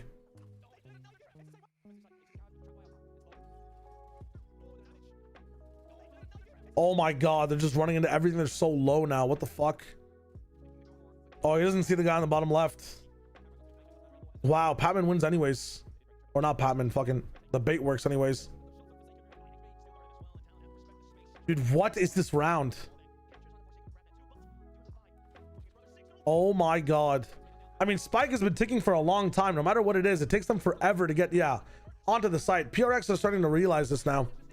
That as long as they just challenge the entrances just a little bit, every single shot buys them like 5 seconds of time on Talon being careful to come in with the lurk or careful to come in with the angle. Any util put in, any pressure put in just takes away so much time from Talon. Oh my god, they're still spamming that same spot, bro. I'd be pissed as fuck if I was PRX. Back over down to C. So now let's watch, bro. Like, they're so far away on these retakes, right? Like, oh my god, disgusting. But now it's like we're stuck here for like 10-15 seconds worrying about anything else. Like the retake is not progressing. We're not gaining anything. It's like there's a loading bar that stops and even decreases in time sometimes just off any pressure Talon faces in some of these retakes. It takes so long at the entrances based off any pressure. I'm not sure if that's like some people are afraid to trade, if that's a compositional thing with double sentinel. Like, I think it might be a compositional thing. Oh, now they're locked in down to C where we're actually going towards A instead. Have a vised wall for flank too, so they can just all in here. Eurowald comes in, understands the 3 that are here. Bing, bing, bing. We ping all 3 of them. Patman finds one. We try to soul vault the next. We try to soul vault back as well too. So Talon are still in this. Jip boys, there's a flank coming in. Deadlock finds a way to have an answer on this side. Now we have a double up hell. One person in short again. All the entrances. Yes, we've got a kill. Yes, we've got some kills over here. No one's out short. Heaven is still just being. If Omen was TP'd in Heaven, He could have a wave here. We get that kill long, but we reset the whole way through. Now we have to clear short again.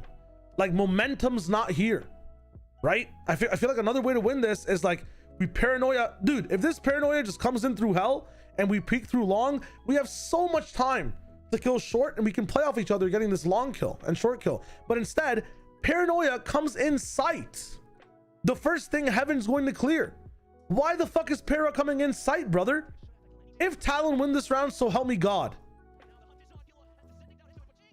Yeah, Jing, all three. I mean, I watched TMV's perspective of this as well, and he's like, yeah, Talon's all peeking one at a time. That's not even the problem, right? The problem happens beforehand.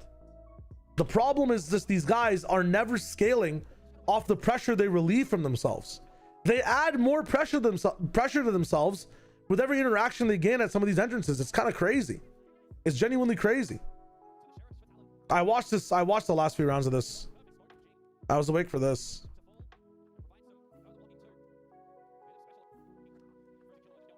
I think I watched everything after this, so we'll skim through this really fast. I think Talon played back in absolute fear for seconds. Dude, they played back in fear so many times. Like, you have to, I always say this, in a clutch, in a moment, you have to make assumptions. You can't clear everything. If you want to win rounds that you're supposed to lose, you have to make assumptions and hope those assumptions are right, right? That's all it is. What is this?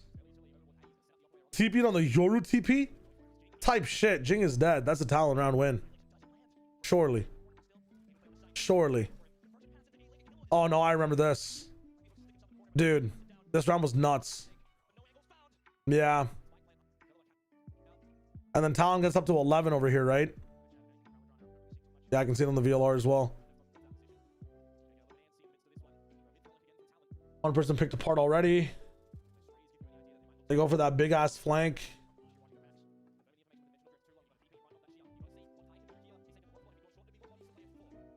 Yeah, the issue here, I think TMV was talking about it too, is that you want to make a lot of noise, so you're baiting for the omen, but the rest of the team actually also just comes in from the back. This seems like it's misplayed from Talon, but this time they actually accelerate off the space they create for themselves, which is nice. And then the last round is just smashing from PRX, right? Something dead, actually. Damn.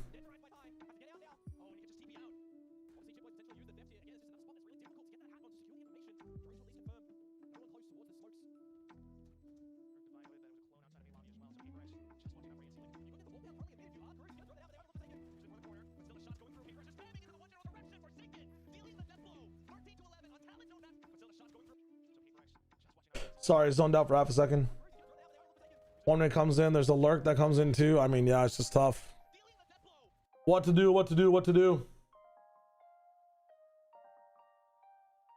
Quake, what is up? All right, cool. Well, it's cool to know what's going down. I've watched pretty much everything else. That's all I needed to catch up on, and we kind of made it in record time. Very cool. Kind of had a refresher on some of these maps as well on what we missed. I'm gonna go shave. I'm gonna go grab a little bit of a bite to eat, and then we'll tap into Plat Chat. Yeah, I'll see you guys there. If you don't know where Plat Chat is, we do stream on YouTube. I'm a part of the team. It streams on YouTube. Hit that shit up. Gang.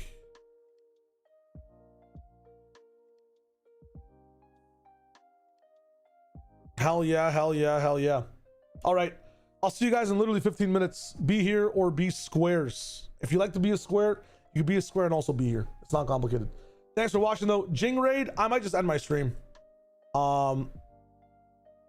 Actually, we can find someone to raid. We'll raid tomorrow. If you guys want to watch some ranked, go tune in. Honestly, if you've been here for a while, just get up, walk around, do your thing. I'll see you soon. If you don't follow, hit that follow button. All the subs today, thank you guys so much. It helps me a lot. All the YouTube viewers subscribing as well, thank you for the subs, my friends. Exclamation mark YouTube if you want to see my pick'ems. They will be coming out soon. Discord if you want to talk to me. I'll see you in a hot minute. Peace.